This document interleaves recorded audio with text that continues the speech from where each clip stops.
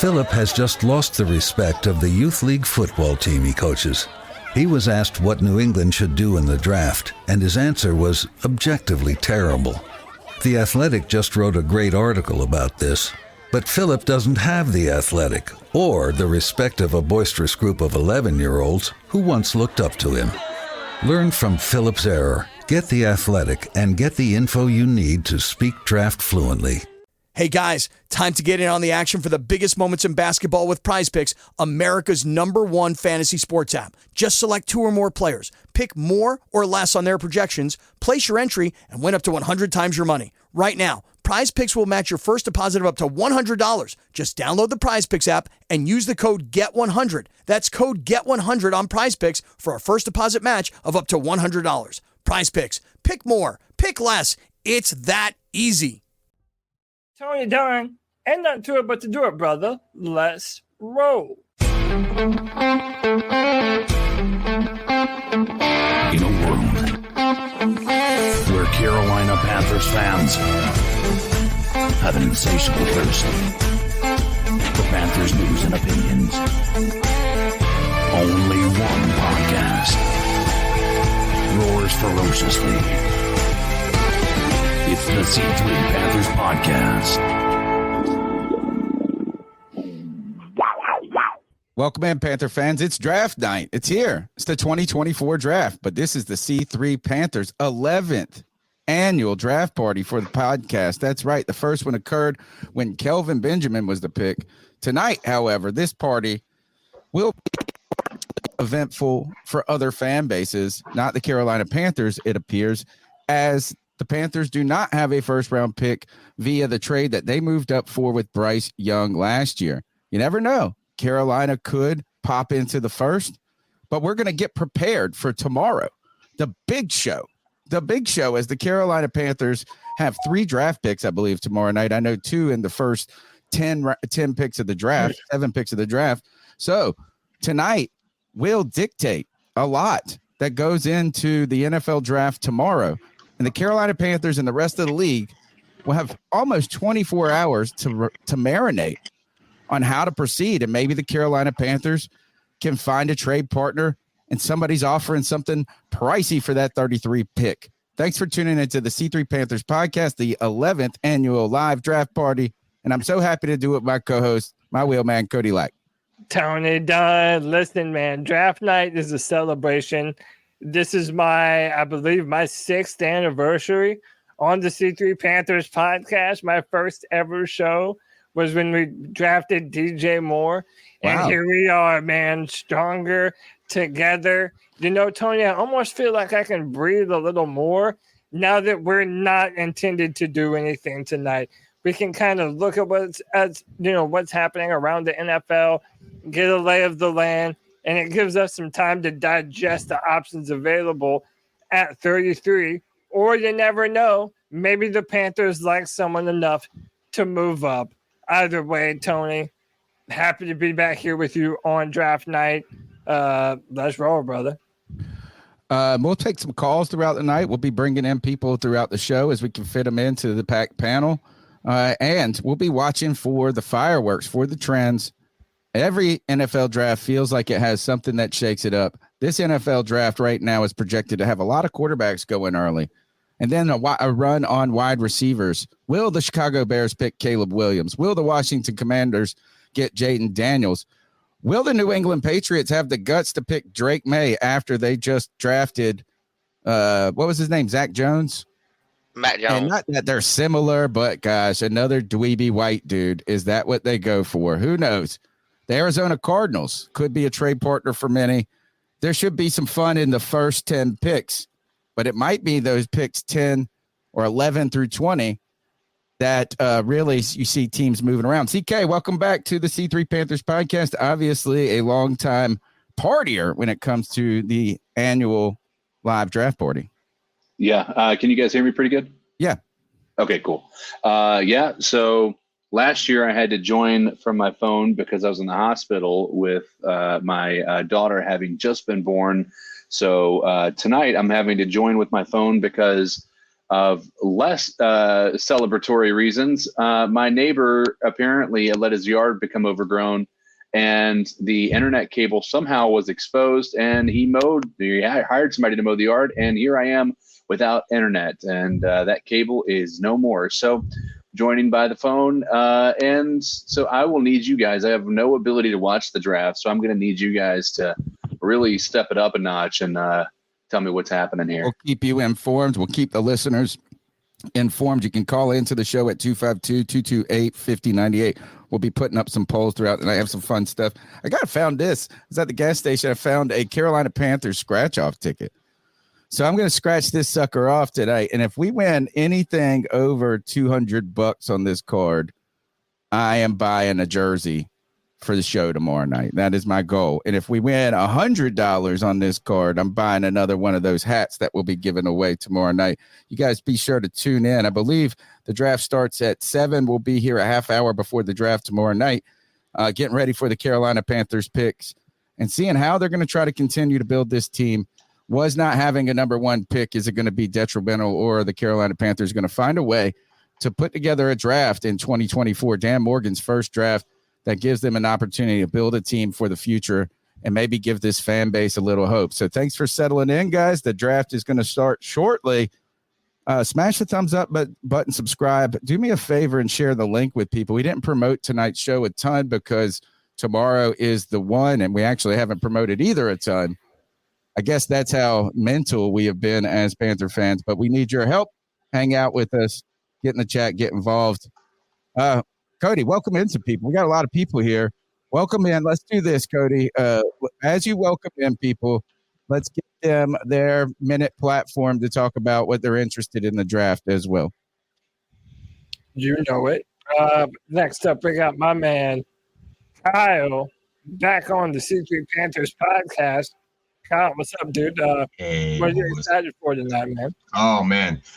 So first, thanks for offering this platform, man. It's such a great way to enjoy my draft night. I would not dream of hanging out with any other characters here, so appreciate y'all for that.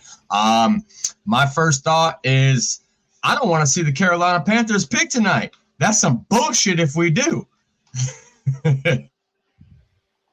Not a bad take. I mean, that is like, that has been a talk of the town is, will the Carolina Panthers trade up into the first? I think a lot of that is internet driven talk, because we don't have anything else to do and Panther fans are sitting around tonight and they want to see something. I can't believe that the Carolina Panthers would be interested in moving into the first after kind of doing that and that being disruptive to the narrative of the players. Because that is really the disruption that came with Bryce Young, was not just the struggles that Bryce Young had his rookie year, but then everybody just continues to talk about the price that was paid with the draft, with all the capital given up. So I feel like that brings an added pressure to the draft pick that is almost unnecessary for a team that has so many needs. All right, who do we got next, Cody? And listen, man, as I introduce people, why don't the chat room put what you're drinking, man? I've got me a Modelo, okay? Everybody's choosing their own poison. So let us know what your poison of choice for tonight's draft is, man. Next up, you know him, you love him. It's your boy. He might tell you to shut the hell up. Panther Pickle, what's up, buddy? What's up, guys, ladies and germs? It's draft day. We're down to the hour, down to the second. Who's going first? Who's going second? Who's on third?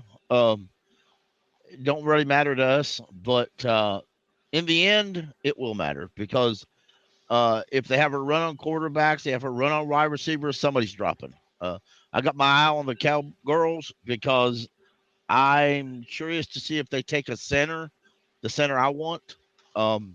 See how it all draws out.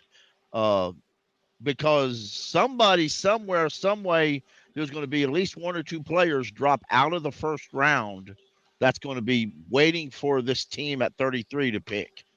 Do I want us to trade? Hell no. I don't want us to trade up. I don't want us to trade down. I want us to say exactly where we're at. That's me.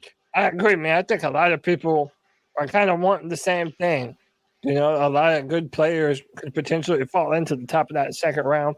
So many options. And listen, we're going to bounce around a few, but let me introduce a few more people. Hey, you know we got the brand ambassador, Diesel Skills, in the building. Deez, do we have you? Yeah. Yes, sir. I'm here. Do I sound okay? Audio check. Sir, loud and clear. What's up? Sound great. Let's go, guys. Excited to be on another show here with C3, watching the draft. You know, tonight's a great opportunity for Panthers fans to flush all the bad things that happened last year. We finally get this out of the way and over with. We're still missing a second-round pick for 2025, but that's not as big of a deal as what's going on here tonight. Let's go ahead and let the Bears take this pick, and let's forget about all the follies that we had with Frank Reich, all the poor decisions made by Scott Fitterer, all the bad contracts by, oh, God, his name slips my mind, of course, right the last second, Amir Suleiman. You know, all those things, we can let them go down the drain. We're starting a new era, and it's an era of excitement with Dave Canales. And I understand that the typical jaded Panthers fan is growing tired probably already of the happy-go-lucky Dave Canales. But let's just go along with it as him and Dan Morgan continue to rebuild this Carolina Panthers team. And let's be patient, and let's give them some grace and some opportunity to work within their system and give some of these players time to grow and develop. We can't expect a wide receiver taken tonight at 33 to catch for 1,200 yards and lead this team on to the playoffs or on to a division title. You know, we just need to give this coaching staff some grace, be patient, and like Panther Pickle said, let's just sit back, line up, take these picks as we come. Let's not force the issue anymore like we did that put us in this situation where we're giving up this pick overall, number one, Caleb Williams to the Bears. Let's just sit back and grow our team the traditional way through the draft. And hopefully we can trust in our GM, Dan Morgan, to make the right decisions. We're going to get a good idea of that tomorrow, of course, and we'll see who's left on the board and who Panthers fans really like. And to be honest, you can really trust the fans' opinion because last year the fans would have made a much better draft than what Scott Fitterer was able to put together. So luckily he's not here, but C3 is the longest running Panthers podcast. Let's have a great time here together and fellowship with our C3 brethren.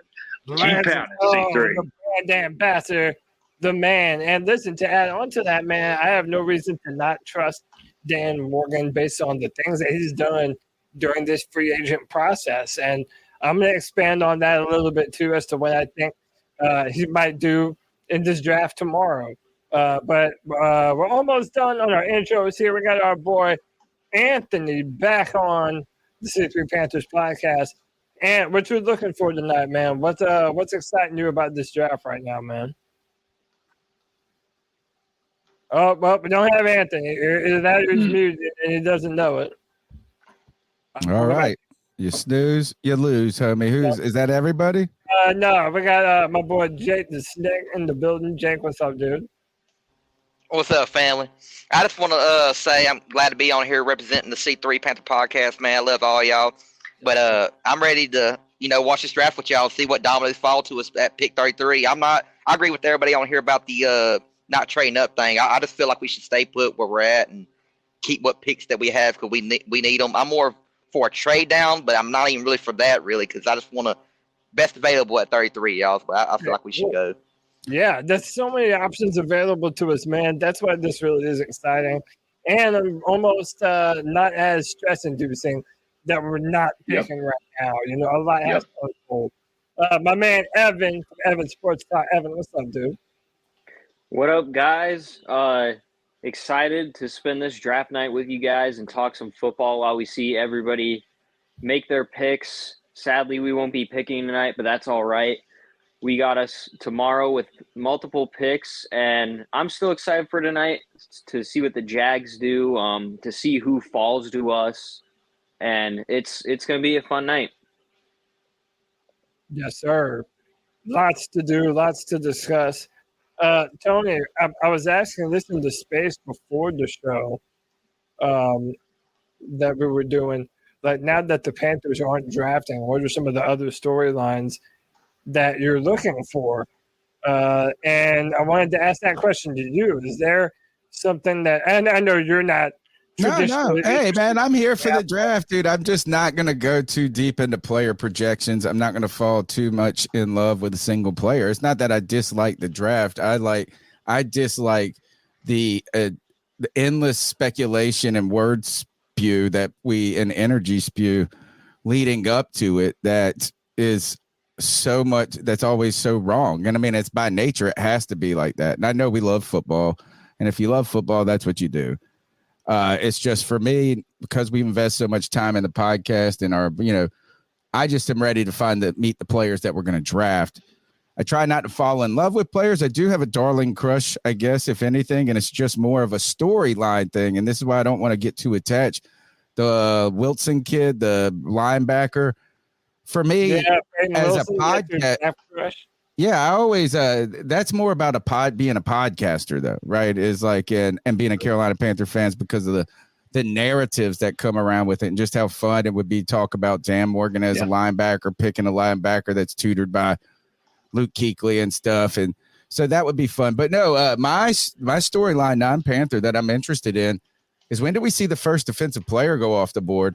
I can't remember a draft where there hasn't been a defensive player that teams in the top 5 just flirt with because they're so good, right? Is like, so this year you say all the people that are hungry for the quarterbacks, right? And it just is expected that it's going to be quarterback heavy. And if it's not quarterback heavy, it's wide receiver heavy, it feels like early. There's only like one tackle, one edge. There's not a lot. In fact, I can't even tell you who the top defensive player is in this draft. And to me, that is, slightly surprising. You go back to times like this is where the Commanders had an opportunity. They needed a quarterback. They could have picked Justin Herbert, but instead, or somebody else even, I think. And they just got gun shy and went with Chase Young because it's just in so many minds, it's like, hey, that's an important position group. This guy, we like to use that word generational talent. And he didn't turn out to be that yet, or doesn't look like he's going to be. But I think, and I'll have to Google this as you go to the next person about this question, is right now I saw the latest mock draft that I looked at had a defensive player going 8 to the Falcons. And the last time, I mean, it's been like this, it's like been a long time, I guess, since a defensive player hasn't gone earlier, right? So I'll be interested. Right. What if the first defensive player isn't picked till like 12? How bananas would that be? And there's always something wild that happens in the draft. I think back to that John Ross draft where he ran that super fast 40. They said it was a small, like it wasn't a good draft class. And once somebody picked John Ross, there was this run on wide receivers because the teams, I guess, felt like by the time they got back on the podium, they weren't going to have any chance at a wide receiver. And it just like destroyed everybody's prediction about the draft. So I'll be interested to see what is the wild story that comes out of this first round. What is the wild story that comes out of the first 10 picks? And when will this defensive player be drafted? All right. Lots of good stuff there, man. Then there is a lot of really good questions about the defensive players in this draft. There really isn't a Will Anderson Jr. like there was last year. So that's definitely a great point. We have somebody new on the show. We have Nick Lyon. Nick, what's up, brother? How are you, man? What up, boys? How y'all doing tonight? Happy draft. Good. Yeah, happy draft night, man. Cheers. What are you looking forward to this draft night? Tonight, I'm looking forward to nothing. I'm hoping that we just get a nice chill evening where we get to see some big time wide receivers not get drafted.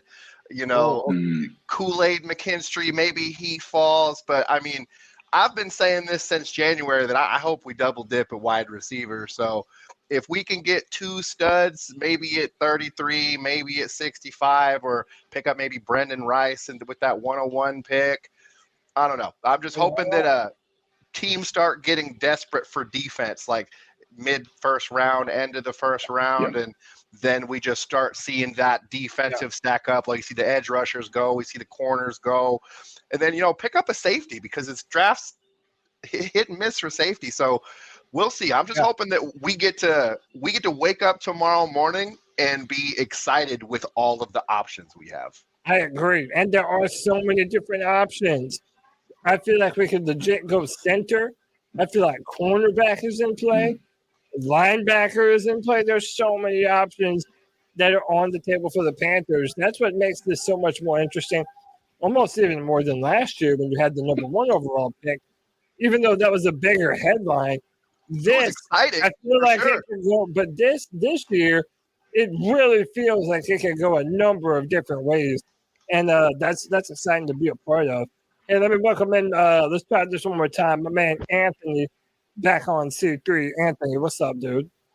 What's up, boys? Sorry, I got disconnected here. It's all good, brother. But yeah, what's up? What's up, man? So excited, dude. That's it. No, dude, I'm with Tony. Like, it's not that like I hate the draft, but I know there's just going to be controversy with whatever we do, and I'm just here for the ride at this point. Like, I'm not going to be too up or too down. But I've heard some interesting stuff before the draft. We talked about it in Spaces.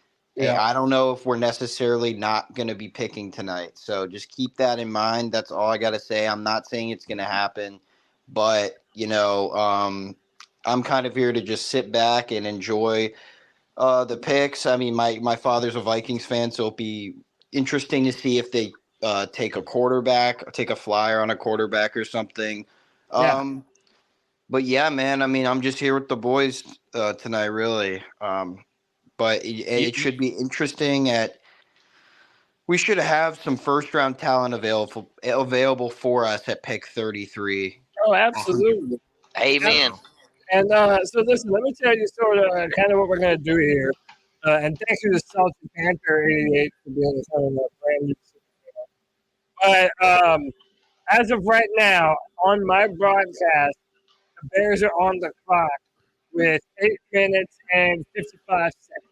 Guys, you're a whole minute ahead of me.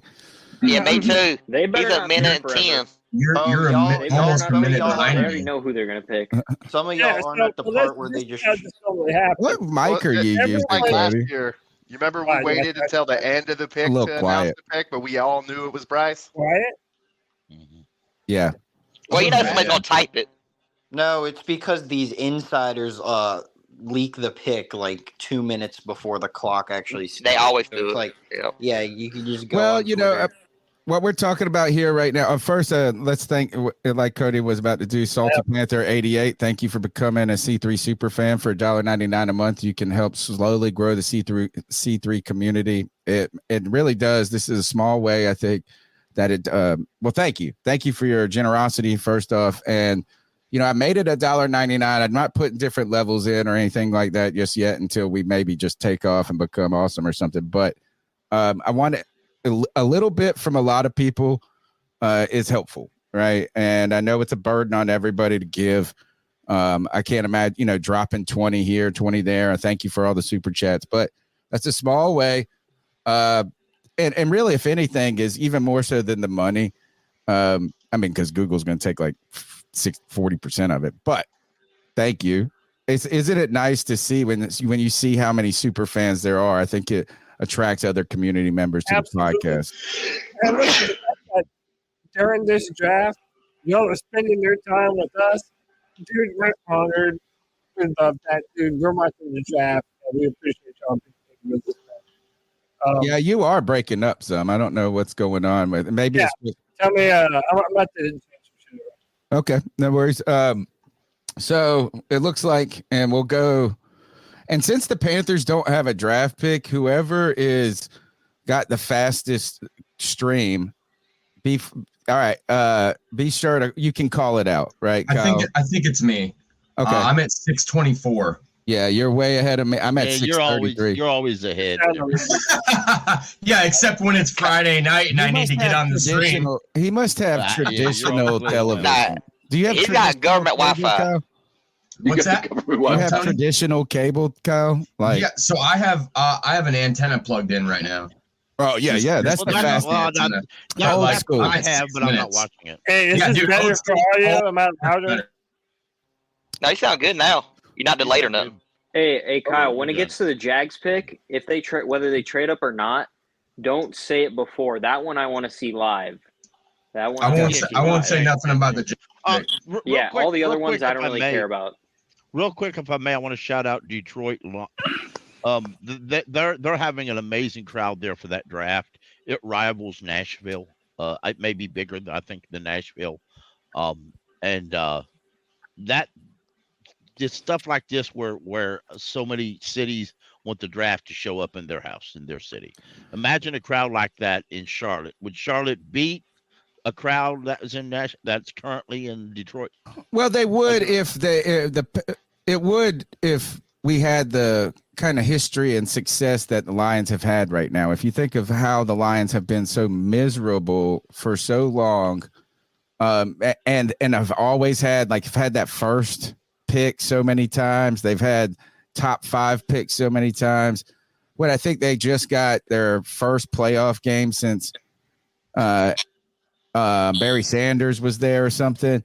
So that city is electric with 2 years in a row that team being relevant, and they're coming off their best season. So you really can't find a better time to have it in Detroit unless they go out next year and are great. And then, they're even better. So I think the timing of their success helps that a lot, Pickle. But I also have probably a testament too of how intensely loyal you have to be a Lions fan. And the clock just reset. Oh, picks in. All right.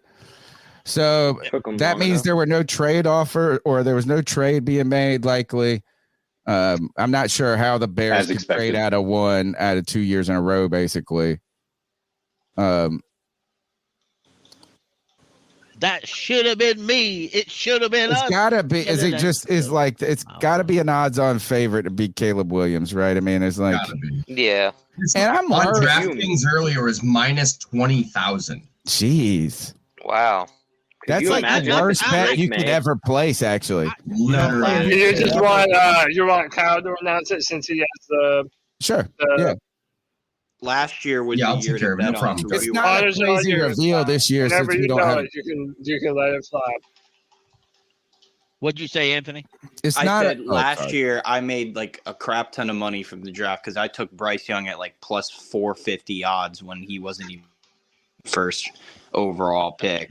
But it's like you're gonna make like $5 if you put money on Caleb Williams right now. Yeah. If it's minus 2,000, you would make like 20,000. 20,000 minus 20,000. You wouldn't if you put. You would have to, I guess, put what 2,000 to even make $1. Right. It would be wild. Or if you put like 1,000. No, if you put like 1,000 on it, I think you'd make $5 or something like that. That has got to be the most. That would be, well. First, it would be the dumbest bet ever, right? Because it doesn't have a good return at all when you win it. And then on top of that, what if something actually happens and you had to pay? Imagine that betting $20,000, or you know what I'm saying is you have to. Caleb Williams. It's Drake May. It's Drake May. No, all right, Caleb Williams, the pick number 1 to the Chicago Bears from the University of Southern California. On my stream, he hasn't been picked yet. He didn't look terribly nervous or excited. Let's see how Bears fans react to this. We'll see what he looks like at the podium as he comes up. Let's talk about this pick, guys. Is this guy one of those players that is as good and explosive and incredible as people say, or he believes as well? Or has the draft world fallen in love with him too quick? Because last year I felt like even going into the season, people were like, this guy is incredible. This guy is incredible. Is he really incredible? Yes. Okay. He's going to be good. The only reason everyone's down on him is because Chicago's never had good quarterbacks, and he paints his nails. So he has bad aura, I guess you could say. But other than that, if you go ahead, I was just going to say, if you watch the film, he's legit. That's all I got to say. I mean, everyone's been comparing him to Patrick Mahomes. If that's fair, obviously it's not fair, right? But the arm talent is there. The off-platform throws are there. I know all the stuff you fall in love with. All the stuff that you fall in love with is there in abundance. But I feel like some people kind of feel like he has that diva quality about him. Drama queen. He does. Yeah, that's right, right. Brian. Watch, She's watch. a drama queen. I tell you, watch the video that they're playing. They're gonna show him where he jumps up into the fucking starts stands where he crying. lost that Washington game and started bawling in his mama's arms. You dub? Yeah, He also paints his fingernails. Yeah, he'll wear dresses. He's very controversial, man. Well, And Drake May is a better quarterback. But Y'all- listen, y'all we're are missing Panther this. fans. I We're cannot used to support a Cam quarterback Newton. like that. You know, like, Exactly, who are which we is to be why here? if he's a good quarterback, no one will care about the dresses he wears. No one will care about the Ah, nails. that's a painted. lie. I mean, what does him That- and his no, wife do that's at not- night? Compare the We're different still I'm listening talking to about slander nail about polish Cam he's gonna Newton. wear the next day. I'm talking I about from still the hear about fans. Cam's hats. I'm talking about from the fans of the team he's on. We're not going to care about that stuff. Well, I'm rooting for him right now, Anthony, because I'm ready to get back to controversial quarterbacks because my favorite quarterback was a controversial quarterback. I can't say the other thing you could say is that but hey, we know what that's like with Cam Newton is that people making judgments about your personality, your character, your work ethic just from limited snippets and traditional looks, whether it be from I think the crying one is ridiculous. Is like, nobody's going to talk shit if Tom Brady was crying on the side. I mean, I guess there's some ways it can see, are you deadly or this or that? And how shook can you get? The dresses, are they like kimono dresses or are they like, I mean, I don't know. or is he like I'll going try and straight find Teddy pictures. to Desha Bridgewater? I mean, it's I believe he did a GQ magazine. But Tony, look, dress or no dress, let's talk about this. The Bears are inexorably kind of linked to the Panthers for the foreseeable future. Yeah. Not only did we just give them their number one overall pick and their quarterback of the future in Caleb Williams, but we gave him his number one wide receiver option in DJ Moore. So whatever they go on to do together, it's always going to look back on the Panthers either good or bad. Poor Bryce having incredibly, for being so small in stature, has Herculean expectations. I guess whenever you're a first overall number one pick, you have Herculean expectations. But think about this, as Bryce Young's story will be forever intertwined with CJ Stroud's, if that hasn't been a strong enough, a heavy enough burden for the young man to carry. Now he's got an added player to continue to be compared about when this guy's just out trying to play football. And we will continue to always have conversations, even in the future, when we come back and look at these guys' careers, we will continue to always talk about those trades and how these things were orchestrated. Now, the Chicago Bears, I was kind of surprised that Justin Fields didn't work out a little bit better. That was a guy that I wanted the Panthers to pick back instead of J.C. Horn back then. But they are now resetting the clock with Caleb Williams. And for me, and I'll pass the mic on to you guys, but for me, that only brings up the question, or not the question, but a thought is like, gosh, now we have to think about when do you reset with your first round pick quarterback conversation? When is too long? When is too short? And I feel like they gave Justin Fields a decent amount of time. You guys take the mic. I'm sorry. By the way, thanks to Nirvash.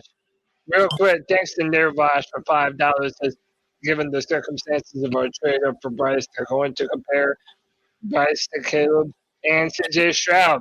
And I think that's what we were talking about, me and Tony, just now, that because of how things unfolded, those three, they're inexorably connected to one another. So we appreciate that patronage. Go ahead. Who was up next? Which stream are you watching, Kyle? Real quick. So I am on an antenna, so I'm getting it the fastest the way possible. Okay, so you're not watching on NFL. But what channel? No. He's probably watching ABC. He's probably watching ABC. If I may add real quick, Caleb Williams, it doesn't matter what he wears.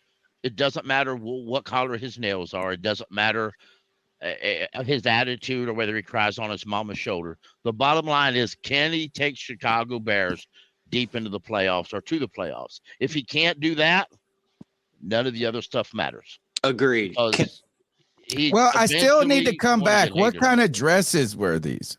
Are they kimonos or are they different? I mean, to me, there is a difference. They're Bridgewater dresses. Lingerie dresses. Can I bring something up real quick? See, I don't. Somebody look it up. I'm drinking. I'm about to Google it. He said now. I'm drinking. Me too, Cody. Tony brought up like, you know. All right, here we go. Second pick. Like double it's That's Jaden it. Daniels. There it is. Is Yep. it gonna be Jaden Daniels? Jaden Daniels. Jaden Daniels. Yep. No surprise. Here's what I really want to know. The Patriots just got the steal of the whole draft, man. The Patriots. Who's going to trade up to get J.J. McCarthy? The long story short is, who is J.J. McCarthy going to get fired? Or is anybody even going to trade up for him? Vikings? Oh, I disagree. I think J.J. McCarthy's going to be good. J.J. McCarthy might be the best quarterback in his class. I hope. You never I know think about he's this good. guy. Nah, not over Drake May. Good. Not over Drake May. Absolutely. Well, yeah, of course, if you're Drake May is not going to be North- good, dude. If you're Don't say that, Tony. He's if you're a not. North Carolina fan, Tony, that's a bad take. The take. best. Why? Why is it a bad take? I've seen too many 1 year start like. Well, I guess Drake May's been a stud. He's been a not a stud. 1 year starter, but he didn't. His stock was actually higher last year than it was this year. Yeah, but that's because this kid that just got drafted had one good year, and I'm telling you, he's not going to work out in the league. He's too. Hey, real quick, but let's talk about the Who dude had that one was- good year? hold Jaden on. Daniels. Let's Yeah, I talk don't about think the he's dude that was drafted. Jaden Daniels, He's going to be the best. I think has He's a dog. the potential to be the very best player in this entire draft. He could be. I mean, that won the next Heisman. level, He was a that monster. next level athleticism, you can't teach that, man. It's that next gear that like. But he also Lamar throws the Jackson or deep ball. Kyler Murray has. So is He he also gonna be more throws the Cam deep Newton, or ball. is he going to be more Justin Fields? That's the question. Because Justin Fields has next level athleticism. Justin Fields is faster than almost everybody on the field whenever he's on the field. Right, I feel that Jaden Daniels was much more prolific throwing the football. Yes, totally. Than that one. I think he's a Lamar Jackson, dude. Yeah, I was about to say that, Tony. A better Lamar Jackson throwing wise. And Well, he'll gain at weight. this smaller. point, at this point in his college career, right? Because I think Lamar Jackson has turned into a pretty good passer. Oh, Maybe not absolutely. the greatest, but at this point in his career, this guy, I heard that if he would have ran the 40, they expected him to run low 4.4s or 4.3. Tony, if I may say real quick, I heard on the radio today, on the NFL radio today, that Robert Goodell has had back surgery not long ago. So their security's there to make sure nobody overhugs him today. How do you reckon I feel that? Well, they guys, he's got a bad back. It's going to be worse. as long as they don't prevent over booing him. Now, do you think? Now, I want to go. Maybe is this a? I don't know if there's a conversation for tonight. Is the Roger Goodell hate as warranted? No, I feel like some of it's I don't just think the it is. shtick. I don't think so. Yeah, it's like- Some of it is he's a guy. Is just they've always have and they're always. they always booed him, Goes so with- now it's yeah. just a It's because he's a shtick. commissioner. Yeah. He's just a That's why. Because he's a commissioner, he's always going to get I booed. mean, at He's first, the people mouthpiece thought. for the owners. Yeah, That's fuck the Roger problem. Goodell. Yeah, So but fuck that's the his man, job. huh? That's what he gets paid for. Yeah, fuck Roger Goodell. It's like hating a Walmart manager because he wants to Exactly. enforce the rules. Pick is in for the Patriots. I mean, Can I bring this up real Drake quick? May. Look at the situation that Caleb Williams came to in comparison to what we set Bryce up with. It is night and day. Like, he's going to be throwing to DJ Moore and Keenan Allen, dude. Like, that's kind of crazy, man. Yeah, it really puts into perspective how thirsty we were a year ago. I mean, obviously as fans, we're only going to be able to react to the things that actually happen. We could band every Panthers fan together and go to David Tepper's house, and it's not going to change a damn thing. He was going to do what he was going to do, regardless of who was in place. He was going to go get Bryce. But the fact that the Bears have put so much in place to shield Caleb from having the same kind of struggles that Bryce had, Exactly. it's going to be really difficult. Like, because they're even talking about if they go up and get Rome at number 9, Like, if they have Rome, Keenan Allen, DJ Moore, like that receiving core is like already insane. And then like imagine if you gave Patrick Mahomes a receiving core like that, and they're saying Caleb has some of that Mahomes magic. It's gonna be all the fans hope the Bears want to trade for Miles Sanders and give us a little something. You know what I'm saying? The Bears have done a great job putting a bunch of talent around a rookie quarterback. And dude, listen, can I just say how happy I am for DJ Moore? Like, if DJ finally gets a top tier quarterback talent, dude, after all that he's had throw him the football, like for him, I kind of feel, at least maybe hope it works out a little bit. But my point being was like how the GM matters so much for a team, man. All right, hugely. Here's the next man up. Tony was mentioning it the other night, and before he got too big for his own britches, David Gettleman he had us on the right track. Like, I really wish I could have been part of either the conversation or just the moment that happened where all of a sudden he just said, no, fuck Josh Norman, and then just went a totally separate direction, drafted 3 cornerbacks after that was the beginning of the end, dude. David Gettleman was a You're right, Tony. You're right, Tony. Yeah, the Vernon Butler in some ways made a little sense, right? And it was we should have got Chris Jones. Yeah, but it was the start. I think the Vernon Butler pick was that the same year? Drake May. It was the same. Drake May to the Patriots. Congrats to Patriots. Who went Drake May to the Patriots? Drake May to the Patriots. Good. I don't like the Patriots, and I don't like Drake May. Rookie of the year right there. Ooh. All right. So 3 quarterbacks, 3 picks, 3 quarterbacks. 1, 2, 3. Number 4 will be Marvin Harrison. Pretty expected. Jr. Yeah, these first 4 I agree with that. set in stone. Yeah. It's when predictable. The draft like almost starts at pick 5. I don't think pick 4 is Marvin Harrison Jr. If they don't do that, they're dumb. I think Arizona trades. Okay. Unless they trade Did they just trade? They didn't. No, that's the question. That's the question. Oh, okay. Yeah. No, I think Marvin Harrison Jr. Hey, Kyle, let's trade up. Let me call the one next 3 picks, and then we'll let you go the next 3 after that. We'll go 3 and 3. Big bets. Huh? Sounds good, buddy. All right, cool. That's also, a sign let's you're not old, forget, Cody. The Patriots are also I said in the big lead. bets. The Patriots are also in the lead for trading for Brandon Ayuk. Yup, and that's pick 34, and that's why I've been saying, like, that 33, 34, 35 pick, that's all they're going to get for him because you have to pay him so much money. That's why I was, like, so on that train for months, man. But, I mean, dude, this Drake May's got a lot of talent. I'm telling you, he was the second. It was a 1A, 1B between him and Williams for me. I thought he's got a lot of, like, Justin Herbert. Cam Newton called him a runt. Congrats to Charlotte's own is all I got to say. Yeah, if y'all ain't, there's a video I sent it to a bunch of people. I might have sent it to you, Tony, but of Cam Newton talking with Drake Mays. Y'all, if you get a chance, it's on Twitter. Watch that video. It's very good. Cam takes it back to when Drake was little, a teenager training with him. It was really good. So it's pretty neat that Cam 7-on-7 is turning out. Are you a Panther fan too? She can't hear you, but yes, she is. Wonderful. Put her on the mic. They want to talk to you. You want to talk?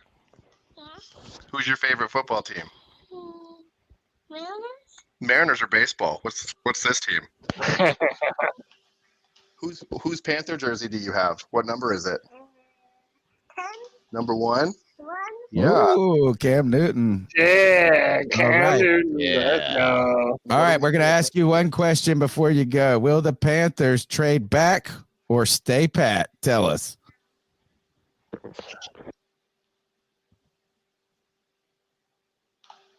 She's got trade back or stand pat.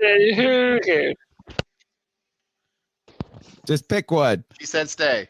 Yeah, there we go. Yeah. Yeah. Doing a good dad duty, bringing your your pups up as your cubs up as a Panther.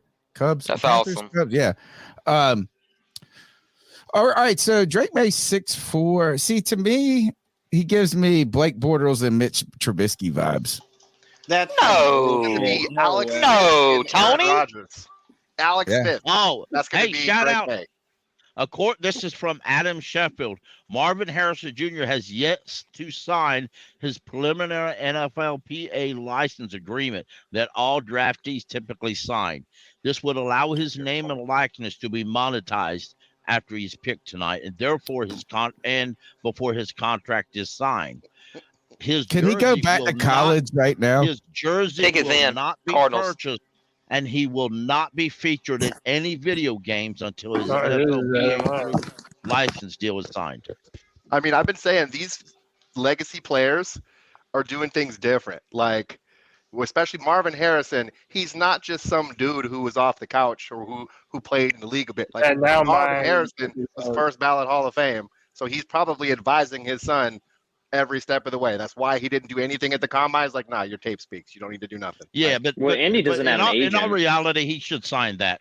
And I'm going to explain a little briefly why. If he doesn't sign it, they have to pay him more money. Then every player is going to do that, and pretty soon, Madden or any other video game is going to be $800 for you to play it, or they'll just do what they did to college. They'll just end it altogether, and that's what's going to happen. You're talking about jerseys are going to go from what they are now to triple prices, all because some players want to manage they get paid enough money now. Well, they got to Right get this in the over. NFLPA. This is when you negotiate that during the NFLPA, but they signed a long one, so they would have to strike. I think what you're seeing too is you're running into the difference of players who needed desperately every dollar before and now have money in their pocket. Marvin Harrison Jr., though, I can't believe Steve Smith don't got him ranked as his number one. This guy's like the best. Like, we ain't seen a wide receiver like this in college. Marvin Harrison, Cardinals. There you go. The world is in order. The world is in order. Is Moose's kid? Yeah, whoever's got it. Moose's kid stayed, Tony. He's coming out next year.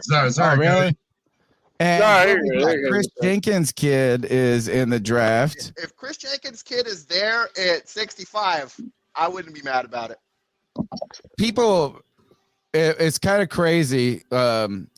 Chris Jenkins kind of like Derek Brown a little bit, right? Is like you don't realize just how fucking incredible that player is at the time because they play a position that isn't the stat blower upper. I mean, Chris Jenkins had great stats.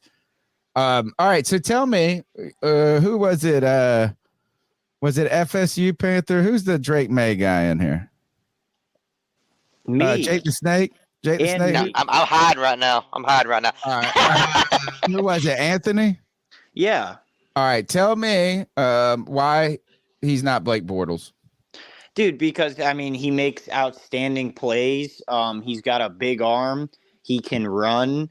I mean, he threw a touchdown with his left hand. I just think he's got a lot of potential. And I think he's always been the second best quarterback in the draft. Like, what people don't understand is, like, if you're a player that has, like, a Heisman year or, like, a really good year coming off your senior year, your draft stock, like, rises so much. And I think Daniels came out of nowhere. But realistically, I just think the kid's got a lot of talent. And I'm a little biased. I mean, he's from Myers Park. He went to UNC. He was a Cam Newton fan growing up. Like, those are just all, like, and I think he's part of Cam Newton 7-on-7 too. My bad, Ant.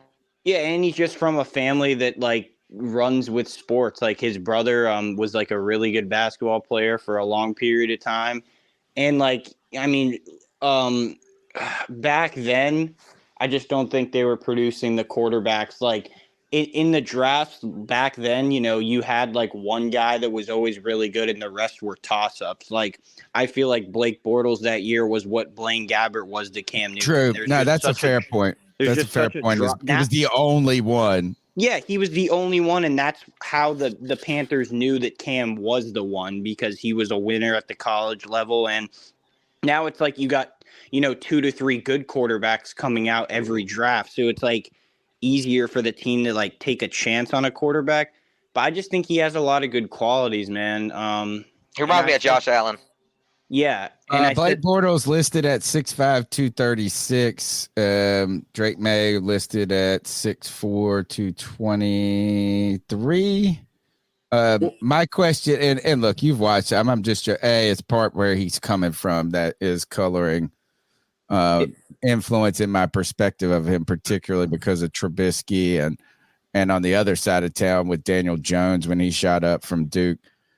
I used to have a friend that said this though, and he would say this about Mitchell Trubisky probably, and more so Blake Bortles. I think he said they look good in a football uniform, right? 6'5", 230 cannon, but can they play? And Drake May is coming into a situation in New England where there is some pressure on that kid to perform. New England fans are starting to get irritated with sucking.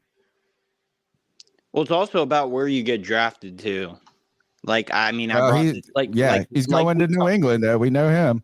No, for sure. And like we talked about last year, I remember we were all wrong on this. We thought Carolina was the best landing spot for a quarterback.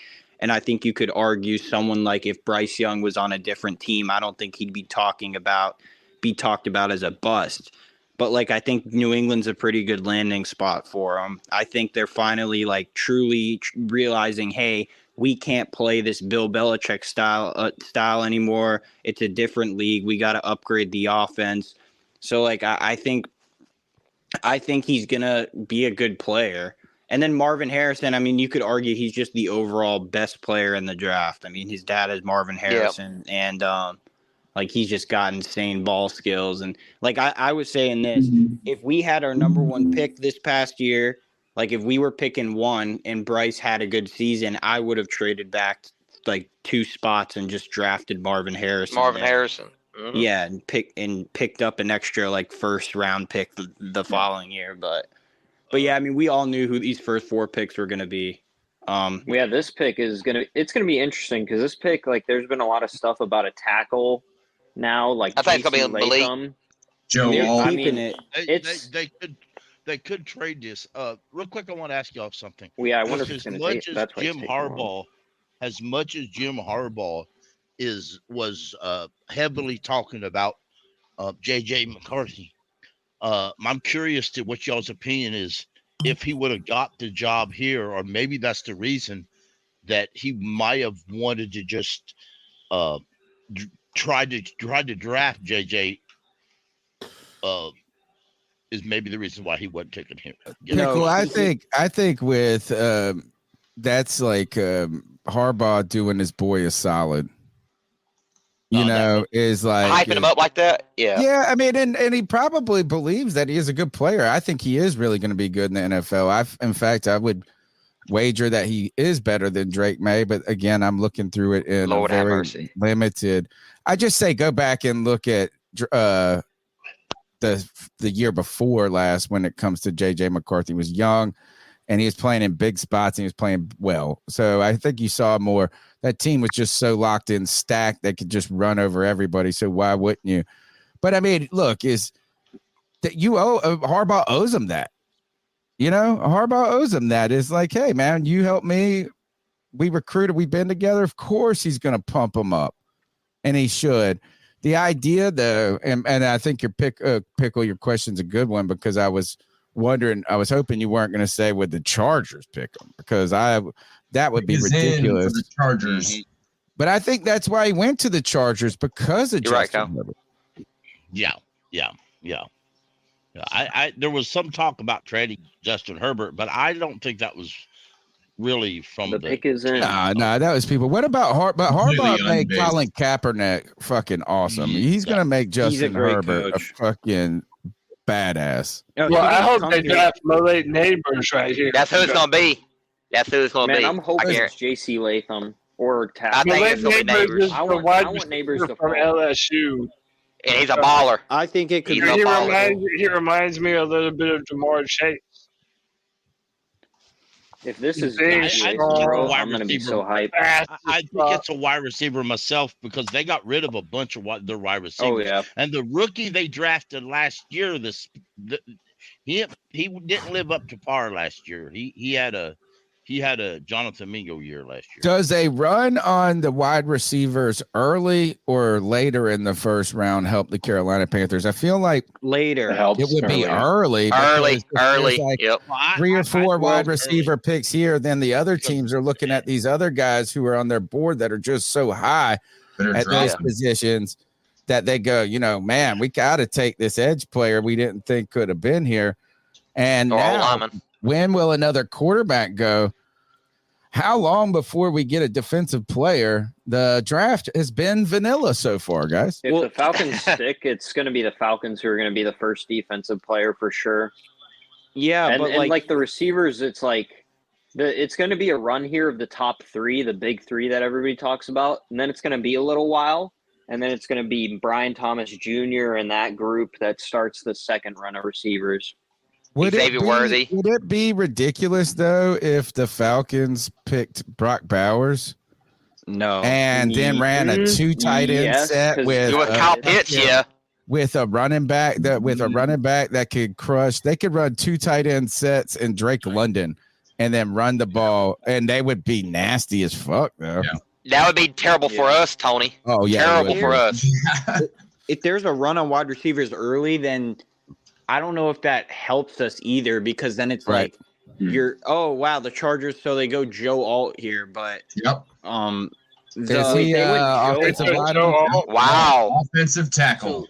Okay. So I wonder what they're gonna do with Rashawn Slater then, because he's their left tackle now, unless they're gonna move him over to right. So they're playing Joe Alt at right tackle. Yeah, but he's a lot of people are saying he's only a left tackle.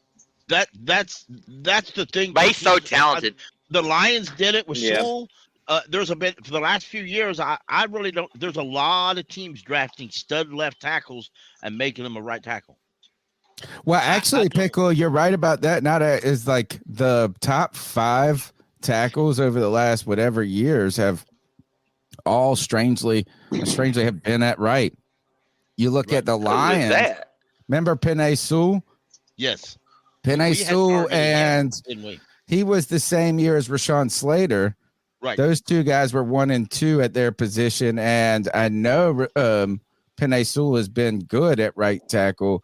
I don't know. Rashawn Slater's dealt with some injuries maybe last year. I'm not sure. His rookie, he had a great rookie year. He's been good though. He's been good. But it turns out that it's really tough to play. How is it still so tough to play left tackle in the NFL? Because I felt like it was just becoming more evenly distributed, right? Where because they flip their defensive ends to whoever the worst guy is, right? So it's like a lot of times you see the Von Bell lining up against the right tackle when historically they would have always been against the left. How is it that this left tackle position, I guess, just continues to be problematic, is like the premier offensive line? I guess it's the blind side component. I mean, it's an important position. Left tackle is very important. Kane score, by the way. And plus, gotta keep that QB upright and can't let him get injured. Yeah, and sometimes the best way to build a team is the inside out, and I applaud. Craig is usually a fan of water cooler talk, but it's draft season, and that's all anyone wants to talk about. The Athletic has loads of articles about this year's draft, but Greg doesn't have The Athletic, so now he's filling up his water bottle in the bathroom sink. Which, to remind you, is the sink people use after they use the bathroom. Get The Athletic and get the info you need to speak draft fluently. Hey guys, time to get in on the action for the biggest moments in basketball with Prize Picks, America's #1 fantasy sports app. Just select 2 or more players, pick more or less on their projections, place your entry, and win up to 100 times your money. Right now, Prize Picks will match your first deposit of up to $100. Just download the Prize Picks app and use the code GET100. That's code GET100 on Prize Picks for a first deposit match of up to $100. Prize Picks. Pick more. Pick less. It's that easy. If you own a vehicle with less than 200,000 miles and have an auto warranty about to expire or no warranty coverage at all, listen up. CarShield has a low-cost month-to-month vehicle protection plan that covers more parts than ever. Visit carshield.com/audio to find out how you could pay almost nothing for covered auto repairs. Drivers who activate this vehicle protection today will also receive free roadside assistance, free towing, and car rental options at no additional cost. Get your free quote today at carshield.com/audio. That's carshield.com/audio. The head coach for recognizing that. I think he's done that before, though. But you have to build the inside out. If you try to build from the outside in, by the time you get to the inside, you got to replace the inside. Right. Shout out to Chase Hawkins in the chat. He says, does Herbert have any receivers? Interesting question, which is why everybody was thinking that they were going to go offensive player there, because they lost both Keenan Allen and Mike Williams last year. Yeah. But I think we're seeing a little trend too that Carolina Panthers fans are familiar with. Giants. And that is when you pay these quarterbacks the big money. Yeah, they're probably going to take Odunze, I actually think. Didn't the Chargers draft a wide receiver last year in the first round? Yeah, they did. That's what I said. He didn't play so good. Quentin Johnson, right? Or something like that? Exactly. No, that was play a Charger. But man, I just hope Tennessee doesn't take a receiver now. The Chargers really also have go. pick 37, which is before the Panthers pick 39. The Chargers could easily take a wide receiver in the second round. Yeah, they got Quentin Johnson in the first round last year. So Harbaugh does things completely different. Like, I mean, Herbert will be fine in the offense. Like, they're just going to be run first. He's just a different type of coach, I guess. Like, well, the other thing, what? And the other thing, though, to think about, though, is the trend that I was kind of hoping to suggest and we never had anybody for Cam, period. But once you see now Patrick Mahomes sign his deal, you see Josh Allen sign his deal, you see Justin Herbert this past season, I believe, signed his extension, right? That's the time. Once you do that, now it's the quarterback that has to be the guy that makes other players great rather than, I mean, is this just a feature of having an awesome quarterback? Is that now they got to be the dude, and sorry, we can't always have a guy for you or the guy for you. We're going to have to try to make Quentin Johnston work. We're going to have to make whatever, because that's why we paid your ass. And now really, I think that lends to your argument, Ant and Cody, and so many people on this panel about why it's so imperative to just spend the money now on offense for Bryce to get him good to when that point of signing his extension comes around. Then you pass the kind of the baton to him and say, now you carry, rather than just being a part of the success. Exactly. And you got him on a cheap deal. So it's like, that's why I don't think the money should be. Here we go, y'all. You got to protect them too. I wonder if the Giants take the wide receiver Neighbors or quarterback. Malik Neighbors is the pick to the Giants. Neighbors. Okay. Wow. They were trying very hard to trade up for Drake May to get a quarterback instead of Daniel so they're Jones. Sticking with Daniel Jones? Yeah. Yeah, but they have to. Neighbors was on an Instagram live and he was like asking who the quarterback was for the Giants. Like, he didn't even know who he was. So that's terrible. I kind of feel bad for this him. This could be interesting as far as to see who if the Giants possibly trade at some point to get a quarterback, because their next pick ain't till the 47th pick in the second round. Yeah, I don't think a quarterback's going to fall that far. Like, the Titans, since Joe Alt's gone, like, I think they should still go tackle. There's been some things, if Joe Alt got taken by the Chargers earlier, that they might go Malik if he was there, but obviously Malik's gone now. So I don't really see them going Rome, maybe. But what, Brock? They could go. They do need a tight end, so they could go Brock, or they could just go Olu Fashanu from Penn State here, who's also a really good offensive tackle. What do you think, Pickle? Mr. Tennessee. Everybody down here had predicted them to take Joe Alt. Right. If I'm out on talking to Tennessee fans now, they're stumped. They really are. But this class is loaded with tackles and guards and Offensive lineman, if that was the only position they thought they needed, you got kind of go on to your next guy. But if I'm them, there's a lot more guys on the board. I need to look them. I need to find them. Neighbors gives off major prime Odell Beckham vibes. Are they that confident with Will Levis though, that they wouldn't go quarterback somehow? Yes. I don't think you got to remember they never replaced their GM, and their GM who wanted Levis more than Mike Vrabel did. Mike Vrabel didn't want Levis. Their Titans GM demanded Levis and took Levis without the permission of Vrabel, just like he traded the wide receiver without the permission of Vrabel. So, but hey, wide receivers not good in Tennessee either. They've got an old guy and a young guy. So. No, they get Calvin Ridley and DeAndre Hopkins. That's part of they still got Hopkins. I forgot about Wrigley. You're right. Yeah. I forgot about him. Yeah, they signed him. So some people have said that. Go ahead, Pickle. No, I would say, you know who I would take if I was them myself. Where's my state?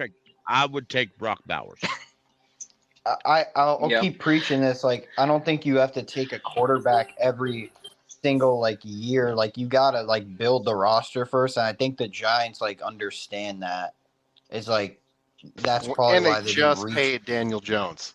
And they didn't want to reach on another quarterback. So it's you got to help the quarterback out some way. But I mean, this is a good pick. We'll see what happens. I don't think the Titans should go wide receiver. I think they'll just take offensive line. If I'm Tennessee, I'm going Brock Bowers. But that's just me. Honestly, the big thing, like I said, was the only way they go receiver is if Joe Alt's not there. But also a lot of people had, if Joe Alt was gone, them going Malik Neighbors. But Malik Neighbors is gone.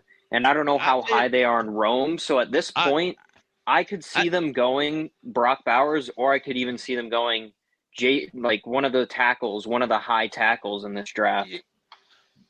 Oh, right. You got to remember their powerhouse back is gone now. So they need more. They need O linemen. The only good guy last year was Peter Skronsky. That's it. Titans. Who's their left tackle? Who's their left tackle? Does anybody know? Both tackles. They need both. Oh damn. Both. Yeah. Then forget Brock Bowers. Then they've got depth there, but they don't have starting depth. Yeah. Last year they had Andre Dillard as their starting left tackle. Yeah. And go ahead, already gone. What's crazy is that I think if the Titans don't take a receiver here, I think the Bears are going to take Odunze, and then I think the Jets are actually going to get Bowers, which is kind of crazy. That's if nobody trades up here with Atlanta. There could be people calling about Rome. If I may shout out White Chocolate Espresso in the chat, mentions Rattler. I can see Rattler going to the Giants in the second round. Yeah, I could too. I could too. Or Dix, or I mean, there's quarterbacks that may be there, but Giants throw me out a real good trade. I might trade you 39. No, not 39. Trade them back. They're 39. Let's give them 39. They literally gave us that. Let's give them 39 back. Conversation. Y'all go on. He said, "Y'all go on. Get you some ice cream, Pickle. I know you need it." You man, Pickle. I love you. Man, I hate that they went to commercial. They only did 3 picks and went right back to commercial. That's my problem with the draft is they go to commercial way too much. Oh, if it was us in the first round, it'd be a commercial. I don't care if it's the first overall, we would get a commercial. Absolutely. Well, it's just stupid that they said that the pick is in and then they went to commercial. They're going to come back from commercial with dude on stage with a jersey. Just the pick's already going to be called. Shout out to the fake Panther fans all over social media who keep insisting that Panther fans are freaking out because they're not getting to take a wide receiver early. We've come to grips with it. I mean, because think about it. There's always drama. Being generous, it was week 8 when we knew this season was completely in the toilet. It wasn't deep into the season when we figured it out. So then we're thinking back, we're like, God damn, it was before that. Don't have our one next year too. So we had a really long time to deal with it. It just happened last week. In the off season when we got fucking I've gotten full. Bryce. I've gotten the whole wave of emotions of from not having the pick to now I'm like, nah, I'm good. We got 2 in the second. I'm okay with it. Now I'm just trying to see who messes up and doesn't take somebody so we can. Yeah. Hey, I think I do it. JC Latham. Now, shout out to Nervosh. I agree, friend. We need some trades in this first round to shake things up a little. They took swear Latham. we do. You said they So picked JC Latham? So far, boys, I feel this draft has been very predictable. Like, Very vanilla. yeah, like everything that we pretty much have been seeing in any sort of mock draft the past 2 weeks in a row. Like, Man, look at that's that crowd. pretty much how the shit has huge. played out so far. Dude, that's awesome. I really want the Titans. The Titans are taking shit. The Titans are taking Alabama offensive tackle JC Latham. JC Latham. That's good. That's a great tackle. That's a very great tackle. The biggest problem. Jags need to trade up. Get to number 8. Get Rome. The biggest problem to that for me. Dang, get Rome. Is the fact that I don't want Atlanta to They're draft. going to trade up to number 8. Atlanta's going to take a defensive player here. They'll probably take. They're getting Alabama. Turner. Yeah, they will. Or they're going to trade I back. hope not. Come on, Atlanta. I hope not, because Come on, Atlanta's JJ McCarthy, not go an to Atlanta. intelligent. Atlanta's never been intelligent anyway. But you know what? They drafted a stud tight end a few years ago. Still They didn't don't know use how him. to use that man. So No, it was funny. I've been talking about this a lot lately. If you look back at it, first round tight ends historically have never lived up to the hype. Because think about it. Vernon Davis was supposed to be God's gift to tight ends. He had a pretty good career, but he wasn't the greatest. Like all the tight ends, like top 5, top 10 all time, they were all later round picks. So I'm not saying that can't happen, but that's just been the history. They didn't know how to use their first round running back either, though. Not to his They potential. announced the pick already. Good. He We was saw it all killing over folks Twitter. last Just year. announce it. He was killing us. Well, we're not seeing a run on quarterback, Hey, and JC that's one of the Latham. things that we expected to see. JC We expected Latham. to see a run on quarterbacks here, and we've not seen any kind of crazy trades either. So it's kind of letting us know how things are going to play out. It could be a good or a bad thing for the Panthers. If a lot of quarterbacks are taken early, sure, it pushes other players down, but at the same time, it may make pick 33 really valuable, and maybe someone would trade up for a quarterback with us. So this is a good or bad thing so far. So Do y'all think- JC Latham to the Tennessee Titans, I like JC Latham. I didn't see him going this high, but dude, he's a big, mean, strong offensive lineman. He's a dog. He's a dog. This is just showing you when you draft hungry that you reach for guys, right? That's right. You needed a tackle, and they went and got a tackle, and no matter whether that was actually draft value or not, that's what happened. So, and now both Romo That is true. Dunze and Brock Bowers are available for Atlanta. They're not taking either of them. If they stay and cover me, trade Tom. back, they're gonna go defense. You're good, Cody. No, I want them to go defense. Their defense sucks anyways. I tell you what else sucks. NFL Plus sucks. All right. Hold on 1 second, guys. You're listening to the C3 Panthers podcast. It's our 11th annual, or it's our annual live NFL draft show.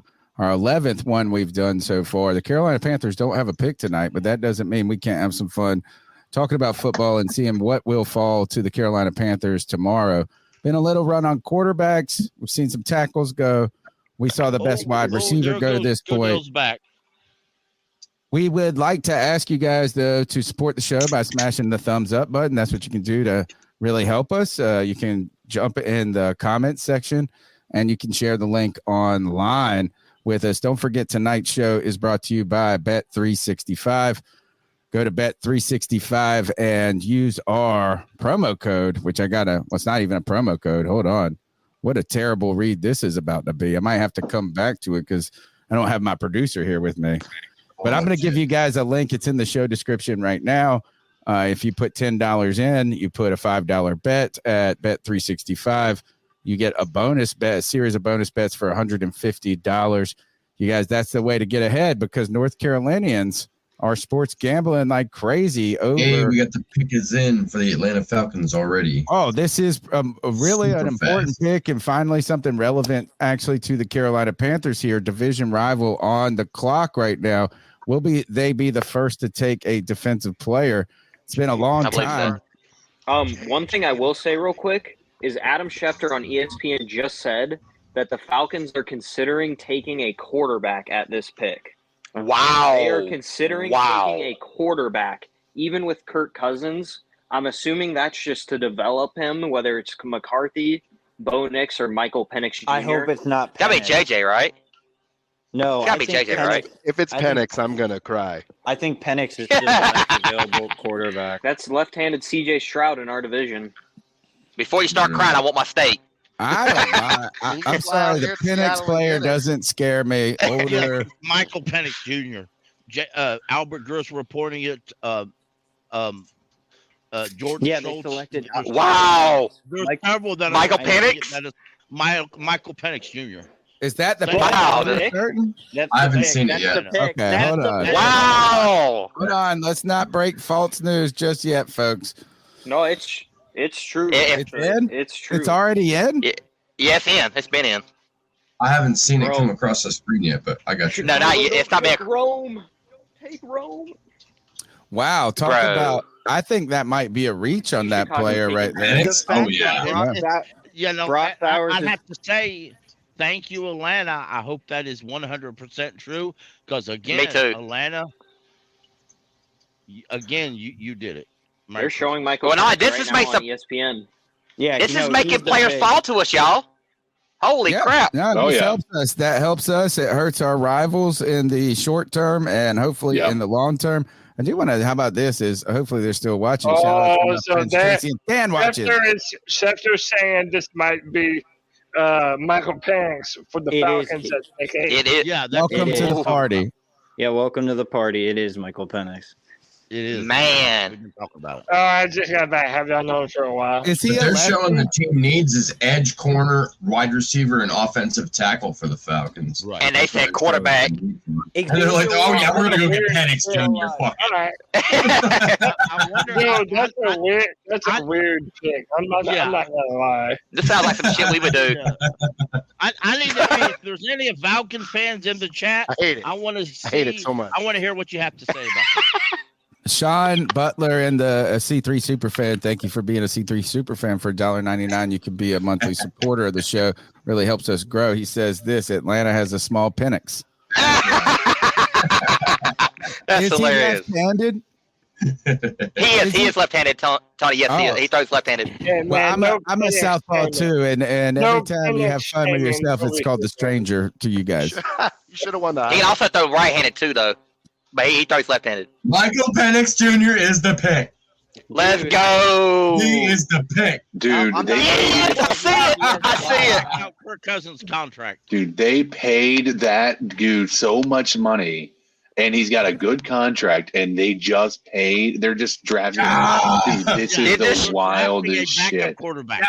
Did- They're literally y'all, They could have drafting a traded backup back. when we Actually, got him. though, not the most ridiculous. Look, is that it is nice with the Penix. I was going to say ridiculous and try to make a Penix joke out of it. Ridiculous, but it is kind of an opportunity though to have Kirk Cousins play for a year, and kind of cycle out of that, and you don't have to rush the kid along. At Did that they extend point. him though? Yeah, I thought they extended him. Who? Looking at Cousins. They Kirk put Cousins. him on a 3-year. I think he's on a 3-year deal. Is a Coming off of an 4 years, ACL injury, he's too, coming guys. He's coming off an Achilles. Like 4 years, 180 Yeah, tear. is what Kirk they're signed. expecting him to not be what he was. That's why they did Y'all, it. Kirk Cousins. Okay, signed a I'm getting the 4-year deal. messages. Hey, Jake the Snake, can you turn your mic down a hair? Is that possible? But let's be real here. If you go by a post June 1st cut, they can cut him after the season 2025 and save right close to $35 million. So this is a contract that they signed, the Falcons signed, similar to what our GM's what's his name is signing guys too, that are very team friendly contracts, good money up front, and midway through the contract you can get rid of him if you need to. This is what he's going to. Yeah, this is looking Isn't back. that guy Dick? Brad Is that better, Tony? Yeah, You're telling me our that- guy. Coordinator. Well, I mean, it's Please don't be Rome. yeah. I mean, Caleb Williams is going to basically a potentially get to 2-year throw deal. to Bears pick is in. Rome. They may take Olu Fashanu here, but I mean, if Rome falls to the Jets, like, bro, what even? Oh my goodness, that'd be. Bro, But I wouldn't hope Rome they go to- might take Brock. If this pick isn't Brock and this pick also isn't Rome, the Jets might still just go Brock because they do have some like they probably could use another good receiver, but like they like they Brock. Weren't we still got thinking Brock. though that? Weren't we thinking though, or at least according to the mock draft experts, that some people were thinking Penix would be there on day 2, and that was going to be a target for They were teams. saying that, Tony. Yeah, they were saying Falcons probably could have, if they wanted to take him in the first round, they could have traded back and still gotten him. Right. Unless the Broncos That seems took him. interesting. An interesting point there. And 2, I think that, look, I can't imagine Kirk Cousins, any part of his deal you can get out of. If Kirk Cousins know how to do anything well, it is to take every dollar of that contract from you. He's gonna play I'm so a Kirk well. Cousins fan for that, dude. I love that dude. He's gonna play so well, put up monster numbers, win 9 games, and keep Michael Penix from playing. That's what he's gonna do. Well, that's good. That's good for No, them. that's You get a great year for of us. development. They're trying. Well, for them, not for us. I mean, they're gonna. That's a good way. In some ways, they might be trying to model what Kansas City Chiefs did earlier with Patrick Mahomes, and that you have a player that you think is going to be good, but you also have another player that doesn't put that pressure on the youngster to prove it right away. All these other quarterbacks, when it comes to Drake May, Jaden Daniels, and the number 1 pick, Caleb Williams, these guys are all going to have to go in there from day 1, like Bryce did, with the expectations of being a franchise player. And then, even if you're good, you have to live up to all of that.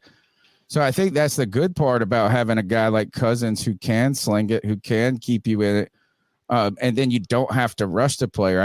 I like whoever said that is the ability. You could have done that and traded back to 17 or something like this. Right. And added on another 2nd round pick or something. Or does that pick go ahead. Ian Rappaport is reporting that the Jets are working on a trade.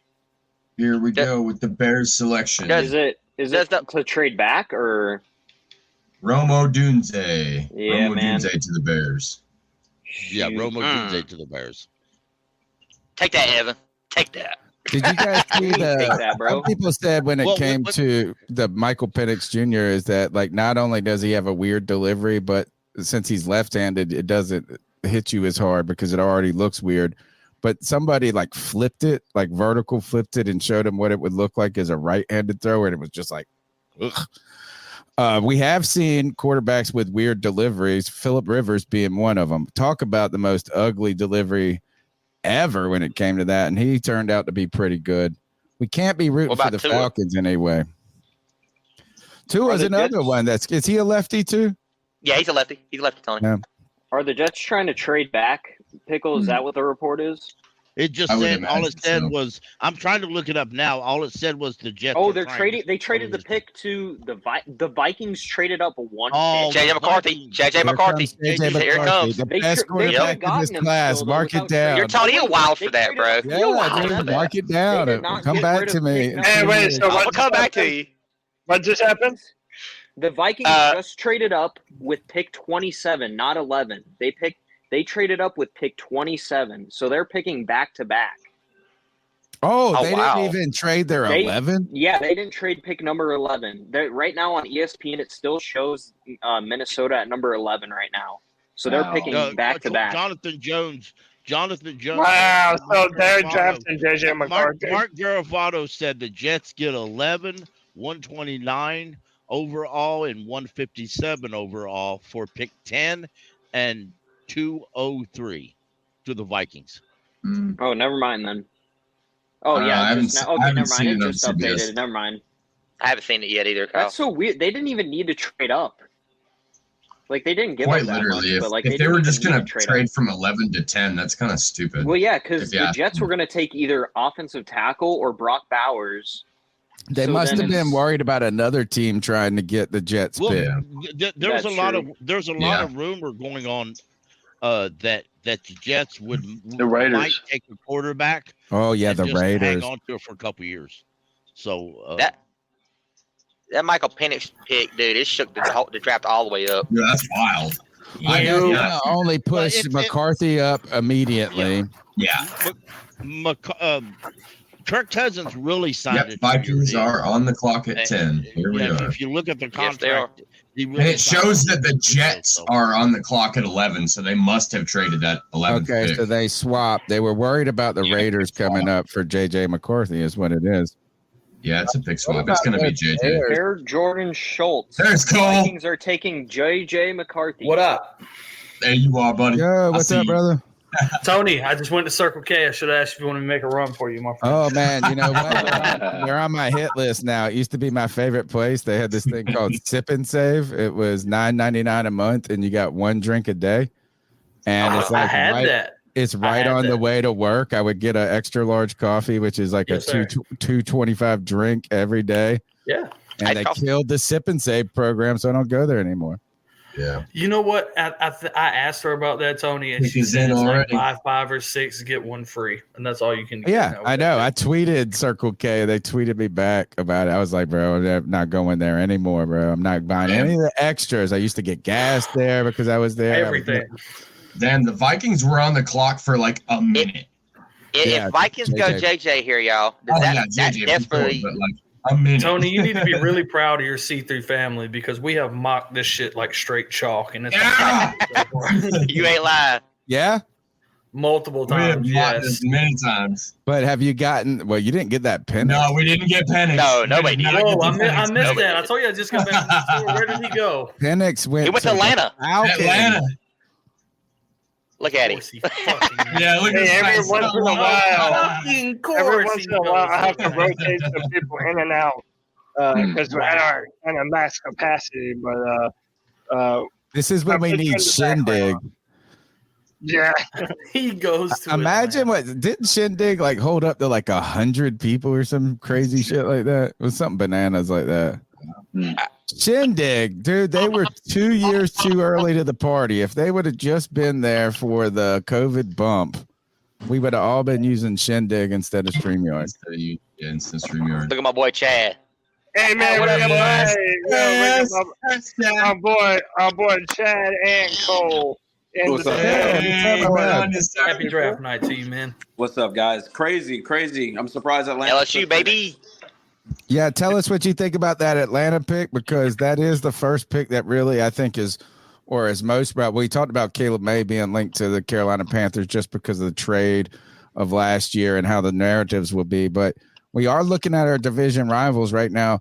We haven't had tremendously high expectations because of we learned the kind of risk of that last season when we all went all in on Bryce Young and Frank Reich. So we've been sitting back.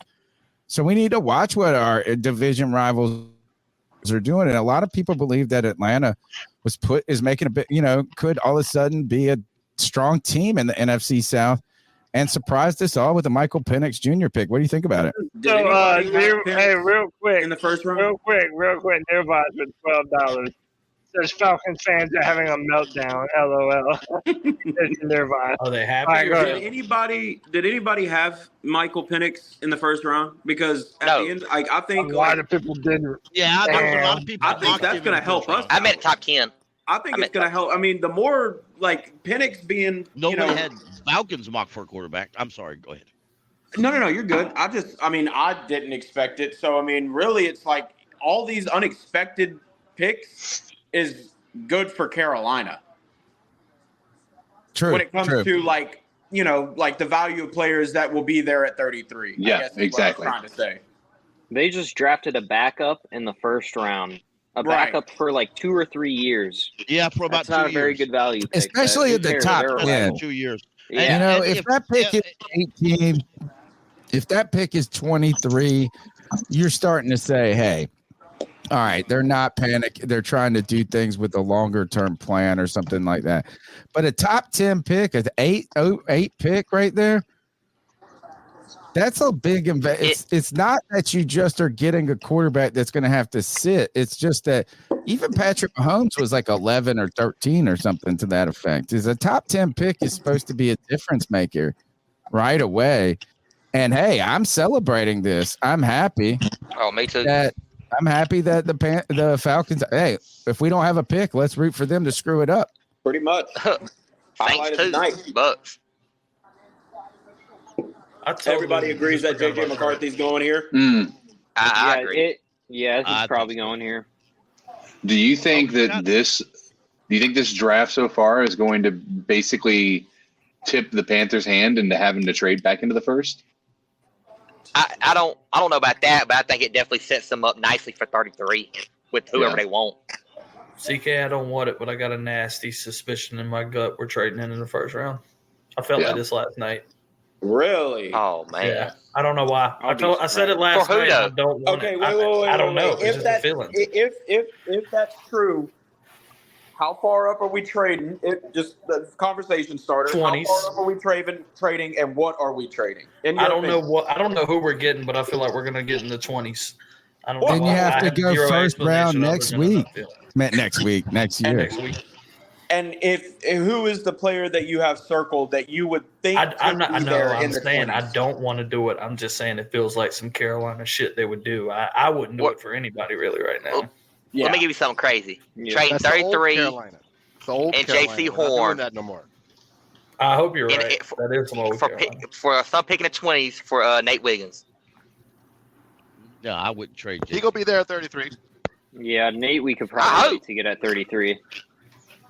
Nate's not going to be there at 33, dog. I would maybe rather do it for like a better receiver than what we would get if we would stay pat.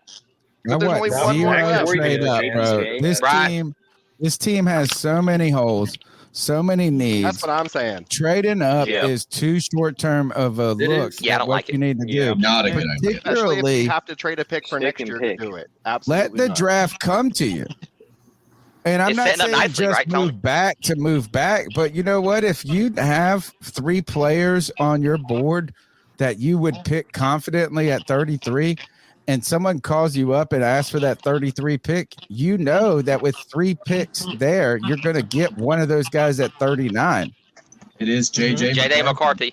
Yep, JJ McCarthy. JJ. Good for the Vikings, man. And also, I got you. JJ McCarthy going to be dishing it to Justin Jefferson, my friend. That could work. If you need to step away for a minute, I got it. Don't they got Jordan Addison too? Yes. Yep. Here goes taller Zach Wilson. Yeah, and he actually was very good his rookie year. Very good. I had him in fantasy. He got me a lot of People were points. saying he couldn't separate. Yeah. AJ Brooks says, boom, JJ to JJ on Sundays. JJ McCarthy to Justin Jefferson. Out of Minnesota. That's a good one. Next year he'll be Shout out to our man. Picks already in for the Jets. JJ, C3 JJ, who's always wanted it. JJ to JJ. He's been waiting his whole life for J's. Pass that J to the left, JJ. This is JJ's favorite quarterback, JJ. Yeah. JJ to JJ. You are I and I am you. What All are right. So right now that makes Drake. That makes Caleb Williams. That makes hold on. Jake Who Daniels. was Drake May, Michael Daniels, Penix. 3, 4, 5 quarterbacks in the top. I thought it was going to be 6. Broncos could go Bo 5 in the Nix. top 10. Yep. The Broncos Or Raiders. could go Bo Nix at number 12. Or the Raiders at 13. Yeah. No defensive players picked yet. Nope. No. None so far, Tony. Yeah, and this pick's already in for the Jets, This so shit's it could be crazy. Brock Bowers or a tackle. So we'll see. I'm gonna call out and say that is Brock Bowers. Yeah, I'm me too. probably is too. They let Mekhi Becton walk. Don't let him. Oh yeah, go. they're definitely going to give Aaron Rodgers a solid weapon. Yeah, Brock Bowers seems like that. This is Well, no, is the Jets have to go offensive line. If they don't They go do need offensive tackle line, on their side. They have weapons. They have Aaron Rodgers. They have a defense. They just need Aaron Rodgers to not snap his Achilles on play one. On turf. Play one, dude. I think it was. Man, I don't know the last time. Yeah, I was going to say it was the first drive, fourth play. Yeah, it was third or fourth play. First it drive was is early. freaking crazy though. And you know, he was my fantasy football quarterback. Of course he was, Tony. Yeah, of course he was. He was everybody's. I like picking fantasy. I like picking quarterbacks in like 4 or 5. You know, I don't like picking them early. That's when you're supposed to. Somebody's shit, got man. some background noise going on, by the way. Tony, I fucked up in my fantasy league. I took Joe Burrow, and he got hurt like immediately, and I was screwed all year. So a friend of mine, again, if you got there's a little feedback coming in through somebody's mic. If you guys can try to turn your speakers down, if you've got, or just mute yourself if you're not talking, and not.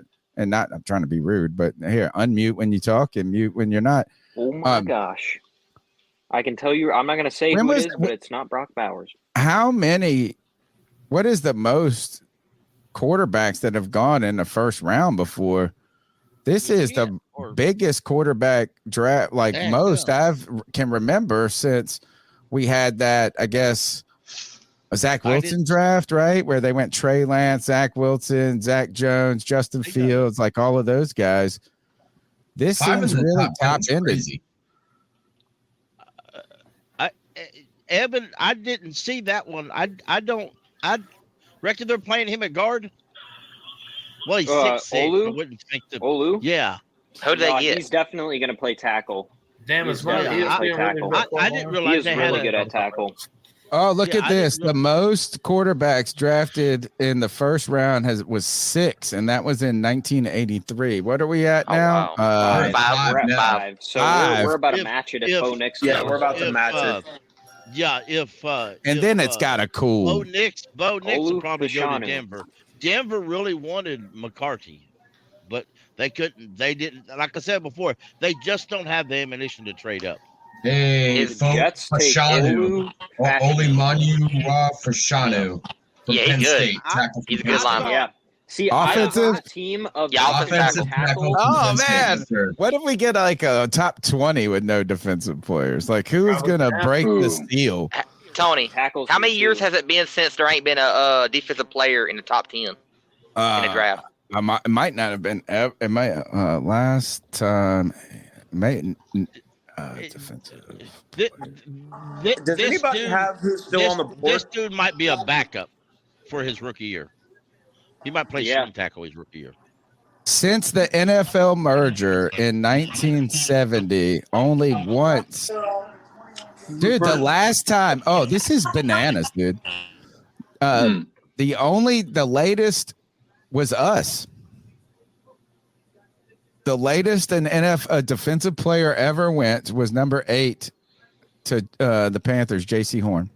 Damn. There has been a defensive player picked in the top 8 since the merger in 1970. Making history this year. Y'all, I'm back, and I just got to say this.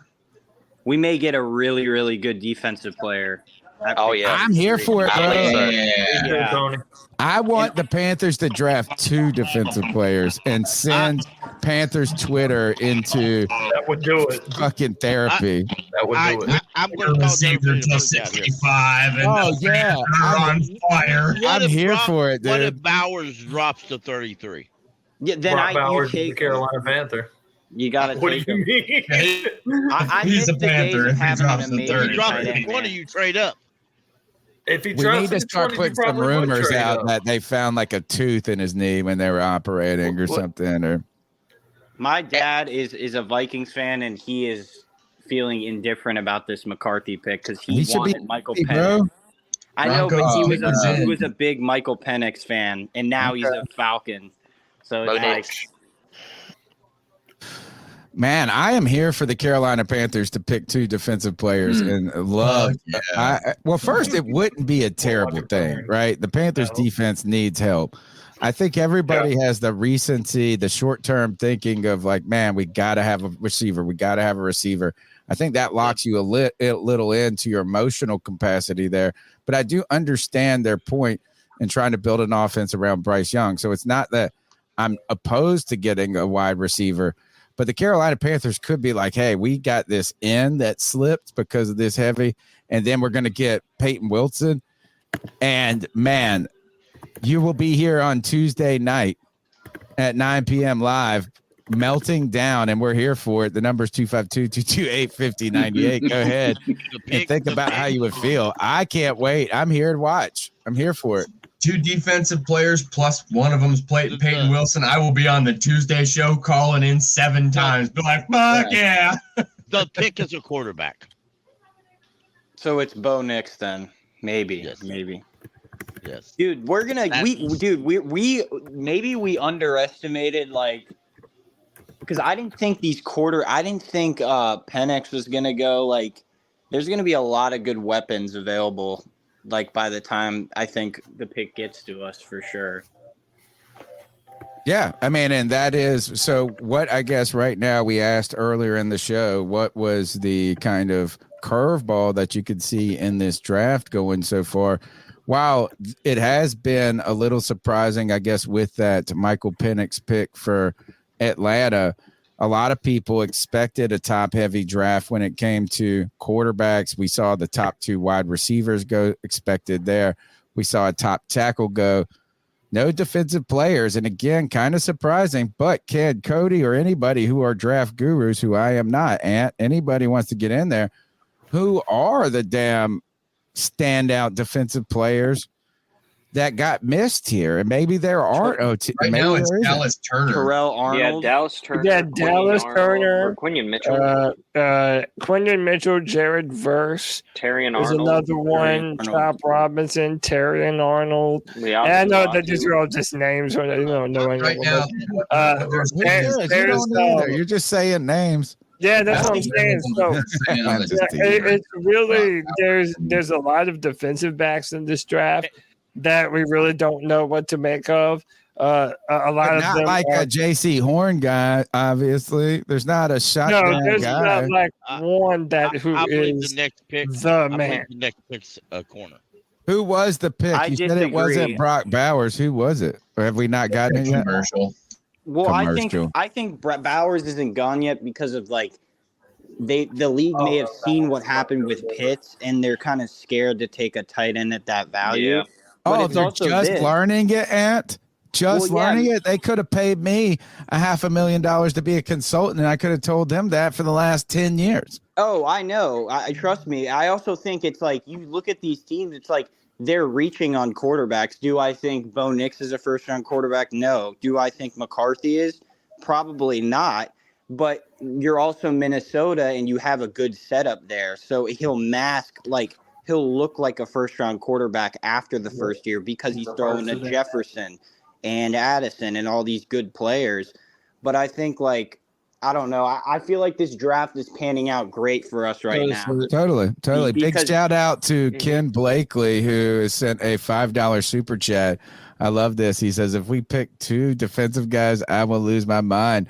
Ken, check in with us on Tuesday. I'm here for it. And I'm here for it because it would make great podcast and internet discussion first. Second, I think the Carolina Panthers truly could benefit from defensive players. And I'm not 100% just locked in. And if this wide receiver class is as deep as people say, hey, maybe there is a guy later that you can turn into something. I think that everybody wants a short-term fix. They want a guy that they're going to be able to put in there right away. But think about if you drafted a wide receiver at 33, he's going to have to – you've got to have this is Deontay Johnson's a starter, Adam Thielen's a starter, and you're bubbling him on the third like you did Mango right away. Is it a force? Are you forcing it if you draft a wide receiver? There we go. Bo Nix to the Broncos. Another quarterback. Let's set some history. 6 in the first round. This shit's crazy. Is there another quarterback that could go? Could the record be broken tonight? Is there any other quarterback? That's 6. That's 6. The last time that happens was 1983, I believe. I think Vegas is either going to take tackle or they're going to take corner here. So this is going to be where defensive players start going. Hey, but listen. What if Golden Rattler was- goes here? Come on, Golden was Rattler. really good in that Oregon offense. I think We a put up a corner. lot of I think the Alabama corner goes here.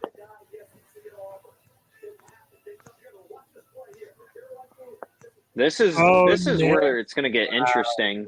Yeah, because the Vegas the, likes the them Raiders' big boys, top though. needs. Pickle. We'll see.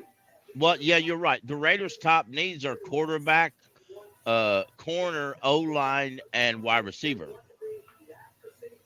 Khalees Fuanga, I could see going here. Khalees They're gonna go get a Fuanga, monster Terrion here, like Arnold, what or we do. Quinyon Mitchell are probably going to be the guys who are going to go here. One of those three, or even There's Troy so many Fautanu. good players on the book. Y'all, It's we only crazy, pick man. we pick in 20 spots. Like you got to think we're gonna get a dog, man. I mean, Please let Brian Thomason Jr. drop. I've been in one of my shits, Pickle. It happened. You I never would know love shit that, can but happen. Who's gonna sleep good tonight? I'm not going to sleep good at all. I'm going to hate tomorrow I'ma because I'm going to be sleep good. worried about what we're going to do at pick 33 all day while I'm at work. Yeah. I'm going to be like, oh my gosh, what's going to I'm happen? gonna be so distracted at work. Pick is in. Evan, Let's do who it. are Pick the us in. who are the Wait, your hopes the pick is falls into to the the Raiders. Jags? what if Yes, the sir. Raiders? Raiders.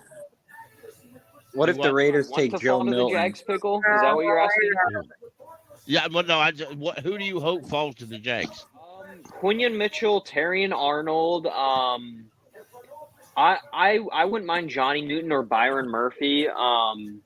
Maybe even a trade back, or they take Brian Thomas Jr. at pick 17 as well. That's why this is going to be interesting. If the Raiders take cornerback here, Indy's another team that could take cornerback. This pick's either going to be tackle or corner. The New Orleans pick is going to be tackle. I feel like that's a for sure thing. Either they're going to trade back or they're going to take tackle there. Indy is going to be either Brock Bowers or corner, which I think if Brock falls there, they're going to take Brock because there's a lot of stuff about them liking Brock. And then Seattle's probably going to be like Jackson Powers Johnson or something like that. I hope it's not JPJ because I want him to fall to us, but I could see them going interior. So it's going to be interesting, though, to see what happens here.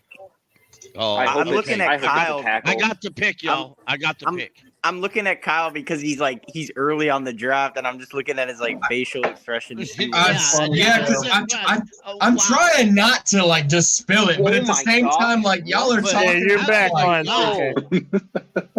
Is it bad? Is it good for us? So it just says the pick is in, and they're about to announce it right now. Here we go. Twitter. I'm almost save speed of Kyle. Oh wow! Brock Bowers. Brock. Wait, who is it? It's Brock Brock Bowers. Bowers. Yep. Tight end, Brock Bowers. Brock Bowers. That is actually surprising. That's surprising. Yeah. I never thought that. Here we are, number 14, means- still haven't picked defense. No, the Saints are going to be the team to do it. Most likely. Going to Vegas. You think That the Saints surprises me. take that lineman? Dude, the Saints, yes, they always make the most irrelevant first round picks besides for Chris Olave that one year. They'll probably take a Dallas fucking Turner. kicker. I mean, their defensive line's always good. Man, they just took Michael Mayer last year in the second round too. The Hey, Raiders which did. podcast are y'all watching from? I'm watching just the normal ESPN. I'm still on watching CBS. I'm watching NFL Network. I'm on because ABC.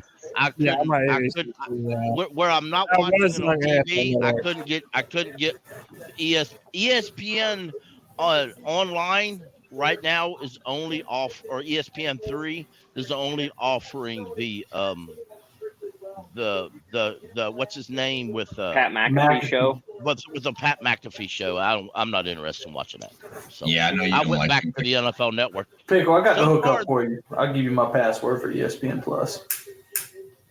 This might be. I would be surprised here if this isn't a tackle for the Saints, unless they Does trade down. anybody I'm else surprised agree with me and say thank God that Bowers didn't go there? I don't want to have to deal with this. No, yeah, I don't even think. Yeah, I'm happy he's not in our division. Yeah, good stuff. Hey, real quick, shout out to Nirvash for the $5. Says all this offense is pushing premium defensive talent to 33. Are we Yes. calling it? This is unheard of. So this is really good. If you're someone who thinks that we need a corner or that we need a linebacker, this is perfect. Mm-hmm. Everything we need, Cody, is still unblemished for the most part. Absolutely. Honestly, the fact that these wide receivers aren't like just falling off of the board right now is insane to me.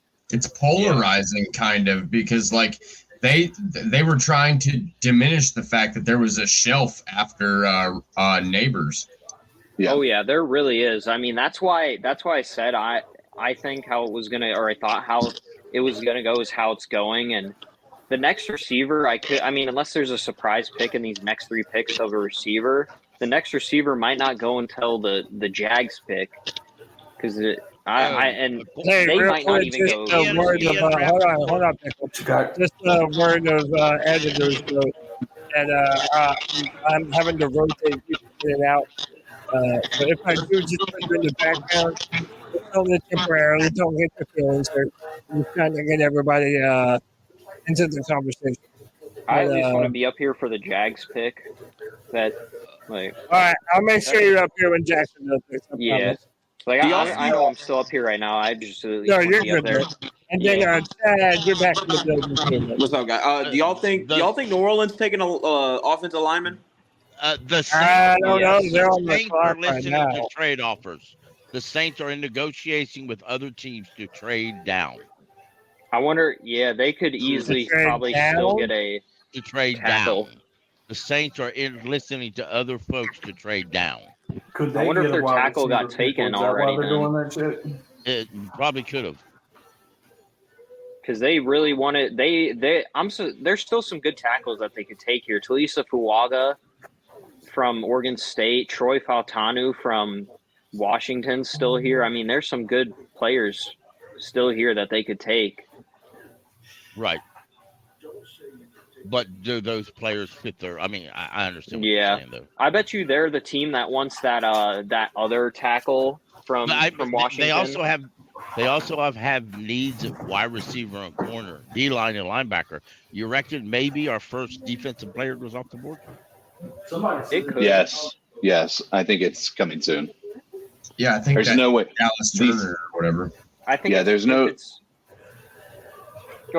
way that any of these teams are gonna, at least in the next 2 picks, are gonna say we're passing on the top defensive prospect in the draft. The number 1 defensive player that we had on our big board fell to us. We're not passing on that.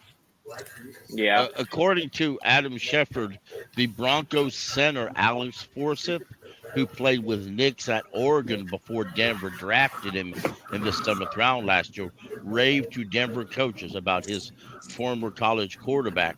Forsyth told the Broncos coaches that Knicks is smart and knows protection and handles it at the at the line of scrimmage and the universal respect for the entire team. Well, ain't that nice? Yeah, and one good thing so far with this draft is we wanted, for us as Panthers fans, we wanted, like, that's the best. This is the best case scenario. 6 quarterbacks going in the first round. That's right. Like the we best haven't had a run on for defensive players or wide receivers. Yeah, we're doing all right. Bo Nix and Michael Penix, there was a very good chance that they were still there at 33. Now that they've gone in the first, so that means there's more really good players that we could be trying to get that are going to fall to us, which this draft has just worked out really well so far, and seeming like the Saints might trade this pick with how long it's taking them. Sam, something to also consider about the Raiders, y'all. Just imagine the Raiders entering a 2 tight end set with Michael Myers and Brock Bowers. Yeah, they have the best available players as Dallas Turner, Troy Fontanu, Leo Letu, Quinyon Mitchell, and Talise Fuaga. Edge, guard, edge, corner. The pick is in. Who's going to be Pickle? Talise Fuaga. Probably. That, or I could see them, I guess, going. White chocolate, you wish. White chocolate says it's Spencer Rattler. I think they're going offensive lineman. I really do. Their offensive line is depleted. Well, yeah, they need 2 tackles. I mean, Ryan Ramczyk might be done for his career. Yep. Yeah. Oh, it is indeed. All right, the same pick is in on my screen. On Twitter, fuck You am say, I? Evan, Is you this said the it is Saints right indeed? now? It is the Saints. Saints are on the clock. The All pick right. is in. Our second division rival is being okay, I selected got it. tonight. Get got it. ready to Who do you got, boo. Pickle? Dallas Turner. Fua. Yeah, Dallas Turner is the outside linebacker for Alabama. Is that who it is, people? No. They haven't announced it yet. It's No, yeah, it's it's not. Fua. It's Fua to Talisa Fuaga. Fuaga. Fuaga. Fuanga. Yeah, Fuaga. Fuanga, or, yeah. Yeah, Thank everybody. there's no N, but the way you say it is apparently Fuanga, which is weird. Well, you know. I want to thank everybody listening to the C3 Panthers podcast. It's our live annual draft party. It's 11th one right now. The Carolina Panthers do not have a pick. It's a relaxing party, but tomorrow night we're going to be back. The draft starts at 7. We'll be here at 6:30 getting ready for the draft tomorrow night. Be sure to join us. We'll be giving away some draft hats. Hey, and if I scratch this ticket and we win something, we might be giving away some jerseys too as we're going after it. Be sure to. Hey guys, time to get in on the action for the biggest moments in basketball with Prize Picks, America's #1 fantasy sports app. Just select 2 or more players, pick more or less on their projections, place your entry, and win up to 100 times your money. Right now, Prize Picks will match your first deposit of up to $100. Just download the Prize Picks app and use the code GET100. That's code GET100 on Prize Picks for a first deposit match of up to $100. Prize Picks, pick more, pick less. It's that easy. Smash the thumbs up button, subscribe, like wherever you're at. If you're on Twitter, all you got to do is, or X, hit the retweet. It's that easy, folks. Yeah. Can I make a bold prediction? Real quick. Mm-hmm. Ian Rappaport just reported on NFL Network that Ryan Ramczyk has told the Falcons brass he may not play this year. Fact is, he is currently debating about retiring. Period. So that means pay me, bitches. Pay me. That's another way of saying pay me. Go ahead with your bold prediction. I think Seattle's going to take the first defensive player of the. If this isn't. Fuaga is the pick. Fuaga is the. Okay, good. Yes, sir. But I think Seattle is going to take the first defensive player, the corner from Iowa. The white guy? Yeah, I really. They're think now so. saying is a safety. They lost Jamal Cooper Adams. DeJean? Yeah, you're right. Are you saying he's going to take Cooper DeJean? Seattle. He's saying Seattle. The Colts are on the clock. Hey, and Jake, y'all are back in the show. Hey, y'all. This So one? there's speculation going around that the Saints, they made another good pick for us. Their offensive line is terrible, but it's good for the fact that we have more options. 2, they say that the Brandon Ayuk thing's picking up steam. 3, I just got to ice up Bill Belichick. Why is he talking shit about Drake May's footwork after the organization you spent 20 years with and you've given your heart and soul to, and now you want to shit on the quarterback they selected? Yeah, that's not a good look. Like, dude, come on, man. What happened? He ain't wrong. No, Bill shut up. ain't wrong. Tony. Yes, he is. Yes, he is. Talk that shit, Tony. I'm with you. I thought Bill was going to say, "Oh, it kind of That's why reminds me Peyton of will say Blake come to Bortles. Carolina. Looks good in a Hey. football uniform." Guys, let's remember. Kirk Cousins was not told about the appendix pick, and according to reports, is irate at the Falcons right now. Be irate. He got paid. I feel like this is shut up. You got paid, Kurt. Yeah. Kirk. I always call him Kurt. Kirk Cousins. Wait, did they say that Kirk Cousins is pissed at the Falcons? Yeah. Yeah, he's mad. I mean, I got $150 million is in my bank account, man. Like, why pay me all this money if your plan is to just take Well, my he probably replacement? wanted a fucking offensive lineman. Yeah. Panthers But fans he should fleeces everybody with his troll him at the contract. games. He should not be complaining. He's still going to get paid. What are you complaining for? You've been fleecing everybody. Yeah, I mean, and after Kirk Cousins will likely be the starter first year, and Penix will be the backup. Yes. Unless Kurt gets hurt. It might be 2 years. Year 2, he'll get backup, and Kurt will get $40 million. Year 3, they'll cut Kirk Cousins, and Penix, who will be 26 at the time, will be the starter. Perfect. Well, actually, I hate to compliment anybody in the division. It makes sense, though, from that aspect. You get the 5th round option. But again, a lot of people on the panel brought up is you could have gotten Michael Penix like here. And so you trade back, you get an offensive lineman that makes you better today, and then you get your quarterback of the future. Hey, look, cheers to the Atlanta Falcons hopefully screwing up. But usually when the internet tells you screw up, it actually works out. So look, I wish the Falcons are my most hated team in the division. They're my most hated team, period. Overall, in the whole league. In the whole league. Oh, wait until white chocolate gets on you, brother. Who do y'all think Indianapolis is going to take here? The cornerback. They're taking a really long time with this. The run on top need is a players corner. is going to start. And I think it could be corner. I think it could be edge, maybe. The Broncos. Let's see who else. Vikings. No, I mean, you got to go this. You got to go Falcons, Saints. Those are my 2 big FUs. For me, historically, Denver, you got to say Denver because they're this is the Super Bowl. Somebody who's got their mic on, you got to turn the speaker down a hair or your background noise a little bit. We can hear just a little bit of an echo. Thank you. For me, I'll tell you my most hated teams of all time. It goes Falcons, Saints. Then it goes Seahawks, probably. New England is in there. I secretly like New England, not because of the Panthers, but like I had that Randy Moss, Tom Brady connection in a fantasy football league for a couple of years, and it was just badass. I love Randy, but put the Patriots at the top of my list, and I'm trying to think of another team that has Steelers.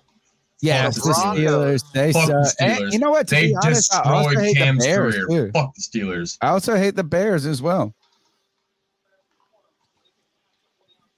I honestly hate the Bears because of all their fans after we traded with them. Yeah, after these last 2 years, the Bears have been I hate them more than anyone. Hey, let's make a comprehensive list. What all teams are on the fuck you list?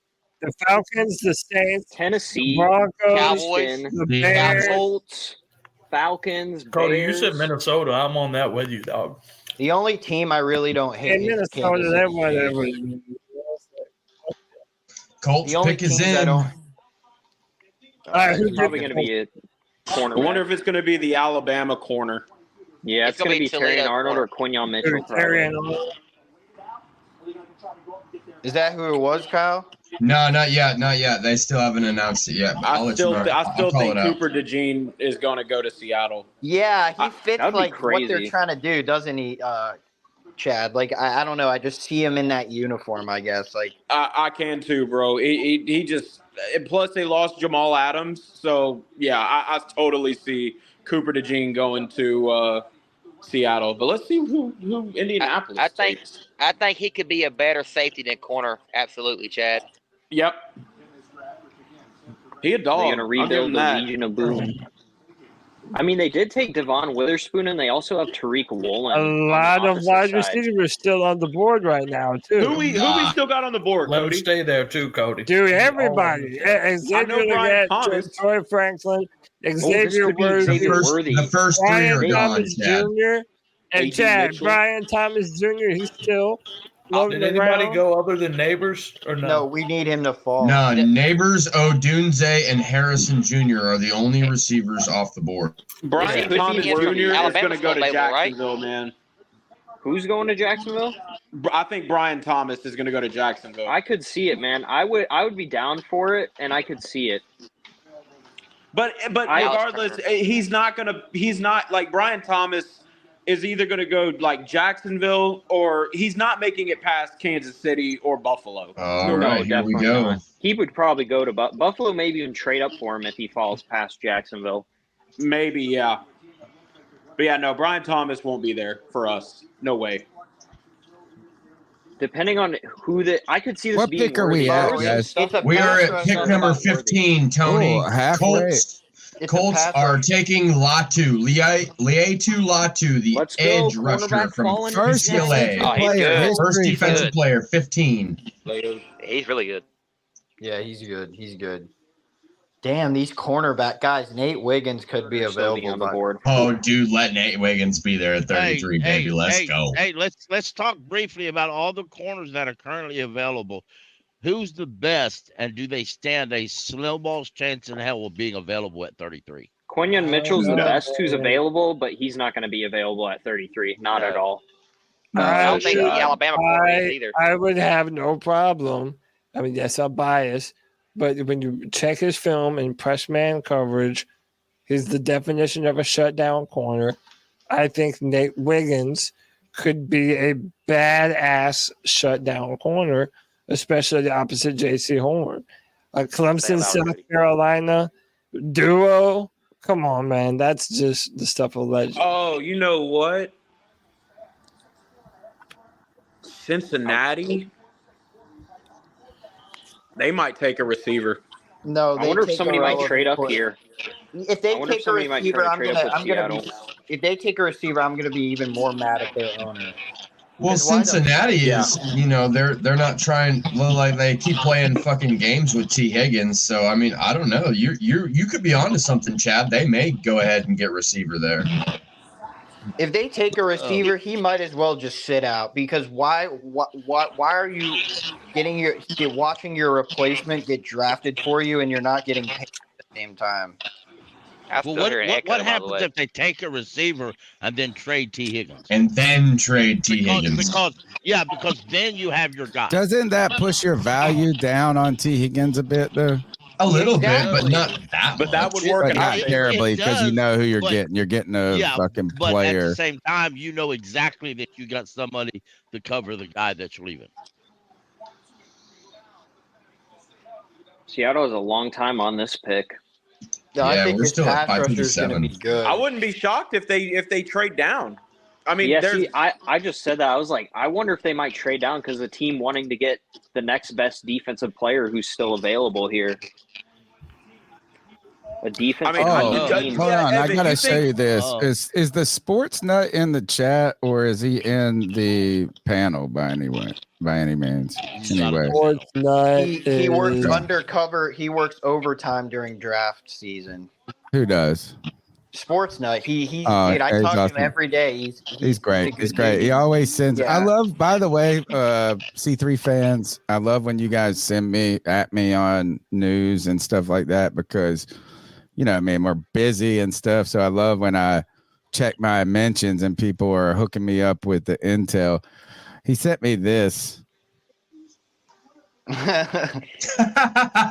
This made my night. Did you right read here. the caption? Look, it's the Falcons. Yeah, it's wait. Did you read the caption though? What the guy on Twitter wrote? No, I just was looking at. Read what it says. Hold on, let me see. I can't see it. Let's see. Oh, good. When she asked, "Is it in yet?" The Falcons. Michael Penix Jr. says the dick is in. Penix Jr. says the dick is in. Wonderful. How you can't make it up. You know what I'm saying? Is not only did they put that graphic up, but for that specific player, Michael Penix Jr. I gotta tell you guys anything that makes the Falcons look like dumbasses. So I sent this post in our Friday free for all chat, but basically there's like this bar in the uptown Charlotte, and the owner had a sign that said, "Tepper, let the GM and head coach make the picks this year." And he was there, and he had a talk with the owners because like he was shit on by them. Yeah, like I sent That's it. awesome. I know I sent it in the Friday free for all chat, but it's actually hilarious. That's awesome. I love it. Evan, you said that Jacksonville does need a receiver one for Lawrence, right? Yeah. Especially that they don't have Calvin, or they don't have Calvin. Yeah, Calvin signed Brian with the Thomas Titans, Jr., which is Chad. why I hate the Titans even more now. But yeah, I mean, I love how this is going for us, but also for the Jags, because the Jags, even though I wanted them to go up and get Brome or Malik, I'm still fine with this because right now, unless somebody trades up or the Seahawks surprisingly take Quinyon Mitchell or Terrion Arnold, you have the two best corners in this class there. You have Brian Thomas Jr., who's also a really good receiver. Even though he's more developmental, I feel like he's still a guy who could become your number one guy. You also have the best defensive tackle in Byron Murphy still there. You also have Johnny Newton there. You have Dallas Turner there. I don't want them to take edge because all they need at edge is depth now. So I'd rather wait until later in the draft. The pick is in with Seattle, but I like how this is going so far for the Jags, and I wouldn't be surprised if Seattle pick is in. I wouldn't even be surprised if the Jags would trade down because of how many players there are here that they would be willing to take. I mean, that does work in Carolina's favor too.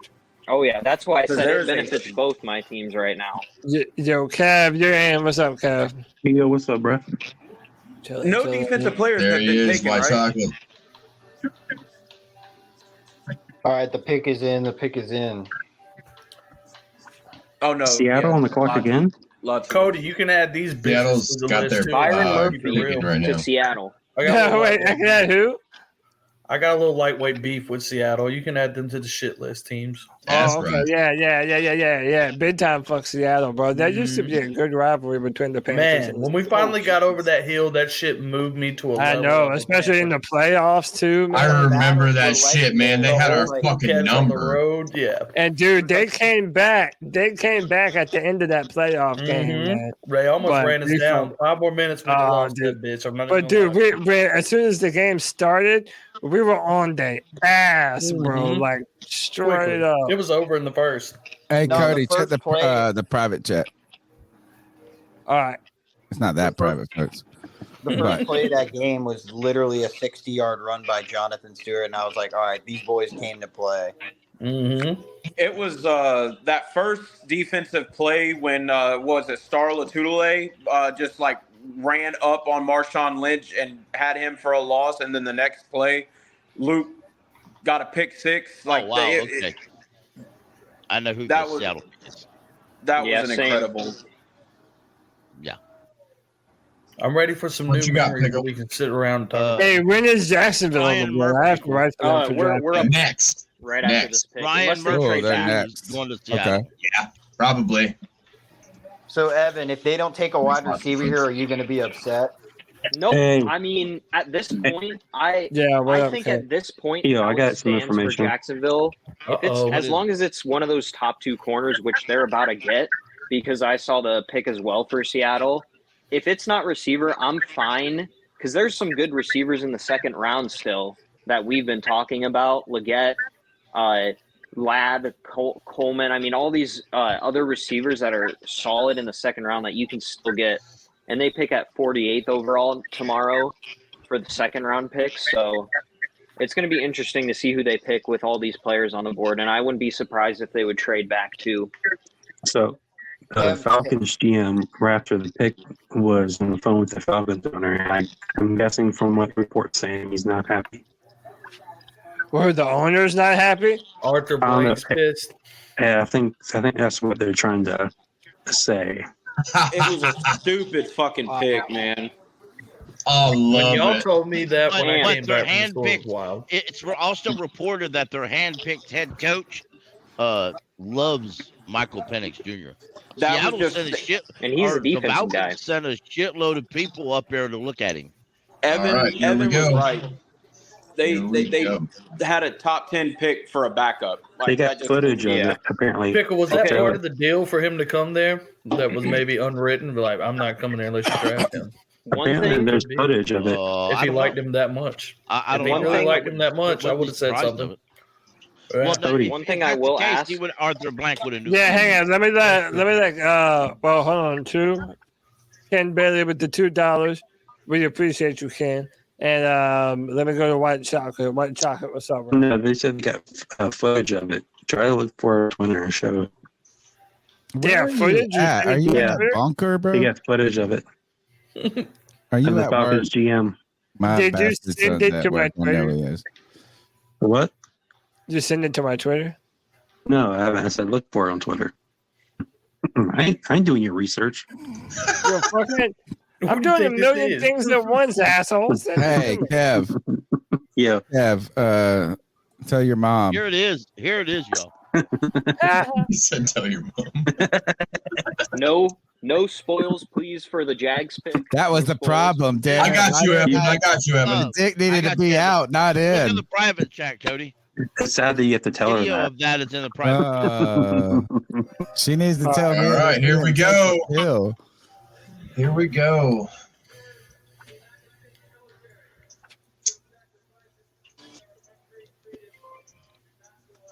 I'm watching on Pat McAfee. We're watching. Who did Jackson? How is that? I was thinking about switching over to it. It's going early. Like, I'm getting the information before y'all. They're leaking stuff. Hey, Byron Murphy. Yeah, Byron Murphy to Seattle. Jacksonville is on the clock. They're leaking stuff like. All right, Evan, who do you want? Hey, like I said, I'm fine with Quinion, Terry and Arnold, Brian Thomas Jr., Jerzon, Johnny Newton. There's a lot of guys that I'm fine with here. Oh, Vikings trade with the Jaguars. What? They're traded. Oh, nice. Always Jacksonville doing some shit. Yeah, we always trade down. I wonder if we're getting like a third. We better be getting like a third-round pick for this. Talk to me, Pickle. What's that look like? The Jaguars acquired picks 23 and 167 from the Vikings. Oh, and a 2025 third and a 2025 fourth. I like that. That's some good draft capital for next year. You How could still about use it to this? trade back up. Evan, how would you feel if I made you host for the next 20 or until Cody can get back? Can you handle that? Yeah, I could probably handle I'm that. here. I'm kind of doing a million things. And your duties are relieved. Okay, I gotta just go take if care you of have to go, something. Tony, if you have to go, I'll be right back. you're I'll be back in a couple minutes. I just gotta go take care of something. Good. Minnesota. Let's see what you got. Jags just got a haul though. That was a haul. That's a great pick. Like that's great. That's good value. That's like Yeah, way more. Jacksonville just got Dallas hooked up, Turner to bro. the Vikings. Dallas Turner to the Vikings. Hey, Jake the Snake, you're back in, brother. I'm here.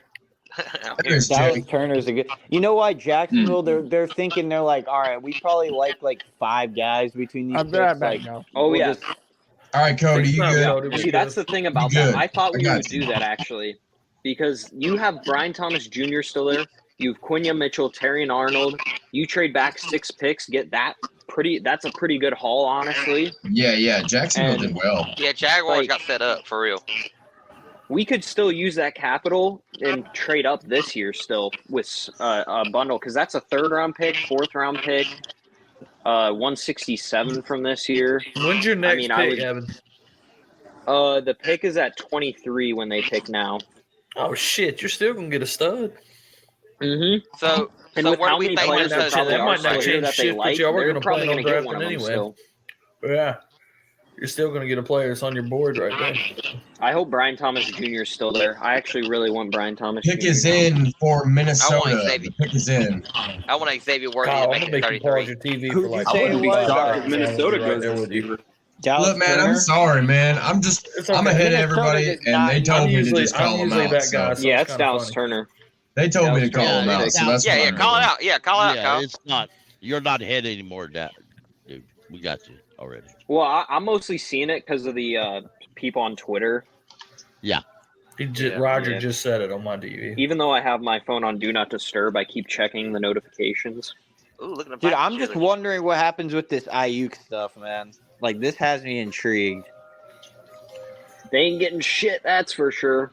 Not a first I rounder. think it'd be a that- late first. No, at they're least. not. They're not. Yeah. See, that's the thing. I think of that as the same scenario as us with Brian Burns, because Brian Burns Dallas Turner. needed to get paid. He only went for a second. We went a first probably, but he only went for a second.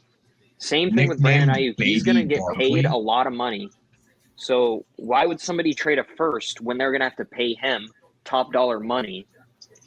So Minnesota paid. Hold on, Minnesota paid. Or they Dallas. drafted Byron Dallas- Murphy. Byron Murphy. Dallas Turner. Or, yeah, Dallas Turner. Byron Murphy was the last pick. That's a great pick, dude. I thought he was gonna go in like the top 12. I thought he would be Atlanta's pick, honestly. Him or Latu. Every mock we did, people had Turner going to Atlanta. Yeah. He's got a lot of speed coming off the edge.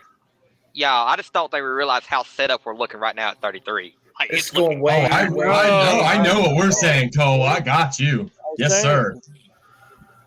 If this swear if keeps the going the Bengals- way we Crazy want, how man, shit's we could realistically possibly trade down a few spots and get more picks if it's possible.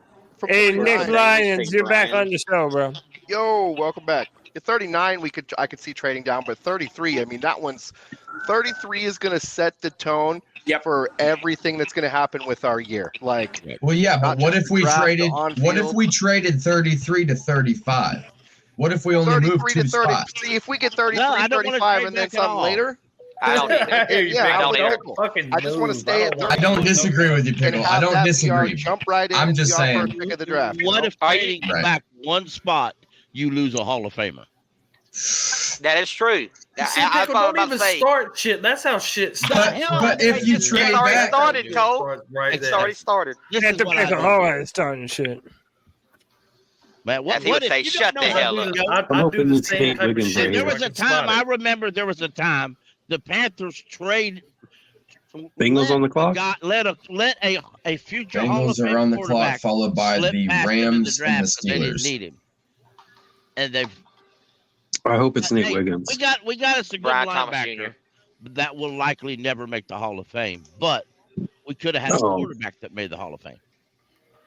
Oof. Well, I don't know. he So would've made other than 30, 31, 32, I see you, Evan. realistically, who else is going to take a receiver ahead of us right now? Like looking at who Buffalo? else is on the board. Buffalo. Buffalo. hell, Yeah, I- Buffalo Everybody too. the ass into Buffalo the first traded round. up. They're hell taking if Brian I Thomas freaking Jr. know. And there was so They're much taking Brian- rumors Maybe about he's Dolphins maybe the and Bengals Bengals. right here. You said Buffalo traded up? Maybe the Bengals. They're talking about If the teams Bengals that'll take a receiver, then you know I can only see that if T. Higgins is for sure out the door. I think so. If they Well, take if the Bengals take a wide receiver, then you pretty much know that T. Higgins is likely going to be traded. Oh, Hey, 100%. because they got the Bills The are trading Bengals up. are taking Georgia offensive tackle There ain't nothing for the Kimari Mims at 18.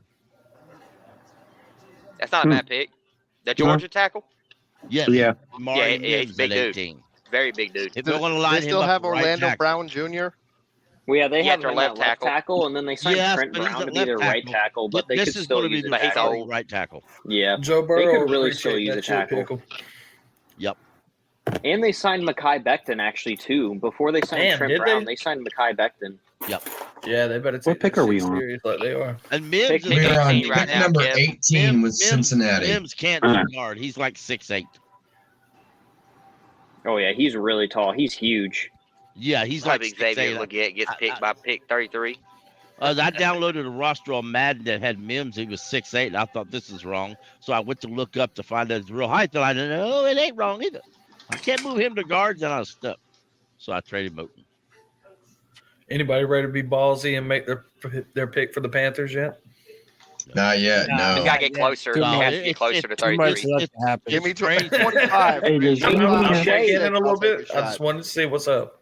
What's Oh, there's the so much shit still to do. what's Yeah, the best what's the best I quarterback? got Pickens still on the in board? for the Bengals. I got Pickens in. The best who?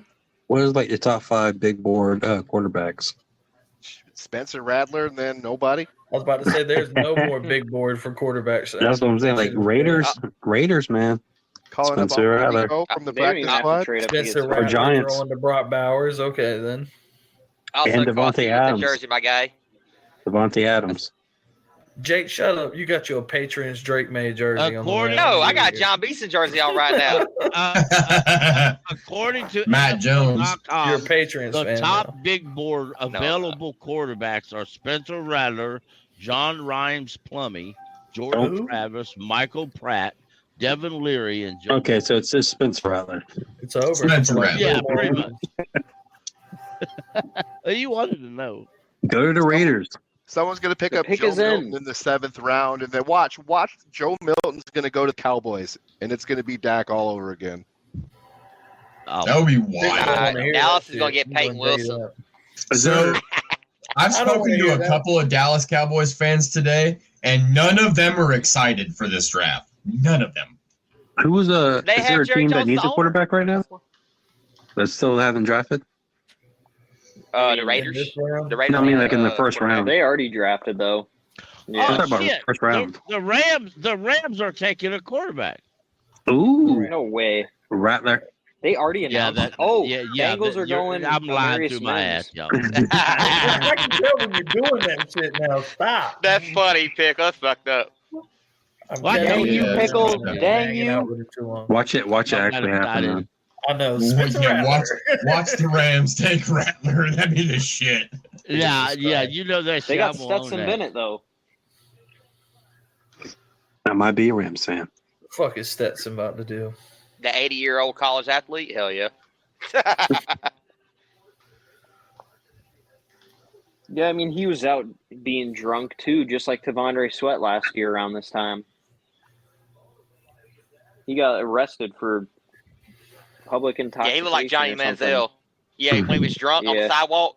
Yeah. Yeah, he was He like ran on from the sidewalk police, or didn't he? something. I think so.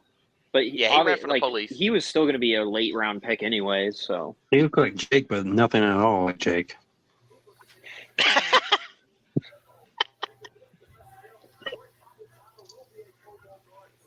oh, I'm so nervous. Cody, what time are you starting to stream tomorrow? Tomorrow we are starting at 6:30. 6, yeah. I think When so. does it start? Special Starts at edition of 7? Early dinner tomorrow. Let's get it. No, well, yeah, the draft starts at 7, so we're gonna go live at And we're 7:30. like right there once it starts. So. Yeah. So I won't be cammed up tomorrow until I get home from work, but you know. Hey, you're good, man. And hey, we Just appreciate Friday, anybody man. out spending your draft with C3, man. Well, not only that, I mean, I'm always working like 11 or 12 hours before the Friday I'm even able to get home. So like I'm super No, I appreciative. hear You you. guys are cool about it. Like, Oh, of man, I course. try. Hey, man, C3 is for y'all. C3 is for all Panther fans to be themselves and have their voice be heard. So as long as everybody can do that, bro, that's what C3 is all about. That's right. That's why I love it, man. I've been here years. I love it. Hell yeah, brother. C3 family, baby. That shit's real. Oh man, I had to tell D last night when he got out of work, man. I'm glad you're here, man. Thanks. Oh, dude, had to, man. I had to. He's a good ass dude, man. I love Y'all were you. having a 3 a.m. conversation. I dude, swear. I literally had just left the bar, and D's like, I just got off work. I'm like, I'm drunk enough to talk to you. Fuck it, let's go. Yeah. How many? I've had some late nights too, but some of y'all know. Oh yeah, we'll have a late night space Amarius after the Mims. other space. Oh, you're talking about the Friday night after Amarius party. Mims. That's going called to the love, Bengals. baby. Yeah, Marius Mims. There we go. They needed to take a tackle. Yo, It's been Lance said so I need a long. haircut. How dare you, Lance? Lance, Oh, I'm shit. getting a haircut this weekend. There's a story behind my shit. Cody, you better never get a haircut. Ian Rappaport is reporting that the Giants true. I need a haircut. told Daniel Jones that they were going to pull they were going to pull the wool. They were going to tell everybody they wanted to trade up for a quarterback because they had no faith in him. To let him know ahead of time that it was all a ruse, and he laughed and agreed. Mind games. Right there. I don't believe that shit. You know what, Lance? I'm about to book me a haircut right now for the free Now, for all. what No, is you the good, Cole. Don't do that. Don't do that, No, I Cole. was gonna do it. I was gonna do Hey it man, anyway. hey man, you got to go to Walmart, get your pair of razors, and cut your own hair. I'm not cutting. That's my true. shit, That's little true. pickle. Pickle. I do You mine see on my there. shit? I'm not. I doing regret this. cutting No. mine. I do mine that way all the time. No fucking way. I'm cutting my own hair as long as Dude, Hey, my hair Cody, was show my longer than picture my on the screen. was past my shoulders, dude. And I finally got a cut, and I was mad. I should have kept that shit. Jake, you had hair past your shoulders. Dude, I could put it in that ponytail, bro. I could put that Bro, shit in I a would ponytail. pay to see that shit, boy. And I ain't posted up pictures. Come on, Jake. Bro, I You got had that pictures of it, 70s I hair, need to bro. see that. Kyle, I had Hey, that Cody. 70s hair. So did you find that video? You find that Falcons video, Cody? Hey, you You're talking mute. about a mullet or a Jerry curl? Yeah, I put it in. Nah, I not put it Jerry in Cole, private like chat. a mullet. No, not yet. I'm doing like a million different things. I will. I I promise. put it in a private chat, Cody. You don't have time for the private chat, baby. Now it's in the regular. Give me a minute, damn it. Lance, you can cash at me right for my there in damn the haircut tomorrow too, chat. sir. Chad, I got a question for you. Are you surprised that Brian Thomas Jr. has fallen this far? No, I'm not. I expected him to go like mid to late 20s. Chad, it was bullshit. I picked him one time with our pick. He was there. Yeah, dude. I Bro, mean, imagine. that is like best case scenario. He somehow makes Well, I it mean, past like Jacksonville, Kansas City, and gets to us. That's like best case scenario. Well, we talked for a while, did we not, on Spaces that there was so much talent in this draft and so much uncertainty, so that we should expect some really good players to drop out of the first round. Yep, you're exactly. Yep, we did talk They're about that. definitely going Dude. to now, I mean, baby. it wouldn't surprise me if like somebody were to take A.D. Mitchell and Xavier Worthy over Brian Thomas. So I mean, Yeah. it could happen. It could. I highly doubt it, but I would love if it did. Yeah, I Did mean, we even I have saw a bid Normally, with him? you never see the speed guys get picked over the skills guys, though. Yep. Did we have a top 30 visit with Brian Thomas Jr.? Yeah, he visited. Oh, we did? With the top 30 visit. Yep. Yeah, we had Brian Thomas Jr. in there, but we also had a fourth, a fifth, and a sixth round projected receivers. So, I mean, we looked at early receivers and we looked at late receivers. The Rams draft room is celebrating, but it doesn't even say the pick is in yet.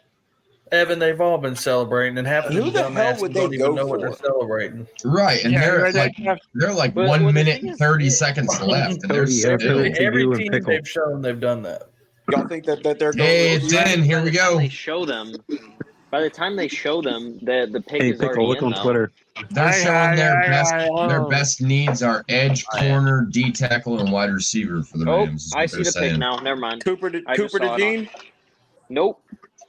Who is it? And so this is Jared the Verse. Falcons. Oh, this wow. is Arthur Blank. Look at Arthur. He's like, what in the fuck are y'all doing? Dude, he's Is that the GM Oh talking boy, to is him? not happy. Yeah. Yeah, isn't Look that at the that. GM That's great. of the Falcons? Yeah. Oh, so he's trying to explain to him. Oh yeah, he's definitely trying to He explain was the spitting so shit that they much just did. bullshit right now, boy. You can just tell. That's crazy.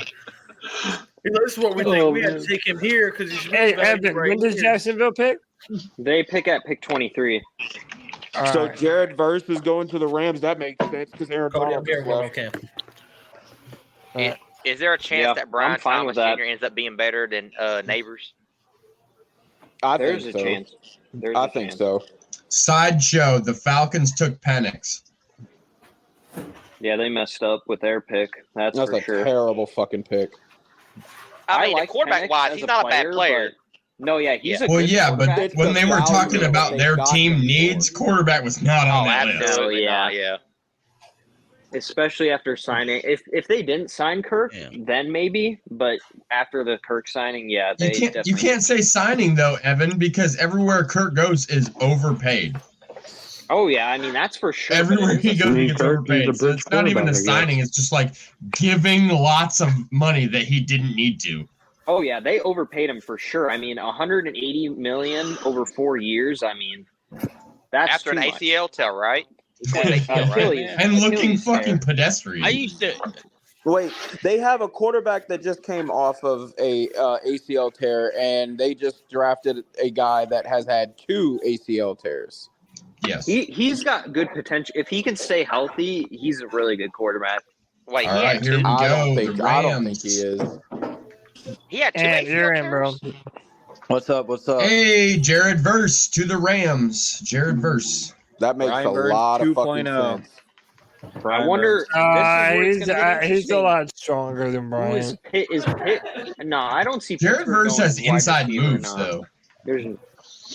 Do you guys think Yeah, he Pittsburgh does. would go receiver? But no, Jared Verse is a lot more powerful coming out than Brian Burns was.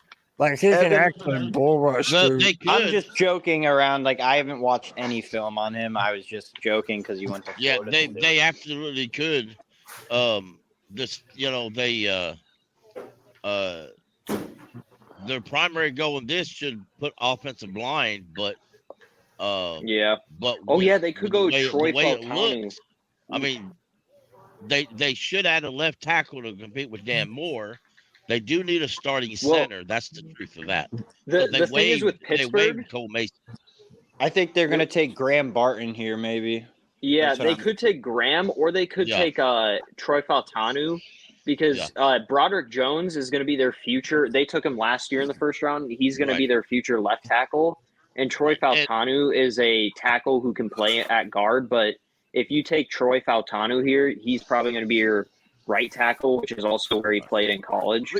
They also do need a receiver to push Van Jefferson, because, I mean, they need somebody opposite of Pickens too. They could take Worthy. He's a good fit across from Pickens. So. No. I'm sorry. I know you want him, Anthony, but no, they gonna take Graham Barton. Who's their center? I wouldn't care as long as it's not JPJ. Hey, Chad, Yo, Chad, I gotta ask you. What's Are up? you here? Yeah. Remember we had that convo that one day about like Jaden Daniels, and you were like, I don't know how he's going to be in the league. Do you think he should have gone second overall? I think that he's in a better situation than if he would have gone to New England. I think that Washington has some pieces that are actually that are better, obviously, than New England. I think who do they have as the OC there? I forgot. I mean, they got some young talent in Washington. I did say that I'm skeptical on how his size, not his height, his body size is going to transition in the NFL. I think he should have gone second overall. Yes, I think I think the upside's high. All right. I was just asking, but yeah, of course. No, I know you're high on Brian Thomas though, because I remember we had a combo and you were like, I mean, he could be better than Neighbors one day. You never know. Yep. Yep. And for anybody who doesn't know, I'm a diehard LSU fan. So Go Tigers. Go Tigers. I know we was talking about Jaden Daniels' weight earlier, right? He's like supposedly 170 some pounds. Yeah, like when he transferred from Arizona State, he was small. I mean, he's put on some weight since. So, I mean, I hope that he does great with Washington, but I'm skeptical on how his body is going to transition. Yeah, but we've said that for so many quarterbacks. Like, I mean, not only did the Carolina Panthers pick a small, fragile guy, but like, I mean, I'm sure people thought that about Lamar Jackson to a way. There is a way you can play fast and open. And one of the good things about Jaden Daniels is that he seems to run with the idea of looking to pass still. Not his game is predicated on being a read option type player. So, I think Jaden Daniels could be great. I do think maybe Washington is an interesting situation for him more so than New England. I think you're onto something there. Jaden Daniels could be the top quarterback in this class. I think JJ McCarthy is going to surprise you guys and be better. Guys, you're listening to the C3 Panthers Podcast Live annual draft party. We want to hear your takes. Get in here. Get in the chat. Let us know. Smash the thumbs up button. There is starting to be a run on defensive players as the first defensive player was taken at 15. Is that right? 15? Yeah. Colts. Around there. Yeah. So we got the Colts breaking the seal. I believe the Steelers are going Quentin Mitchell. The Colts broke the seal. We got an edge player at 15. We got a defensive tackle at 16. We got another edge player in Dallas Turner at 17 that Jacksonville traded back in Minnesota was able to get there. Offensive tackle now edge. Guys, how is this affecting the Carolina Panthers in this draft? They run on the receivers and quarterbacks, though, made other teams who aren't in the need or thirsty for that type of player start to pick the defensive players. Can some of these wide receivers, will they hold out? I can't expect the Dolphins want a wide receiver. The Jags might. The Cowboys might. Will some of these more skill player, higher name guys let me ask it this way. Who is the guy right now that hasn't been picked that in your mind is worthy of being picked in the top 15, top 20? Arnold. Terrion Arnold. Is that offensive or defensive? No, he was a corner. That's corner. How about a wide receiver that you guys think should have been picked? Oh yeah, Brian Thomas definitely Brian should have Thomas went in the top 15. Yeah. But Evan, who's the pick? Who is it? Just I haven't seen it yet. Roy Pautanu. Okay. Offensive tackle. Oh yeah. I think it's All the right, center. that's like, I don't think the Panthers if they're gonna take an offensive lineman. I mean, I think like they'll try to get a center, but like I don't think like. I think they could try to target Van Pran later. Like I don't think that. Depending on how the board is, though, like I think the Steelers take the center right here. How about the Rams made their first round pick since 2016 tonight? The Steelers took offensive. What did you say, tackle. Tony? What about 16? The Rams. I think. Made they have not had a first round pick since 2016. Brian Burns That's Jr. wild. And they went to the Super Bowl in that era. And won it twice. They went multiple That's times. wild. Oh no, they have been. I get who was that? Was it Goff? It was golf. It's pure golf. Damn, that's incredible. Imagine being a Rams podcast, trying to have your annual party, and you never have a pick. Oh shit, they got Casey Hayward out there giving the pick. I think it's Casey Hayward. Yeah, I'm curious to Cameron see Hayward. what Miami's going to do right here. Who it looks like. I'm curious what Miami's going to do. I imagine corner. They have so many needs. Like they let go of so many players this offseason. They'll probably just take the best. Yeah, they available could guys. use D tackle, offensive line, corner. Oh, that's Cameron Hayward. All right, you guys let me know if anybody needs to step away for a few minutes, put it in the chat, and we'll cycle other people in so we can get Lance's in the background. But still, not rushing anybody out. You're going to have to wait. No, have to. Oh, nope. Maybe. Lance is there. Hey, Lance, welcome to the C3 11th annual live draft party. The draft has been quarterback heavy, offensive skill position heavy through the first 15 picks. Now there's been a run on defensive players. How do you see this draft shaking out, Lance? I don't know, man. I'm just hoping we make the right choice at 33. Okay, so look, you're just here for tomorrow. You know, Tony has fallen asleep on the draft night while we've been alive, and I don't know if it He's was done that multiple times. No, I think it was only once. I think it was only Why you once. lie, Tony? And I can't remember if it was the DJ Moore pick, like it was like Damn, Cody's first year, and you fell asleep. No, the first year was Kelvin Benjamin, and I had a meltdown on the podcast, and everybody was talking. Everybody was calling me out for for the first year. They would mention me anytime Kelvin Benjamin went off, and I wanted Allen Robinson that year. I wanted. The other was the nickel corner. Bradley Roby was my guy that year, and we went Kelvin Benjamin. And look, he had a great first year, but then not in the league anymore. Wasn't productive after that. I don't think it was just the injury, but still, here is the thing. Do you guys? All right, let me ask you this, and I will start with Lance since he just got on. If we were picking in the first round tonight, and just as a pure fan, would you prefer the pick to be in the first 15 or the latter 15 just for the fun of your evening? I think the latter 15. Just right. because, So then the draft matters beyond. Well, you have to run on quarterbacks and receivers, and it leaves so many first at their position available. So it makes it more exciting to me. It's also this draft is so deep. Like that's the other thing. Like half And these 15 players, was the first defensive player. and this is why I historic. Can't stand mock I think drafts. that's I'm always what does that have to wrong do with the? Right, Anthony. Exactly. What do you think? I'm gonna ruin all y'all nuts. Do you think that has something to do with the hip drop tackle rule? What? That defensive player not going on? I mean, I've been seeing a lot of defensive players like getting traded for nothing. If I was thinking of the hip drop, I would think that a lot of receivers would have gone quickly. Yeah. Well, they did. Well, I'm thinking like a lot of the defensive players. Right? Not a ton. It wasn't. I'm thinking about the defensive players traded too. They were traded weren't that much. How How often do y'all think that's going to be called this coming year? The hip drop tackle. It has to be called because it's so visual. That's going to slow the game down so bad. I feel like It will. I think the problem with the hip drop tackle rule that I think the problem that I've heard is that nobody knows what it is. You've stacked the offense with so many, like the advantage is offensive player, right?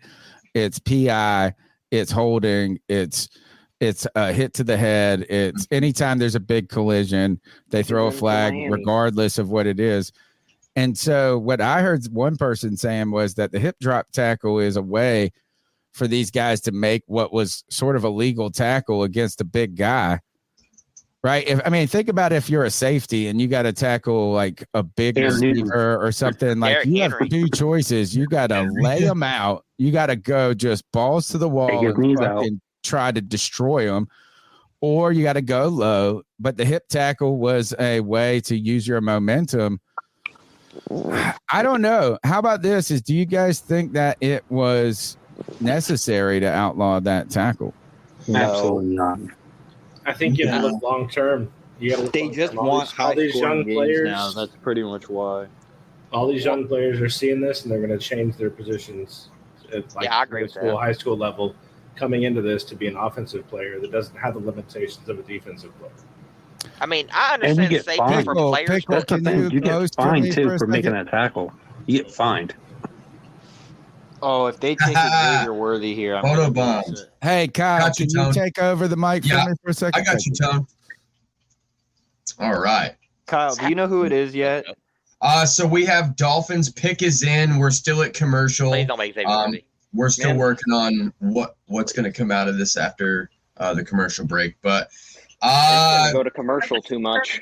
I don't know, dude. Do you really think that the Dolphins go wide receiver?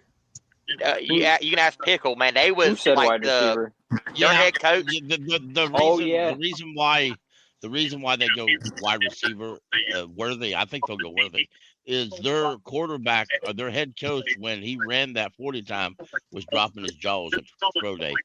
Well, yeah, probably not only that, but he's like, I could put Waddle in the slot and Worthy on one side and Tyreek Hill on the other, and they're fucking. Tyreek Hill might be retiring soon. In 1 year, Tyreek Hill retires, or his contract goes from to way up there to $45 million a year. So you replace one speedster with another.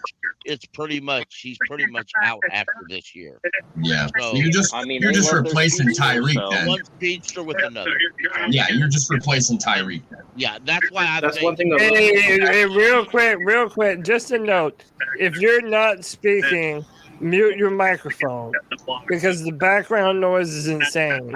So mute your microphone, please, or I'm just gonna have to start muting people that the noise is coming from.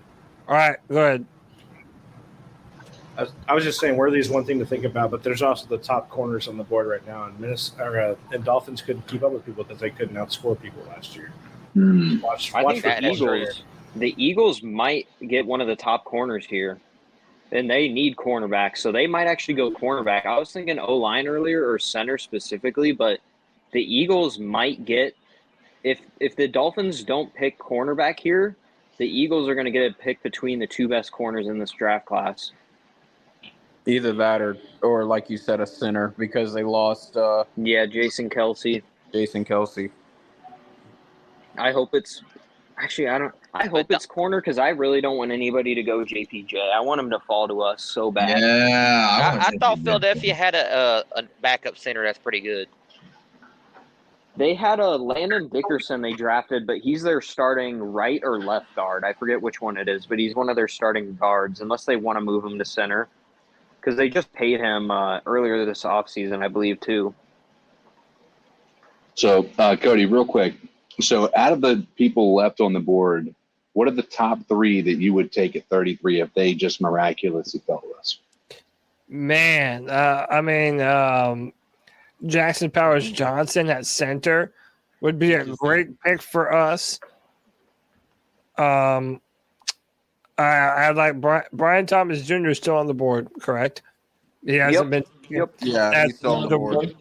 a lot of the receivers, CK, are still there. Adonai Mitchell, one of the wide receivers for Texas, and the guy that broke the combine record, Xavier Worthy. He's still floating out there. There's a few defensive backs that are still available in terms of Nate Wiggins still floating out there. Wrong. Oh, Wiggins went? No, he's just not coming here. Oh, fuck you, Kev. You're such an asshole. there's don't no say way. that. There's Chop no Robinson. way. There's no way Miami's taking receiver. Chop Robinson to the Dolphins, you said, Pickle? Yes.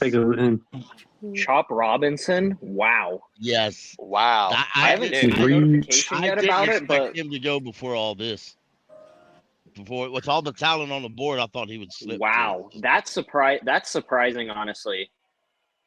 It is. I did not think Chop would go that That's early. pretty wild. It's pretty wild that Chop's I'm up going to there. agree. Chop's got some talent, but I don't think personally, I don't see him first round talent.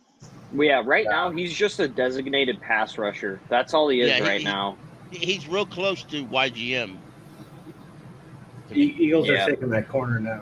They're taking the best corner. Oh, 100%. Yeah, they're going to take corner. They've got to. Yeah, I would agree. Imagine you get drafted to the Dolphins. You're going to live in Miami for a living as a millionaire. Yeah, no taxes. Yeah, taxes. Bro, I think if we going to the Dolphins, A bunch of half-naked Latino women, bro. Come on now. Oh, yeah, on the beaches? Hell yeah. Oh, let me ask you a question. So I feel like the end of the draft here, these last few picks that we're going to see, I think there's going to be a run on wide receivers. I think that's just a natural progression of what we're seeing. Do you find, because the Bills are in for wide receiver, that the Chiefs are going to be in for wide receiver, is there value? I know nobody wants to trade up, but there's one aspect of trading up that we don't really take into consideration, and that is you get that fifth-year option on their rookie contract. And so now you could possibly stick around where you're at, get the guy that you want, or even get a guy who you thought was comparable to the guy that you would trade up for, and you don't have that fifth-year option. However, you can move up potentially, get the guy you want, and have that fifth-year option. Is there value that you guys see in doing so based on how the board's falling right now? No. To be honest, I don't.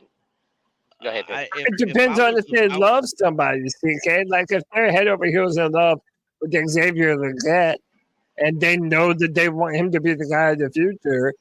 I mean, again, I don't know that I would do that it. Duke But center is still on the board. my opinion is that if I'm trusting Dan Morgan, if there's a guy that they'd like to go up that much to get, I'll be okay. Unless it's like a nickel corner or some dumb shit like that. We might have to pick a Anybody got receiver the at Eagles? 33 and get a corner at 39 with all the corners falling. I think at this point with the draft falling like it is, you have to do some serious thinking about trying to trade up and get one of these elite corners. No, I think they're going to fall to you. Right now, we're at 23, damn near. We might not have to do any sort of moving. Does the One of them value might of go that here. fifth-year option outweigh you losing the value of having to trade up, like the pick-wise, to get up to the first round, though? And I don't think so, because Eagles might go historically, you look at edge. the Carolina Panthers, they're not very good with fifth-year options. Like when it Eagles comes might go edge right here. Didn't they just trade? Boys, with the board falling the way that it is, I think we're going to get a lot of calls for 33. A lot. Oh yeah, 100%. Send me a first pick for next Well, year. there's no more quarterbacks left, really. So Bo Nix went. No. There's one. Penix Damn, the Eagles are still on the clock with a minute. Nobody's moving up for Spencer fucking Rattler, Kevin. Say it a little bit Yeah, louder. they are. Hey, pick is in for the They're Eagles. still the pick is still not in. I say It's edge. They're fielding calls right now. It's in. Cody, it I is? don't know why you Okay, just now didn't it is. say Yeah, the the bum. Eagles draft room was Spencer standing to up. Dallas. I was gonna say they were standing up and calling, so I He was is a assuming the bum. pick was in, but it's probably gonna be a cornerback here. I'm assuming I'm going it's edge. got to be. I bet you It's do. There are gotta no be. good edges left here, honestly. So That Toledo corner is still available, right? Yeah, Quinyon Mitchell and Terry Arnold, the two best corners in this draft class, are both still available. Let me I ask wouldn't be y'all a surprised question. if Nate Wiggins went here either. Let me ask y'all a question. If we decided to trade up, at what number or what pick would y'all want to trade up to? 28? Okay, here's the pick, y'all. You got to get in before the Chiefs. It'd be the only Just thing I'd before say. the You move Bills. up a few spots. Absolutely. Yeah, before the Bills and Chiefs. What is it, Pickle? What's the pick? That'd be like with the Lions, probably. Oh, it's the Quinyon Toledo Mitchell? corner? All right. Yeah. I'm fine with that. Who was it? I personally, if Jacksonville would have taken a corner, that's who I would have wanted, but I'm fine with it. Quinyon Mitchell. Jacksonville's up next. Yeah, didn't this happen with the Eagles last year with all the best defensive players just falling Hey, to where are him? y'all watching Pat McAfee at? YouTube. Yeah, he's on. I'm It's not on watching- I'm not ESPN watching 3, Pat but McAfee. Yeah, he's on ESPN 3. I don't even know where you like. That's got him not on even on YouTube. YouTube TV for Yeah, me. yeah, So you're right. He's just on like YouTube in general. I might as well turn it over and watch something else. My app keeps closing up. My NFL Plus app keeps closing up. So what you feeling like, Evan, for pick 23? Is that Nick Jaguars? Saban and Bill Belichick? Oh no, I'm looking at you. I'm thinking Say maybe that Brian. Nick Saban. Yeah, Belichick's Jr. over there. I'm thinking maybe Well, Brian one of them Thomas has Jr. or Belichick Terry and the other Arnold one here. has Saban. Yeah, Pat McAfee. Yeah, Belichick has is Pat Belichick on his show. They got a big board up there. Leggett is 28th on the board.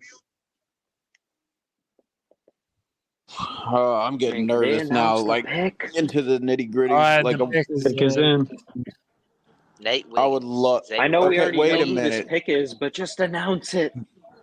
Arizona has the 27th pick. Interesting. Oh, dude, did you see how many picks they have? They have Yeah. a crap ton. And they probably want more. How early y'all gonna get up in the morning? Anybody 4. gonna get up and watch football? I'll be up at probably 7:30. I'll be up at 4 a.m. Yeah, I'll be up at like 7 What- my what is time. sleep? And Gotta get you're up to back. work. What's up? What's up, Anthony? Dude, I was just saying on Twitter, I would not mind trading the up. winner. What? I would not hate trading up for the kid from Alabama. But Terry I mean, and I think, Arnold. yeah, I'm not worried about who we're gonna pick. There's so many guys available. Kool-Aid might fall at this point to us. God damn, I forgot about Kool-Aid. Yeah, He's because good. Kool-Aid's still He a good. is He's good. still That's really gonna be good, hard yeah. to say no to, Cody.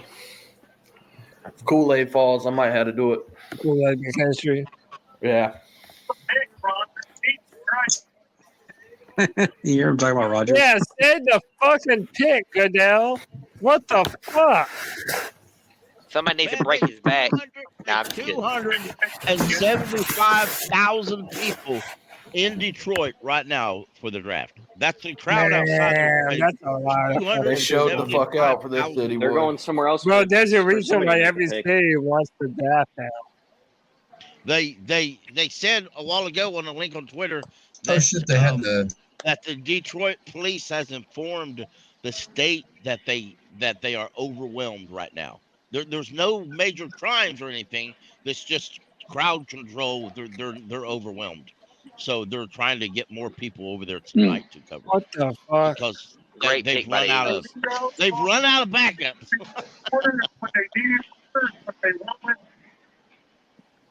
Even though he We're went just to getting Toledo. started, Pickle. Everybody's gonna be going out after. Hey, the draft. I'm just rotating people, Lance. I still got you. All right. Here we go. No spoilers for this this next one. Man, oh man. I hope they don't trade back again. Don't trade back again. Hey, whoever has their Mid-frame. volume on needs to mute the microphone if you're not talking. Your TV is in the background.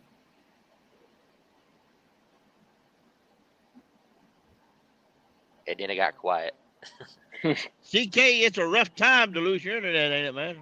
Dude, I'm so frustrated. I can't watch any of it. I'm just sitting here watching you guys tell me who's playing and who's who's getting the pick and what have you. So, CK, was the line? It wasn't buried. The line Somebody wasn't give buried. that man the link. You watch it on his phone. A few years ago here in Detroit. What happened? A lot of people lost internet, and they lost cable TV and everything, right? And we have an outdoor antenna, so we was covered for at least the TV part was. Yeah. So we so mine was there's a my neighbor let his yard get overgrown by about 2 feet, and apparently somehow the cable, the fiber optic cord, was exposed, and so it wasn't installed very well. So when they go and mow the yard, it just chops the cord, and so Been there, CK, twice in 2 weeks. I feel you. Yeah. So I'm irritated. Absolutely. I run over my neighbor's internet cord once because when they run it when the third party company run it, it was sticking up. I didn't see it. Yeah. So I run over it. And I stood there, and granted, we live right across from an electric company. And when the guy come over, I told the guy, I said, he said, well, can't you see it? I said, well, can't you hire people that know how to dig a hole? It's not that hard. It doesn't take a college degree to figure out how to dig a hole. And, who's BTJ? I just saw something pop up saying BTJ. Brian Thomas Jr. Yep, Brian Thomas Jr. is BTJ. Evan, you got your guy you wanted. Whoa. I'm not Don't saying tell it's real until the pick is announced. Yeah, don't tell Pickle. Oh, okay. He was bullshitting. You're not getting him. Y'all got a kicker. I mean, I won't be mad if it is the pick. I just want to see it live. I haven't even looked. I haven't looked online right now. I'm talking to somebody. I haven't even looked. I don't know really. I hope it's Nate Wiggins. He's talking to you guys. One quick point. I'm in Austin, Texas. I'm a diehard Longhorns fan. Be careful wanting these Alabama corners because we roasted them 2 years in a row. Just saying. That's why I want your wide receivers. Yeah, absolutely. I don't want them at all. At this point, they might fall there. Yes, you do, Kev. No, I don't. Hey, who was that? That's a Longhorn fan. Who was that? What's his name? That's me, Lance. Yeah. Okay, Lance. What is the deal with AD Mitchell? Why is he dropping in the draft? I don't know because he's clutch. He's a big game receiver. He does not disappear in clutch moments. I've been to several games in person. My daughter's a high school cheerleader, so we go in.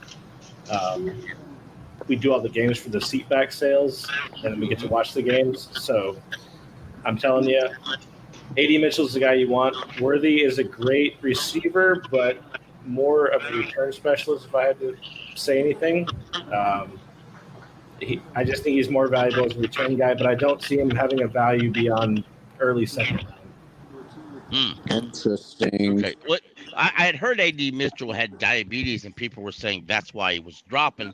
And then I read an article this morning that told me that he's kind of had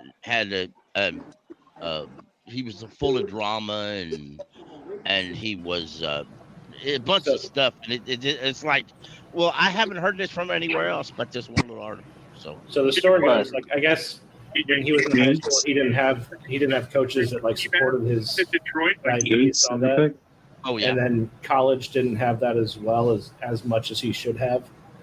Basically, when he's blood sugar's under control and he's healthy, he is a great teammate, great player.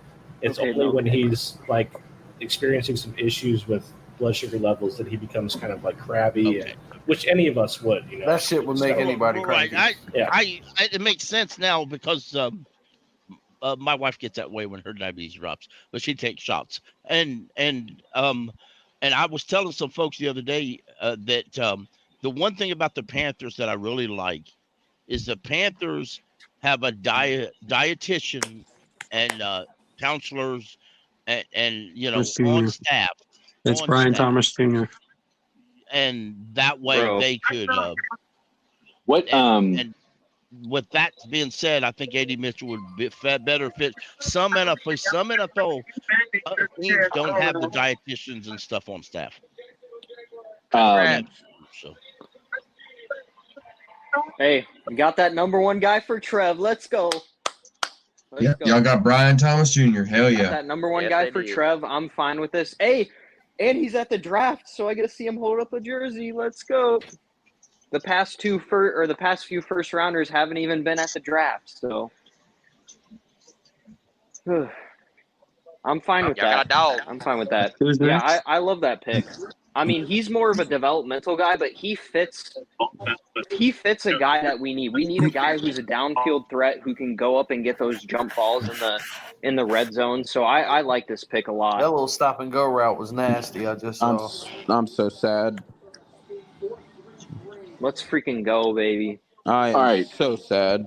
So, in my opinion, right now, this board is falling and it's making 33 and 39 incredibly valuable, right? Incredibly. So, here is my question. Do you guys think there is, I know this seems like it doesn't make a tremendous amount of sense, but when you really think about it, it does. So, what do you guys think about offering the 49ers our 2 second-round picks in return for their number 31 and Brandon Ayuk? Ooh. Sign me up right now. I like sir. that. I'll sign it in blood. I like that too, actually. That sounds good. So we would get Brandon Ayuk And 31. and We get Brandon Ayuk in 31, so we still get 2 players. We get one that's a proven commodity. We get another guy that, will allow us to be able to move up and get him before. I mean, hell, we could get another So wait a wide minute. receiver if we wanted to. So that's really, if you look at Bills, 49ers, and probably Chiefs are getting receivers. I don't know, man. I'm on the mindset though, like Tony was. Like all these defensive players just keep falling, man. Like there's a very good plausibility that we have pick of what kind of position we want, and we could have top choice of like the top player at a defensive position at multiple different positions. Right, but at 33. trading up to 31 and getting Brandon Ayuk opens 31 up to whatever. Oh yeah, player he absolutely, wants. absolutely. Because 33 right now, 33 kind of feels like you have to go wide receiver, right? Or some offensive weapon of some sort. Unless one of these centers fall, and then you're like, maybe we go that route. But if you could mark one of those needs off of the table and have a Brandon Ayuk, and then you have 3 veteran wide receivers on the team between Thielen, Deontay, and Brandon Ayuk, then you can pick a defensive guy. You've got your offense somewhat squared away moving forward, and having the focus being tight end and center couldn't hurt you if you can get one of these top end quarterbacks or linebackers. I would take Ayuk over any of the receivers in the draft, hands down. Could you flip that 31 and get 2 seconds with that, or is that just too much? I think that would be too much. Depending on who's still on the board and who's hungry. Like if New England wanted to move up, because they have the 34th pick, I think. Oh, they're talking about TV's pretty loud. Someone's TV's pretty loud, but yeah, I think about to say somebody just cut their shit up in his nose. I think New England has 34, so it really kind of just depends on whoever is hungry for. Chase Hawkins, I love it, man. Thank you. We're getting really close. This pick right here might determine whether JPJ falls or not. If they don't take him here, there's a very good chance he might fall to us at 33. All right, guys. Thanks for tuning in to the C3 Panthers annual live draft party, C3 Panthers podcast party. Guys, I've had people are coming in and out. It's a party here at my house right now. Look, but at least put your face in the mirror. Look, people are already showing up here. They're excited. Guys, what has happened in the last 6 picks that has affected the Carolina Panthers draft? Everything. Okay. All right. I mean, one wide receiver. Hold on. How many receivers? Just one, right? Just one in the last, yeah. Just one receiver, offensive lineman, corner, and now Dallas might take a center, but we'll see. Question for everybody though: if the way it's currently lining up in the board, what if some of these guys fall, including the defensive stars? And you remember Canales said that that they have certain players rated higher than other players because they fit their scheme better. What if he still takes, hypothetically, say, Leggett, while some of this other defenses and offensive talent that fans think is better are still on the board? He's a genius. He's a better have a plan genius. for an incredible amount of usage to me, pick. He's a genius. No, with all these receivers falling, that would kind of hurt my feelings. That's I would cheer and laugh at understand Cody. I would understand why there would be some skepticism, but I would try to. I would probably be all right with it if it worked. Yeah, CK, go ahead. No, I was gonna talk to Tony, but he took his headphones off. Oh, well, so.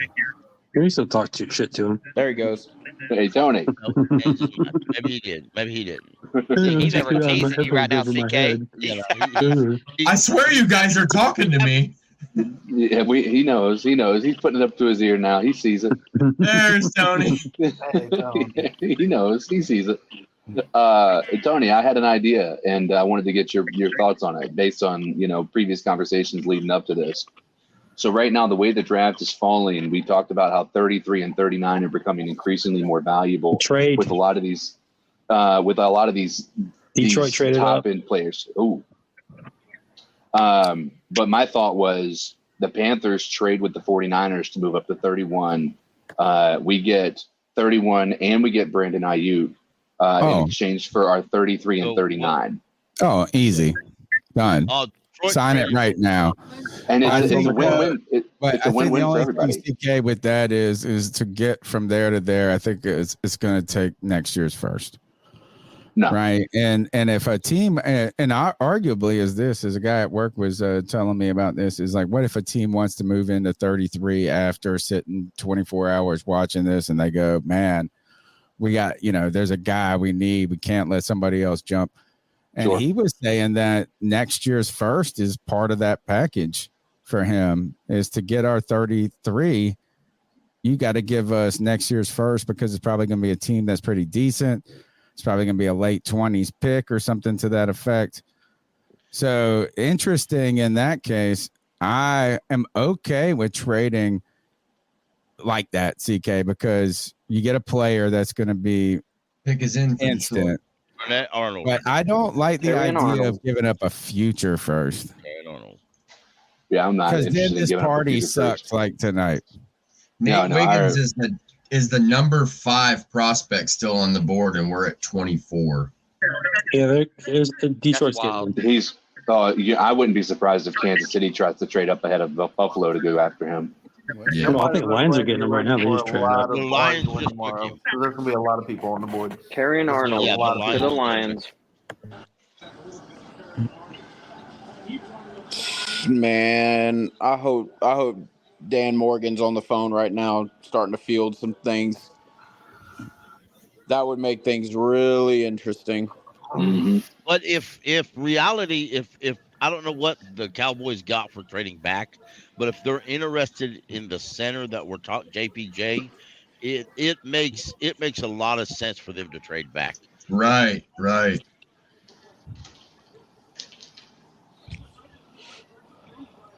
The Cowboys trade details are they trade the 24th and a 7th rounder in 2025 to the Lions for 29 and the 73rd overall pick. That's a weak trade up. Hey guys, can you hear a lot of background noise from y'all's mics now? The way I got my speaker set up. Say something. I can't hear it. I don't hear any background noise. Okay, good, because the people that are sitting here at my house want to listen to the show. I had it going through my headphones. Nah, have at it, man. That sounds good. So All right, I have an no, off it wasn't the wall anybody. question. They wanted to hear you see Kyle. Here I am. Dude, I already don't had wanna hear somebody Kevin. message me and say, "Oh, he's cute." Oh shit. Nah, we ain't doing that. Yeah, bruh. What she said? All right. It just got Sound like awkward she for said Kyle. you are He don't I swear, man. Yeah, it is. Hang on. I might be single, but I don't know about all this. Oh, don't worry, it's not gonna get Don't weird. be I don't scared. like Don't be her. I scared, like Kyle. you. It's easy. Don't be scared. I don't like him either. They're putting 200 bowls over there at Tony's place. Wow. The lacquer was He's that a back, bowl Tony. with Tony's God place. sakes. Party's at Tony's That's place. a party y'all. over there. Sibling love. No, We only have- How long would it take y'all to get to Tony's house? I'd take to Greenville from Make our, Wilmington to make Greenville. our would be like stream 4 hours. slap and show your boobs, right? Where was my invite, Tony? So question for everybody. All right. What do you got? How would you feel taking the best running back in the draft that only has one injury history from Texas, Jonathan Brooks, at 39? No. I'm not taking a running back. I don't want to take a running back in the second at all. Yeah, not in the second. Not in the second. I'll take one in the third, but I'm not going to take one in the second. I'll go on. I don't know. We only have one pick in the third. I wouldn't take him to the fourth. You better use his ass if you're going to do that shit. If I'm going to be on board with that. You Is wouldn't he gonna be take able to Jonathan take Brooks in the 15, fourth, 20 carries Kyle? a damn game. Hey, what round are you talking about? Not third. He want Kyle wants fourth. If Dan Canals, we only have 3 picks. We have 3 picks: 33, 39, and 65. Those have to be starters. Want to give him 20 carries a game? I'm okay with giving him the pick right there. But if you're not going to give him the ball at least 20 times, no. And I don't think they will, so that's not going to be a good pick. Well, he's a run heavy coach. I think He they is a would. run heavy coach. I mean, he's a run heavy coach, but we have 6 running backs on the roster right now. I mean, none of them are worth a shit either. None of them are worth a shit, and I agree with you. But I mean, does that pick at 65 make him a starter over Chuba and Sanders? At 39? Two starting cornerback wait, no, the Lions have taken Terrion two Arnold. cornerbacks in a row. Terrion Arnold. Two cornerbacks if we're in a row talking from running Alabama back, 2 years if in a row. What did the Lions pick? Just their pick is in. Where did they get? They took Terrion Arnold. Where does he come from? What does he do? He's from Alabama. Oh, okay. What if position? we're talking running back, I don't know how Corner. you feel about it, but Oh, Braylon Allen, we need a body mover, like a guy that can move the pile, in my opinion. That's why I said 4th round, because I like Not Trey early, but Benson I in the really 4th do hope we round. draft one. Yeah, I like want if a we're running talking back. If he fourth makes it round, there. like Trey Benson's a good one. Braylon Allen is another. We just need a guy that can get that 3rd and 1 because we don't have a guy under center Brooks. that can do that. So I think is way better than either one of them. We don't have too many running backs that are over 200 pounds, honestly. exactly. So and we have we don't have a 6'5", 250 quarterback. So yes, I do think having a big bodied running back is probably a smart move, in my opinion. And and they tried that shit last year, but they did it with undrafted free agent Cameron Peoples, who was from Appalachian State. So, if they had a big bruiser running back last year that wasn't an undrafted free agent, he probably would have cracked the roster. But does, But does a big bruising running back fit Dave Canales' system? I mean, a third and one is 3rd and 1. Fucking guards we got up front. Why not? But the Bucks didn't have any problems at 3rd and 1. Who'd they use? Well, yeah, but they had a shit running game. All right, so who do we got left going ahead in the draft? Is we've got the Bucks on the clock, right? No, So we've the got Green Bay on the clock right in. now, followed by Tampa Bay and Arizona. Yeah, so the pick is in who for the out of Packers. this group affects us the most? We're talking Maybe Arizona. Tampa. I mean, obviously Tampa because of the division, right? But then you get Buffalo. Buffalo's going to be looking. They're going to be hungry for a receiver. Dallas might not be like there's probably 3 receivers that could go right now. You could get I wouldn't be the surprised Bills if Dallas taking is a one. You receiver could get with a Cowboys trade back. taking one, and you could have the 49ers or the Chiefs taking one. Both of them. Didn't Green Bay lose their star lineman though? So maybe they go lineman here. They might go lineman, or they might reach and do like a Lad McConkey. I don't think they go green. I don't think they go wide receiver. I don't. I think they go. They've recently switched to a 4-3 defense. A lot of people don't know that. So it's almost too early for them to go linebacker because they don't really have good depth at the stop. The linebackers that fit a 4-3. I think it was like Bakhtari or something was his name. Bakhtiari, Bakhtiari or whatever. I think he was their tackle, but I'd be surprised if they didn't pick a lineman. I mean, because that was their huge move off their roster this year. They don't. Yeah, they don't have a very long history of drafting wide receivers in the first round, so I could see them still maintaining the same path that they had. They had some production out of those guys. It just kind of fell off of a cliff halfway through the season. But I think, I could. You're not wrong. I think that they could go, lineman here because Bakhtiari, granted he's been there. He has actually been injured for like 3 years, so he hasn't actually been a part of that team for that long. So and we signed our backup, right? Did we sign our backup tackle for the pack? Yes, we did. Yeah, Yoshi Nijman or whatever his name was. He was the backup. Taylor Guyton and Barton still on the board. Graham Barton from Duke. And Jordan Morgan from Arizona gets a lot of attention. He's a tackle, but he's got like short arms per se. So we brought him in too, Jordan Morgan. A lot of people were talking about Patrick Paul rising up boards as well. Yeah, we brought him in too. If Carolina trades up, it would probably be that Arizona 27th pick. If we do, I feel like that would be the pick Carolina will try to trade up for. The pick is in, y'all. I don't want to ruin it, but I think I know who we're going to draft. The Packers are taking Arizona offensive tackle Jordan Morgan. Let's go. Okay. All right, guys. Tell me what the status is, how much time there is. I've got the Carolina Panthers scratch-off ticket ready, guys.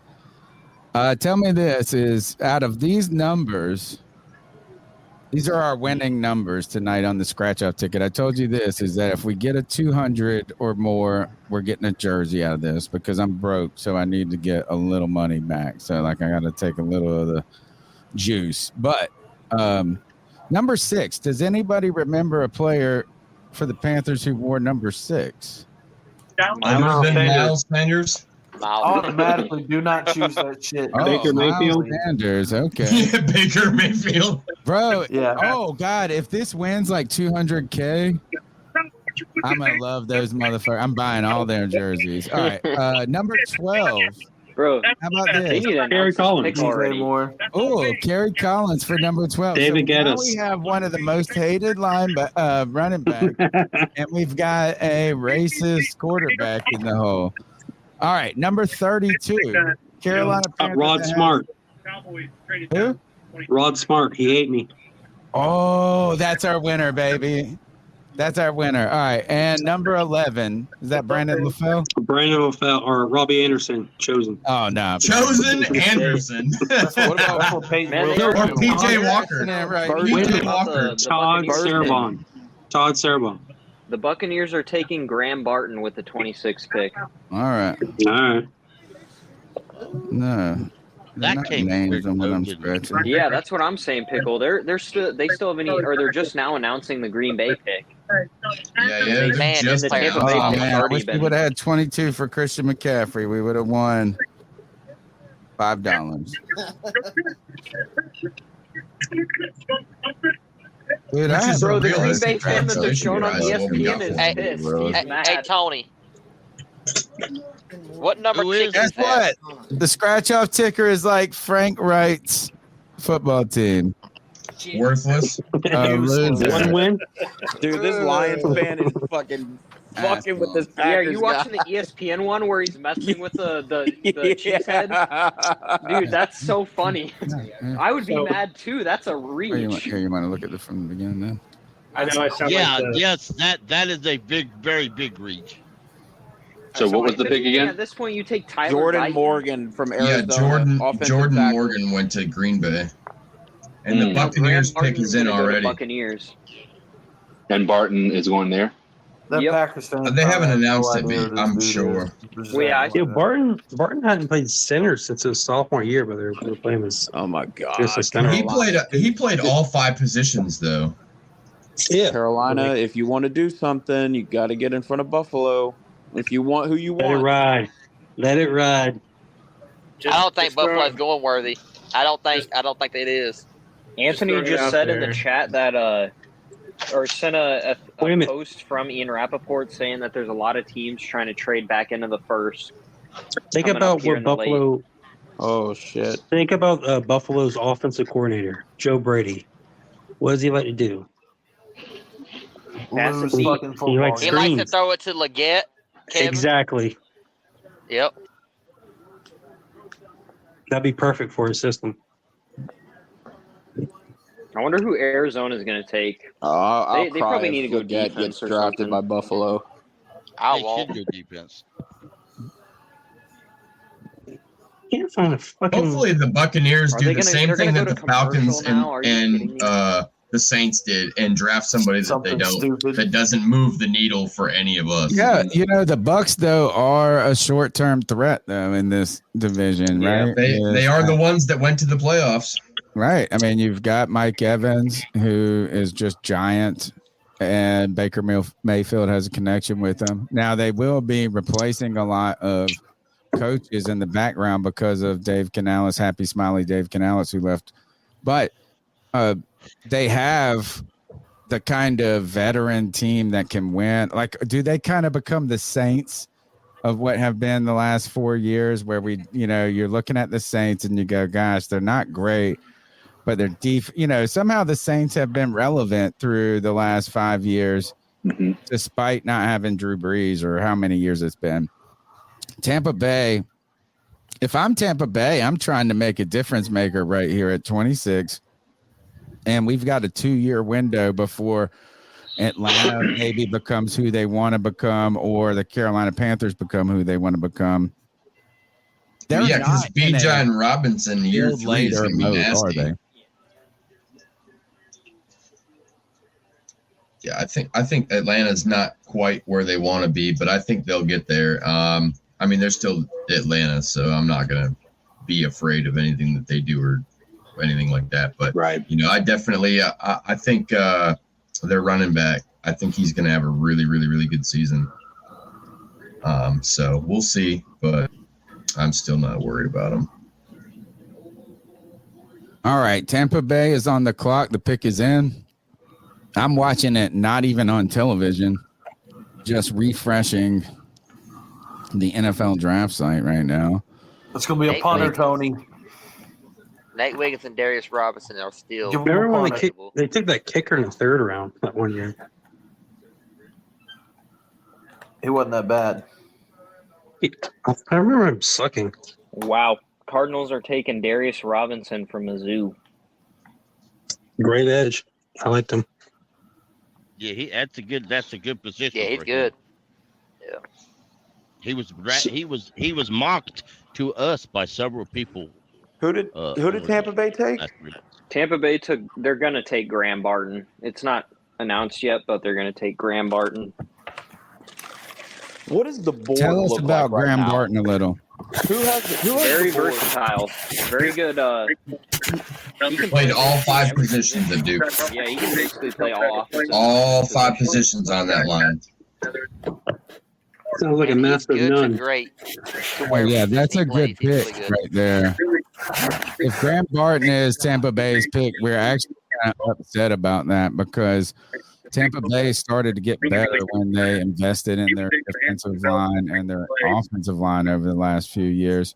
You got Vita, you know what I'm saying? You've had some other guys you had last year. They shuffled their entire offensive line. You know they needed help there, but you hate to see them. Look, and kudos to them for getting a good player at 26, right? That if he's versatile like that, you can put him where you want, and nothing hurts when you add to the offensive line, right? I mean, there's nothing ever bad with that type of move. I don't know. Pick up the pace in this draft. With all this defensive talent on the board, how would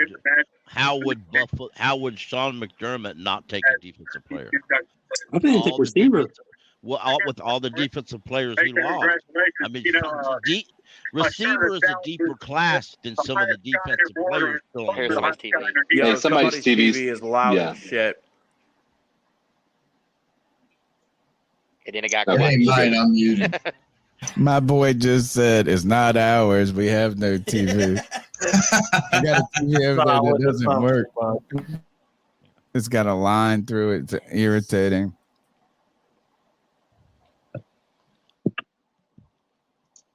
All right, Bucks, here we go. I'm just excited to see who we got available at 33, y'all. Man, I really want JPJ. JPJ's almost there. 5 or 6 more picks. Nate Wiggins is almost there. Xavier Worthy's almost there. Bro, yeah. I hope Nate Wiggins Adonai gets picked Mitchell's right almost there. Bro, I hope maybe we should trade up to number 33, Kev, just because of that. I'm not repeating it. I'm Graham Barton. Yo, Cooper DeJean is still there. Just saying. It wouldn't shock me. It wouldn't shock me for Worthy to go to in Kansas. Is the white boy still available? Yep. Yeah, Cooper that's what Cooper. He said a Who white said it's the white boy still available? Good He's still shit, there. Kevin. You know the safety? Yeah, he plays corner too. But he'd be better off in a safety. Hey guys, thanks again for tuning in to the C3 Panthers podcast 11th NFL live draft party. We've been watching the picks go by. Even though we don't have a selection, we are still learning a lot about this draft. Big shout out to Ken Blakely, super generous tonight. Thank you very much, Ken. He wrote this: if Joe Brady gets to pick Leggett, I feel like this will be his way to say, up yours, Carolina. What do you think? Could Joe Brady be ready to upset the Carolina Panthers draft crush? And was the Leggett news smoke? I feel like it was a little too heavy and too thick. But what do you guys think about Ken's comment? I think he fits Joe Brady's system perfectly. I just think he's a reach at. I think he's a reach there. I understand the concept that you take him. Bill's trading. Kevin's right. He fits it real good. Who are the Bills trading? With the amount of talent, even I don't know. Watch me, Carolina. Wide receivers are legit because there's a lot more talent. Yeah, but that talent doesn't matter if it doesn't fit your system. Right. Trayvon Newton's still on the board there's too. so many Holy cow. needs. Buffalo's got more needs than we got. They cut a lot of people. They lost both their Cardinals receivers, pick though. Darius Robinson. You're Cardinals right. I'm go not saying Darius they won't Robinson. take a receiver. I just don't think it's Leggett. I don't think they're going to. I think they're definitely taking a receiver because they can't do that with Josh Allen. I'm fine to take a receiver. I'm not saying they won't take a receiver. I just don't think it's Robinson.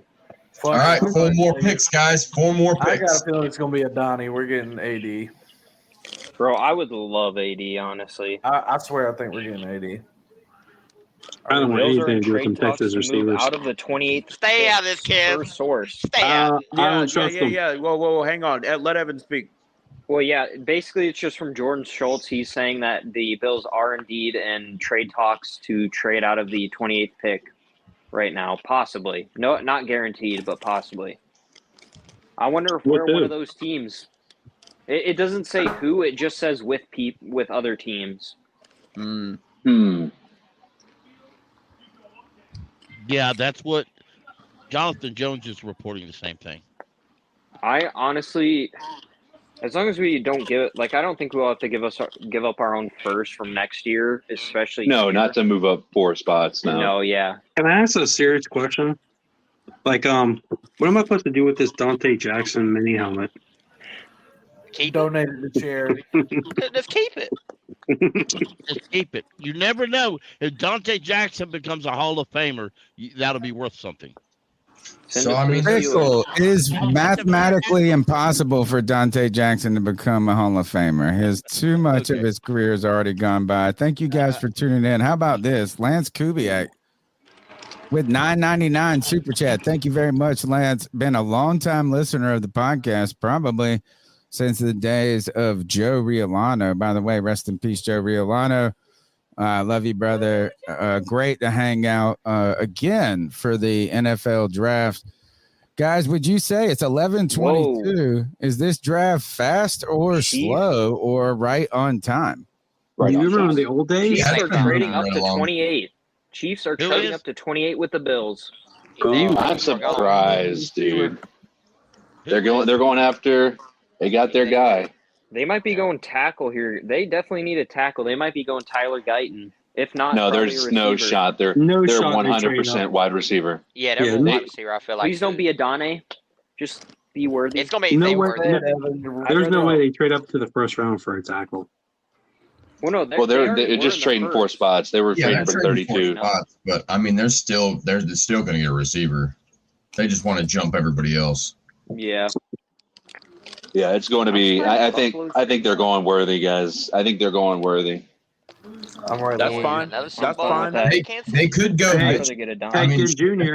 A couple of They them. can have Ted Ginn Jr. That's not Ted Ginn Jr. Kev. No, you can't. No. He had drops, man. He dropped so many balls. Dude, all the wide receivers have drops, though. He's fast and he drops balls. That's Ted Ginn. They better not be going to commercial again. All right. I swear. Who with no camera? Actually, Ant, you're coming in no camera. Anybody need a 5-minute break or anything? Hit me in the private chat. Ant's trying to cycle back through. You can take me out, Tony. Just bring it back if you can. I need a 5-minute drink. Hey, I mean, that's where we're all at these days. Hey, the fact that we're still awake at this point means Tony has kept it together. All right, you're here. Let's get Ant in here. I'm going to put. What do you think? What is the compensation for this trade? So, okay, so real Buffalo quick, just traded watched- to KC. Did you Right. All right. Yeah. Ant was dying to get into the podcast. Not dying. He messaged and he said, Tony, pay attention because Xavier Worthy to I'm the so Chiefs. spoiled by Cody Lack this year. Ant, what you got for us on this draft so far? No, the Chiefs just took. Oh my God! Xavier Worthy.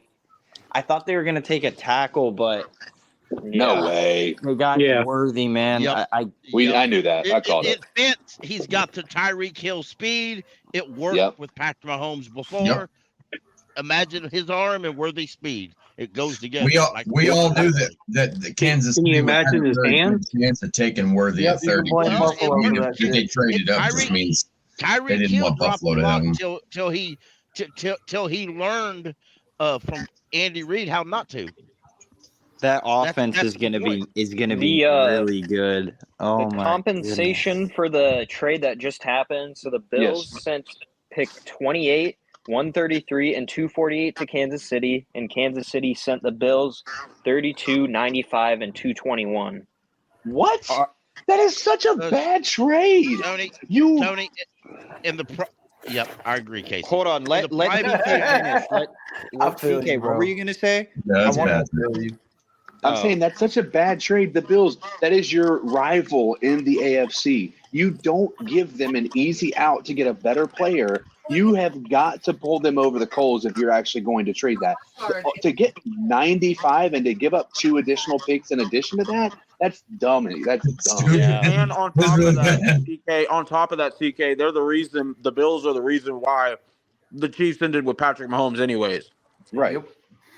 Pickle, what did you have for me? That was so Just Lance in the private chat said that Worthy is Ted Ginn Jr. as someone who has watched every game Worthy's played in. Okay, so my question for Lance is this, and Lance is in the panel, so he can answer it right away. Is when Ted Ginn Jr., where he was incredible, was in special teams in college and the pros was his. So he was a standout on special teams. He would have like a touchdown, a punt return, and then he would have another big catch. So it looked like an all-around player. I used to hate Ted Ginn Jr. I do thank Ted Ginn Jr. for being like the 4th best receiver in Carolina Panther history, despite me not liking him, despite him having stone hands. Do you think Worthy is the Ginn comparison, or is it John Ross? It's neither. His routes Hold on. more... Let's go to Lance first, Anthony. Oh, sorry. I didn't know Lance was in here. Go ahead, Lance. So Worthy is better than Ted Ginn. He is better all around. He is not as good at special teams as Ted Ginn. If you look back at his games, he had several drops on punts, several drops on kickoffs. When he can field it and actually return it, he is great. I'll send you guys a video later of when I was at the game and he ran it back like 90-something yards for a touchdown. It was great. However, there's he had drops in the worst moments possible. I mean, to win a game. That is Ted Ginn. That is Ted Ginn. Stone hands Ted Ginn. You know, when Ted Ginn came to Carolina, I was in the stands in week 1 or 2. It was early in the season. It was his first season there in that 2013 maybe season. I think he came, and then he was here for a year, and then he left and came back. And there was a Dolphins fan in the stands right beside. We may have actually been playing the Dolphins, or else he was just weird wearing a Dolphins jersey to a game that neither team was playing.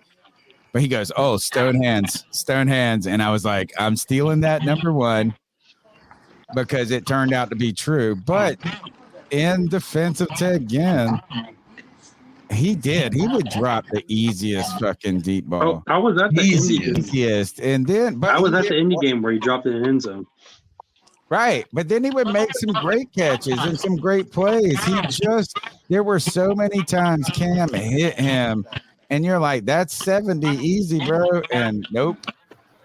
Right. I totally agree with you, Tony. It was hit or miss. Either he was going to go for a good play, or you were going to look at him like, are you really an NFL receiver? The fuck? Strangely, he was bad at catching the deep ball.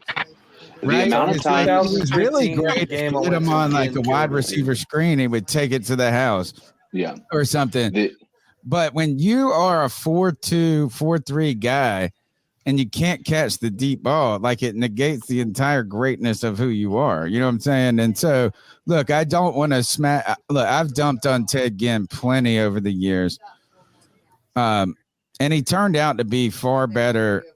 I mean, I would say this is that I think Ted Ginn did more for the Carolina Panthers than Kelvin Benjamin did. Yes, I think Ted Ginn did more for the Carolina Panthers than Devin Funchess did. You know what's insane? Like right now, the Kansas City wide receivers, they all have trouble catching the ball. Like Tooney, Worthy, like nobody can catch a damn ball. Yeah, Kadarius has problems catching balls, man. Mm-hmm. All right, tell us somebody the pick is in for the Kansas City Chiefs. I don't know why I put my headphones on because I have it playing through my speakers, but the Kansas City Chiefs traded up with the Buffalo Bills. The Bills moved down to 32.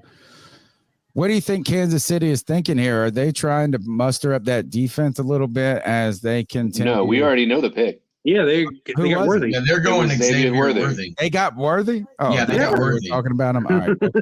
Yeah. Welcome to the show, Tony. All right. Dallas is on the clock. See, I'm on the website. I feel like I should be ahead. Just looking at the names, not even the actual broadcast. Dallas is on the clock. Anybody got any sense of what Dallas wants or needs here? I think they might go wide receiver. Center or corner. I'm with CK wide receiver. I think they take Jackson Powers Johnson. Jackson Powers Johnson, probably right. Or DPA. Yeah. I could see that, but I'm the reason I think that they might go wide receiver here Cowboys. is they're on the verge of a CeeDee Lamb extension, needing to worry about paying him.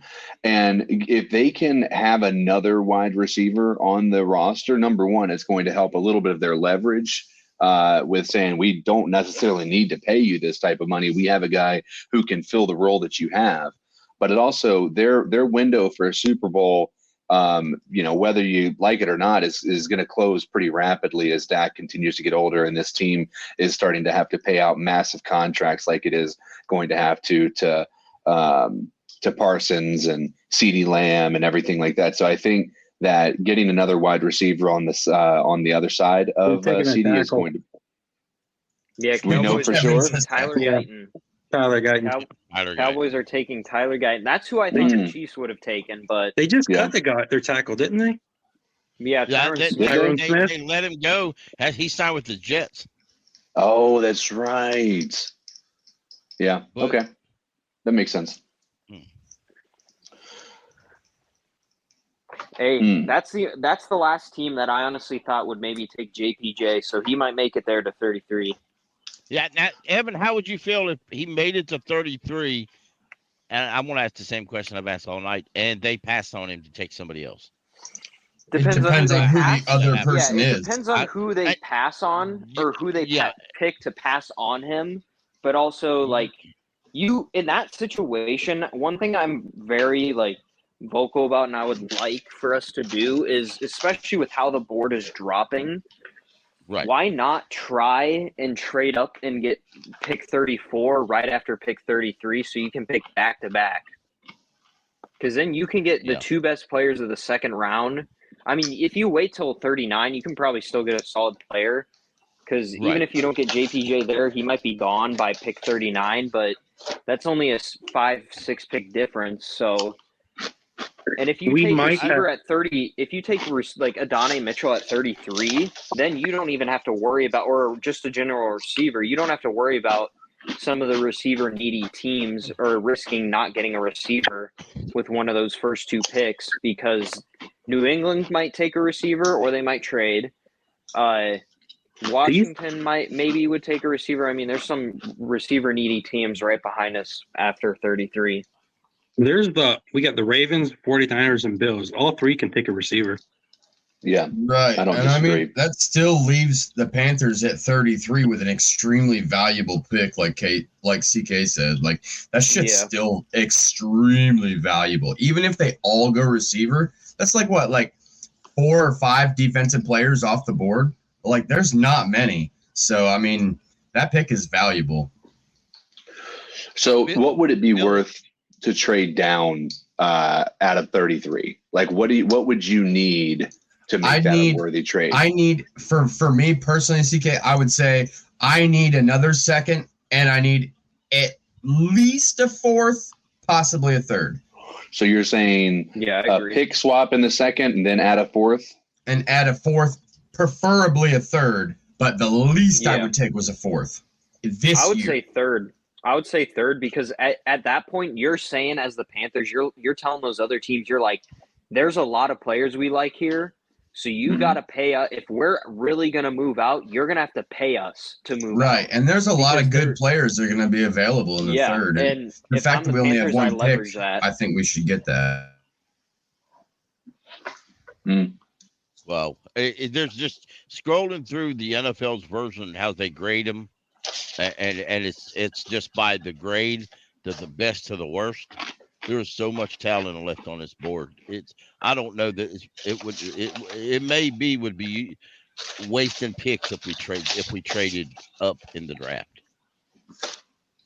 I mean, an AFC GM texted a reporter, "Fuck me, it's over for the league," with Xavier Worley going to the Chiefs. I could honestly,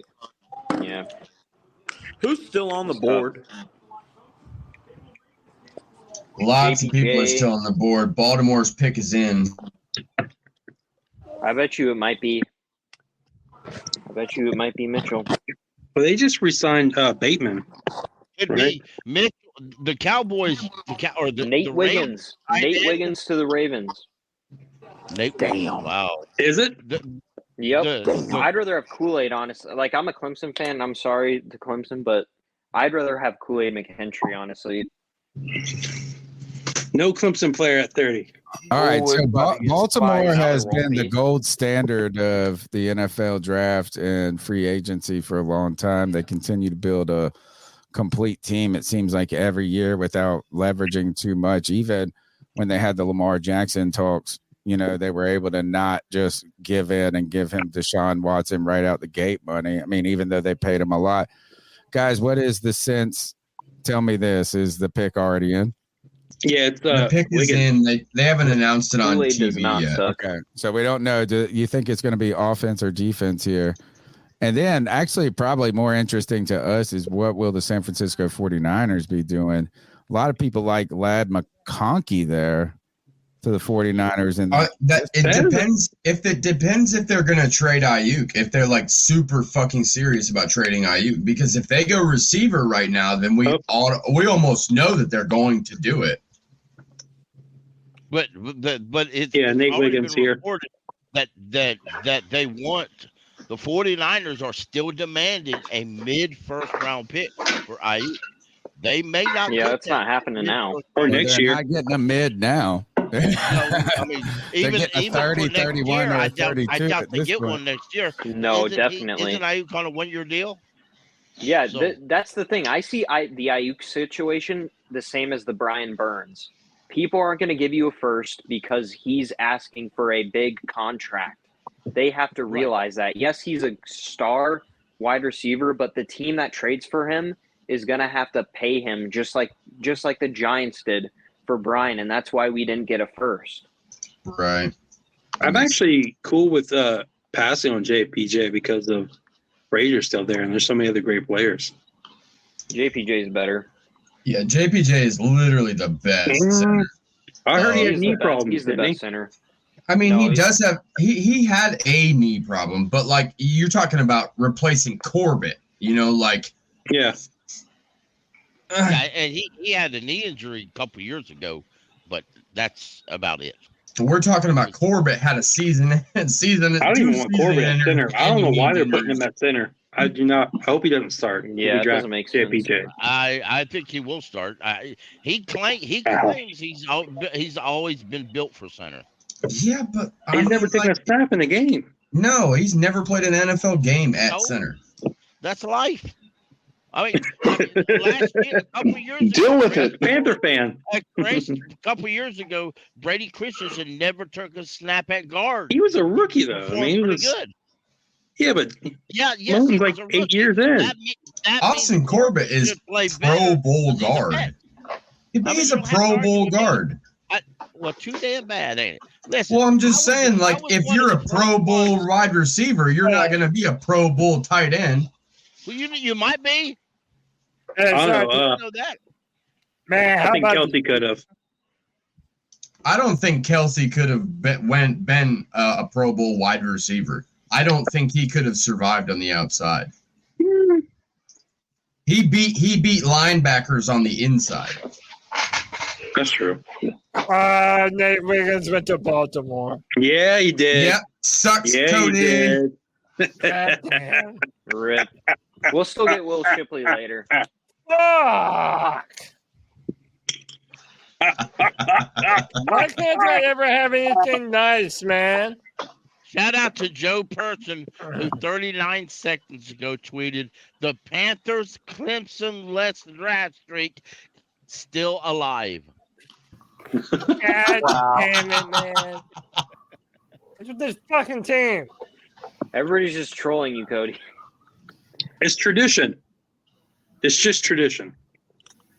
It's nothing personal. You know, I wanted to happen too. Hey man, give it right, but I'm not. Cody. Give it right back to me tomorrow when Peyton Wilson goes to some other team. Well, that's Oh what gosh, I'm going Give nuts. it right back. It's okay.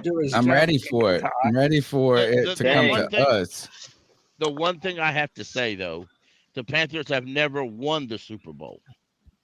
What if we actually drafted Clemson player It's not gonna and we happen. win the Super Bowl? It's not gonna happen. Because you know your ass is never It's going to gonna happen win. eventually. Well, we've drafted. There's South no way you Carolina go players. in like That damn sure 75 ain't years of helping. existence without drafting from Clemson. We just They went just 29. produced I two think good we're about to go players. 29 years. Well, this is our 30th season, so Is it? I thought, yeah. 30 years. Hey, it's a record number. Well, hi, him. All right, who's San Fran picking? They're still on the clock. I don't know. They could Too go many receivers. commercials. They could go. Shit, they could go a lot of different places. So is still available? Who else is on? Lad Kool-Aid McConkey, McKinstry. Kool-Aid. You still have your center. That's the many JPJ. consider the number one. Yep. Yeah, JPJ. You still obviously have the linebackers. There hasn't been a crazy run on linebackers either. So I haven't seen a single one. I think there was one earlier. Oh shit! I don't think there has been. I've seen edge, but I have not seen uh, interior linebacker. Is there an edge that would consider themselves a linebacker, depending upon the maybe Jared like, sort of Hurst. like? Okay, I'm seeing maybe the that's board what I right was now. thinking about. I don't see any. I think all the linebackers are still there. All the besides Brock Bowers, all the tight ends are still there. The white boy's still there. Yeah. All the centers are still there. Cooper! Fucking Cooper. He's still there. Goddamn Cooper. Not Cooper DeJean. Yeah, I would rather not waste the 33rd pick on a safety. Yeah. He's corner. He's not a safety. He's a safety. He don't play man coverage good enough to be a true corner. And it's the same difference. Yeah, listen, we just went through all this bullshit with Jeremy Chin. Just because he looks like a corner, just because he sounds like a corner, just because he pretends he's a corner, don't mean he is. Well, I think He's not a corner, I do think in the NFL that the tweener player, it becomes problematic, right? And the tweener player in college is super beneficial because you can do a lot of things with him, and he's more athletic than the half of the opponents. Gene's going to the 49ers anyway. Once we went to the once we abandoned the 4-3 and went to the 3-4, Jeremy Chin became super irrelevant. Yeah, they didn't ever commit him to anything. That was the thing is, it's not even only schematic. It's just like because you never wanted him to be one thing, then he couldn't be anything. And they probably should have beefed up Jeremy Chin, and he would have been a linebacker for us. Right. I think would have been the great position for him to go into. But they and Ejiro Evero had no attachment to him. Right. I mean, he said this. It's like he was like, I don't give a fuck if you were almost defensive player, the rookie of the year. Don't care about that. Nope. And I want to remind Panther fans this is that Jeremy Chin had an incredible, arguably, he should have gotten the defensive rookie of the year over Chase Young. 100%. Pearsall. But his second year wasn't bad. It just wasn't like Ricky he just Pearsall. went back a few tackles, right? It didn't have a touchdown. So I think it's unfair when you the Florida receiver Christian McCaffrey got you 1,000 and 1,000, but then next year he got you 900, and you're like, oh, we're no fucking way. Yep, the Florida receiver. They're gonna go Ricky Pearsall. I swore I saw. That's a Kyle Shanahan I was looking draft. for it, Pickle, but I didn't see it. And then I got a notification from Jordan Schultz that they're going Ricky Pearsall. That's a Kyle Shanahan draft. What the hell is happening in this draft, too? This is wild. This is wild shit. That's it. Players are going way earlier than you think. I know a lot of people love Ricky Pearsall, and I watched tape on him, and he looked good. The Bills are trading back again. I don't know that he's first round good. The Bills are trading back in? Yeah, they're trading back again. It doesn't say who with, but they're doing it again from Jordan Schultz. They're doing it with Cincinnati. They're doing good moves for Brandon. They're doing it. To be honest, it's because they've been baited into we're one piece away for a minute, and they were right. I think last year they were one piece away. We saw that window to win it now was there, and that's why they've now jettisoned Stephon Diggs. Now it's time to build around Josh Allen for the long term. That's crazy. I hate this for the Buffalo Bills right here because they've got to replace a lot of aging players, right? And so they need 2 or 3 guys rather than 1 or 2 guys. What if could have been? I know everybody woulda, shoulda, coulda. We like Dave Gettleman still while Brandon Beane was going on to things, but I feel like Brandon The Beane Panthers are trading up. The Panthers are trading up with the Bills. The Panthers are trading up one to pick. one. No, he's not been a one-note GM. He went out. Tony, what? Tony, what? Let's fucking go. The Panthers are trading up. Do not say the Panthers are trading up. They are. They're trading the Panthers are trading up. They're moving up. Or 33 to 32. No, Let me get my Panthers cap on. No. Why would you move up one spot? Because they know the Buffalo Bills are taking a wide receiver. I got a sniff of somebody that's going to go. No. Who is it? No. Who's it going to be, guys? No spoilers. No spoilers. No, we're not spoiling it. I'm just saying, nobody say it before it's announced. No, for sure. I'm saying, who's it going to be? Oh, yeah. AD Mitchell, JPJ. By the way, Mitchell, baby, I called it. Let's get it. By the way, this is what I was talking about, trading into the first round just to get that fifth-year option on whoever you're getting. That's why you trade up one spot. I agree. That's why you Getting trade that up one fifth-year spot. option. I completely agree with that. It's very useful. Yeah, Look but at them what in that does it draft room. cost? It looks so clean this year. And we all sat here and we was like, nah, man, we don't need to watch that first round. It don't matter. Cody, do we want it spoiled? This is your fault, asshole. I told you, you have to be prepared for it. Who's got the last 141 string? and 200 to move back? We traded up one spot. We traded up one spot, and the Bills got 141 for 200. That's So we're still on the clock. Why did you trade up one spot? We gave 3 picks to move up one spot. Yeah, but those are picks people who aren't even going to start anyway. It's 141. I want to know what we gave up. One pick. 140. We just traded 141 for 200. It's not a big deal. We just traded up for one spot though. Right. So you can get the 5th-year option, and you get you're getting the wide receiver of your choice. Bro, no one's saying tons of receivers out there. So we're going to trade up one spot. That means they have somebody that they believe in. Now, I'll be a bit disappointed if this is Leggett, to be honest with you. Yeah, this can't be Leggett. If this is Leggett, I'll be like, I love Leggett, but this has got to be, if it's a receiver, it's got to be AD Mitchell. It's got to be AD Mitchell. Or JPJ. Boy, here we I go. mean, I wouldn't mind I don't JPJ. think it's an eye on AD Mitchell. I got the breaking news.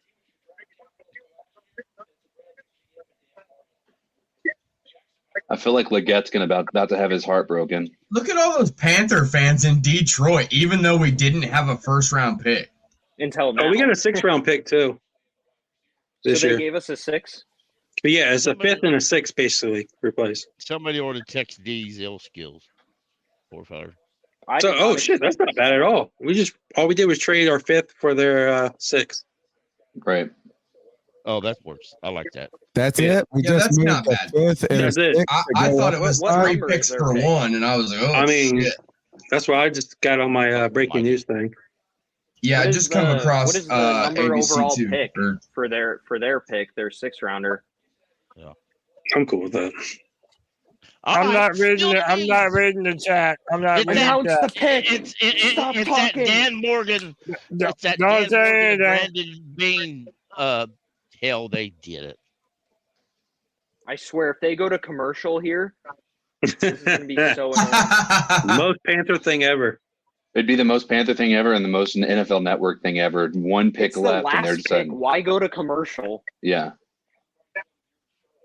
Because they always go to commercial when the Panthers pick. I swear they do. That's as much of a history as not taking a Clemson player. Tradition. So, hey, boys, are we doing this for the 5th-year option? I think so. Most likely. I hope that's not the reason, really. It has It's to be. gotta be. gotta be. It's gotta be the reason. I mean, we move up if one he turns spot? out to be great, then you sign him in the 4th year. Give him Oh, a you bag. guys are going to be so pissed off. Don't say anything. Which guys? Cody, are you drunk? I am. He said no. Yeah, you're Not yet. always drunk. That's because you're related to me. But Cheers. cheers No, to I'm you. not drunk. Okay. I was just gonna say. All right, They're I'm gonna talking read too the much. pick. And I'm going to read the pick so nobody on this panel shout it out. As Yeah, soon mute- as I mute your know TVs. it, I'll Mute read it your out. TV so I just got a nobody gets text from my spoiled. buddy. Don't say a fucking thing. He texted me at 11:50. We both got to work in the morning. Why are you texting me? I'm not working in the morning. Fuck it. I almost want to take tomorrow I took a off, vacation honestly. day tomorrow. Oh, here it is. Well, You fucking got him, dude. Don't You- say anything. Don't say anything. What's up, baby? Right. Evan, you're going to be mad. Bro, what are we doing? What are we doing? You see that? But the 32nd pick, We get Carolina Panthers select Xavier Legette. No! Why the fuck did he get picked over Mitchell? That's bullshit. Hey, I'm not upset with it. I do think I feel better about it than the Adonai Mitchell thing. But gosh, where there's smoke, there is fire. I really think Mitchell dropped as far as he did XL. because of his attitude. Mm. In today's day and age, that's a meaning. I'm fine with it. Years ago, I had dreams like this. Shrugged off. I dreamed this up a year ago. Bro, if nothing else,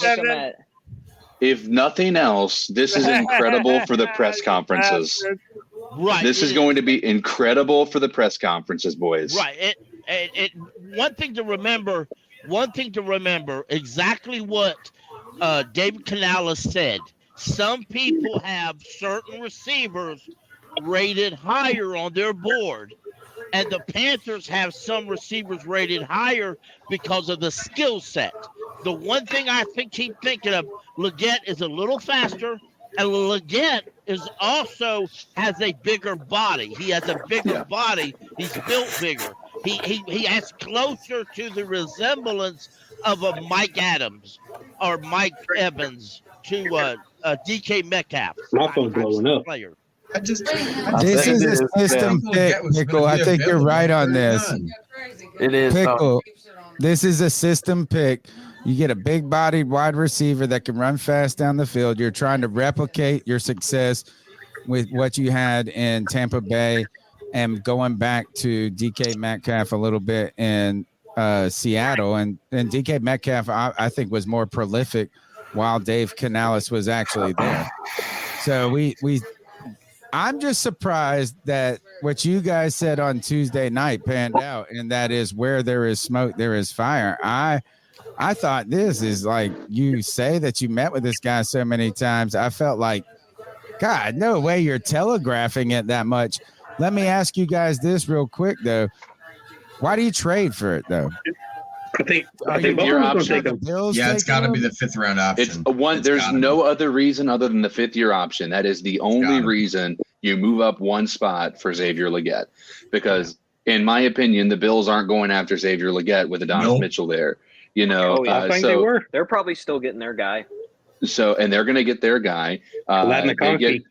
They get a small move up to the 5th round. It's perfect. I think this worked out for the Panthers because of that 5th year option. I don't think people are giving that enough credit. Trade value? Are you guys really saying that you only had to go a 5th for a 6th to move up one pick? Yes. I mean, and our 33. And our 33. Right. But I mean, you still get your pick at 30. I mean, you get a new pick. Well, Tony, you got to keep in mind our 5th is way higher than their 6th. So I mean, we probably dropped down if I had to guess 45 spots. All right. So you said that. Okay. I think we have two 5ths. You guys are right when you say this is the 5th round option has to be the reason. Do you think there was a team potentially they were worried about though? We picked next after the Bills. Right. I mean, is that where they? I mean, somebody traded. Another team trading. What pick did we give up? The 5th pick. Which one? And we got gave 6 up back. 142 and 200 for pick 32. I only saw one pick. Yeah, it's only one pick. It was just one pick. Yeah, 141 or 142. 142 was the Tennessee Titans pick. We still got 141. And we got, what pick was it? A 6th rounder. Yeah, 6th round. So what do we think as far as? Do you think this happened? We got 200. Buffalo owned the 200. I still think we might trade Adam Thielen. I don't think Adam Thielen's going anywhere. But the question I have is, how far does Legette drop? Not Legette. How far does AD drop? Does AD make it to 39? Does he get? I think he does. Bills? I think Buffalo's going to take him real bad. Oh, I don't think Buffalo's going after AD. I think it's Lab McConkey. 39, I'd take his ass too, and I'd get laughed at for it, but I would. But the question is, there's a lot of, and I brought this up on Spaces, guys. Remember what I said yesterday and today. If a guy likely gets there and they pick him over a guy that we all want, like a center, and they did, and how would you handle this? Because it is what it is. Scheme fits. I've always been taught you take the talent and you make them work. Apparently, in today's NFL, the schemes are literally everything. A player has to be a scheme fit for a team to work. Well, Pickle, you're right about this. Go ahead, Tony. I was just gonna say you're right about is that, and ideally you want to take players and build to their skill sets, in which every coach tells us they're always going to do. But there is something to the idea that big, fast, strong, badass motherfuckers are the guys that fit all schemes. Right.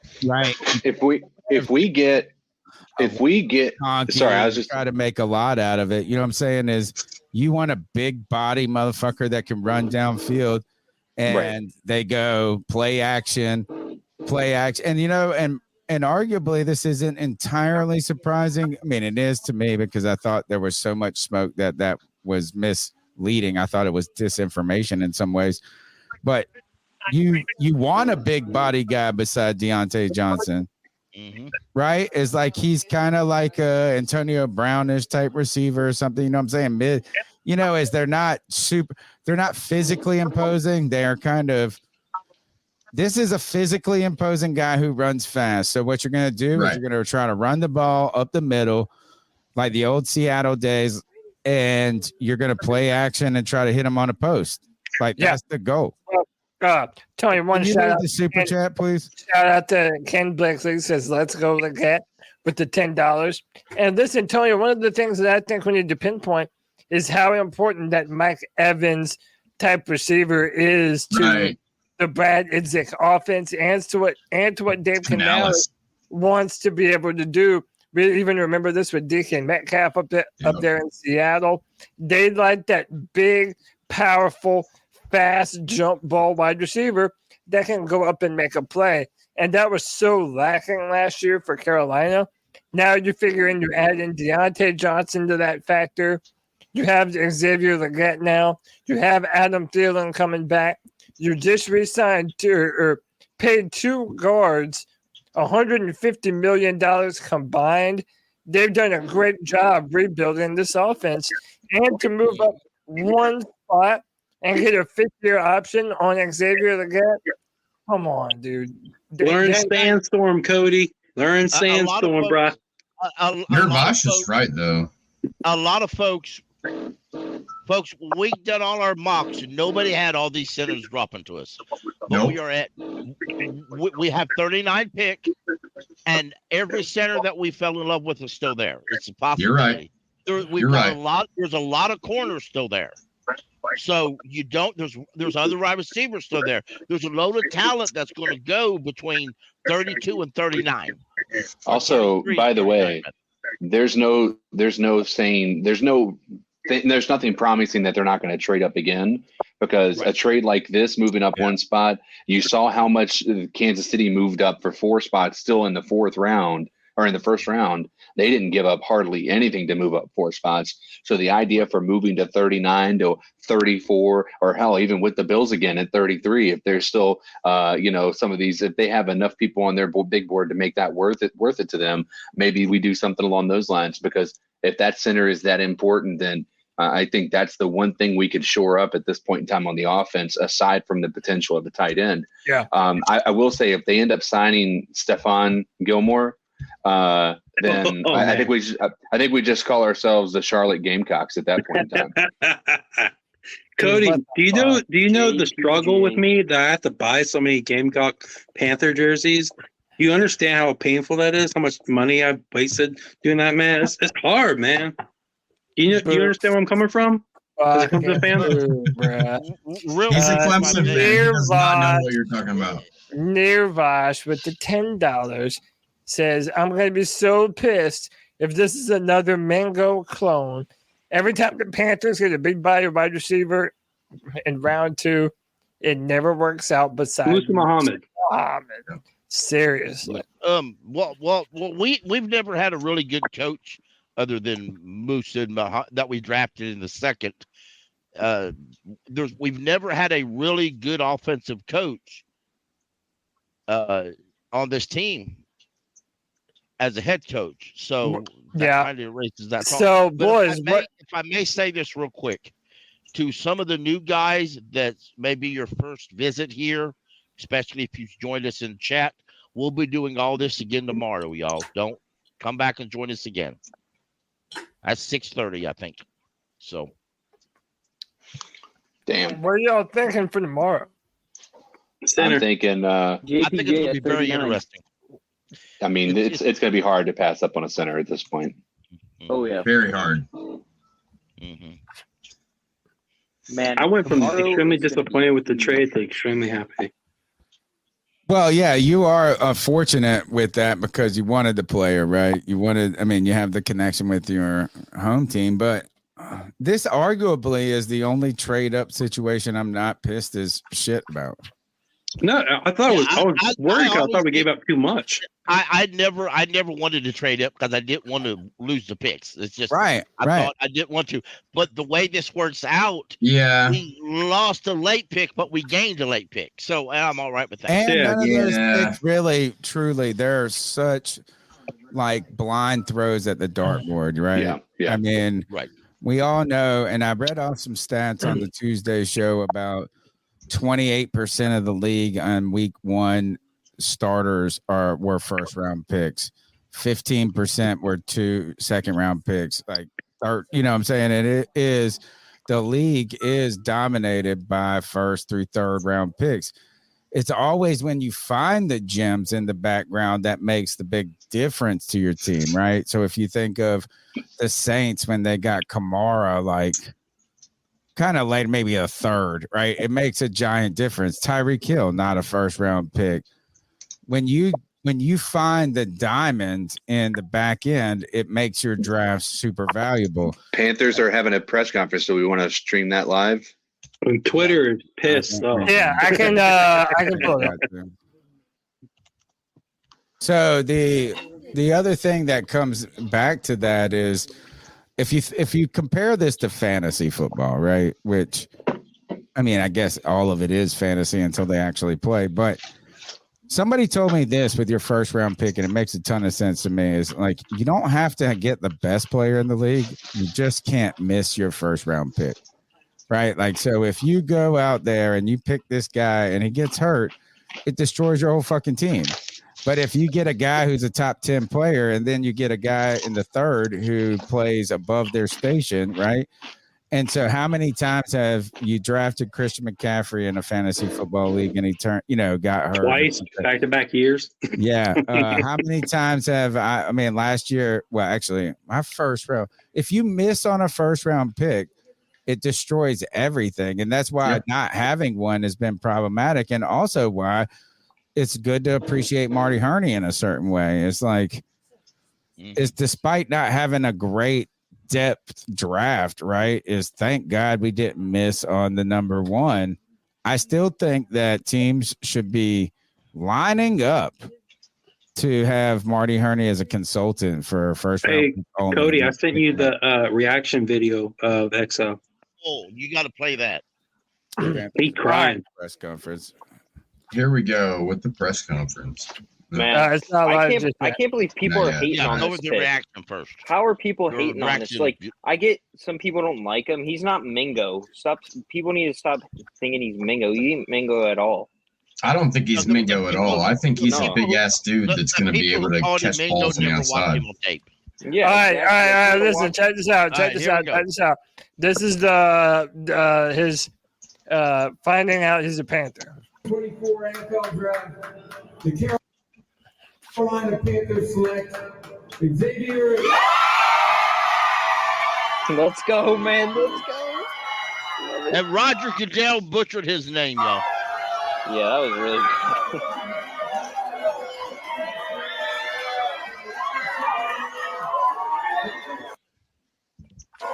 Man, yeah, though, that pick 39 is going to be so interesting tomorrow. Yeah, pick 39 is going to be wild now. Like, get used to that voice, Tony. The fact that they were able to move up one spot to me and get that fifth-year option for a player that you knew that you were really, really excited about adding to your team. To me, this is Dan Morgan putting the cherry on top of the cake. Right. Yeah. And I think it also, in my opinion, there's probably another piece to this that I look at, and that is Brandon Beane, obviously, and Dan Morgan having their connections, having this be, I could almost imagine, because of the Xavier Legette, why, his little press conference. Here we go.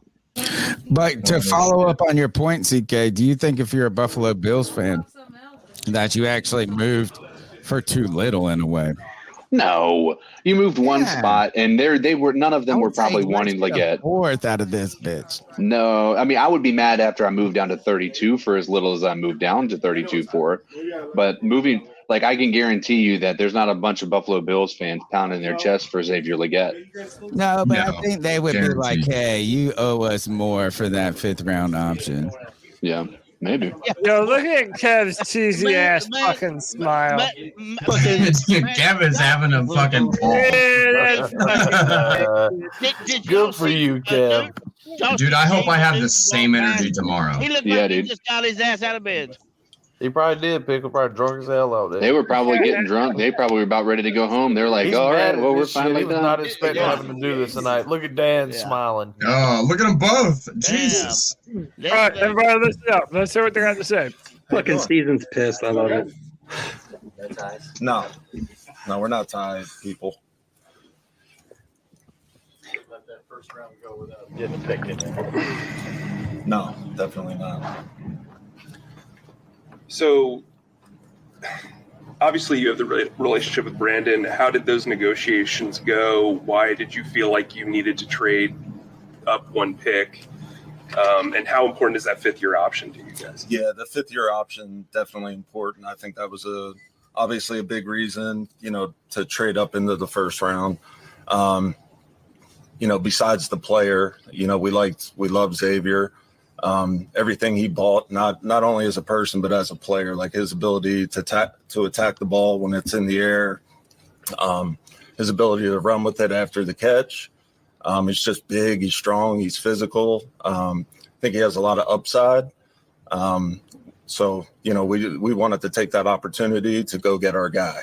And that's what we felt. I'm sorry. When you looked at the way that the draft was shaping up, and we knew a lot of offensive players were taken, but a lot. Was there a point tonight where you may say, "Hey, we need to get in on this"?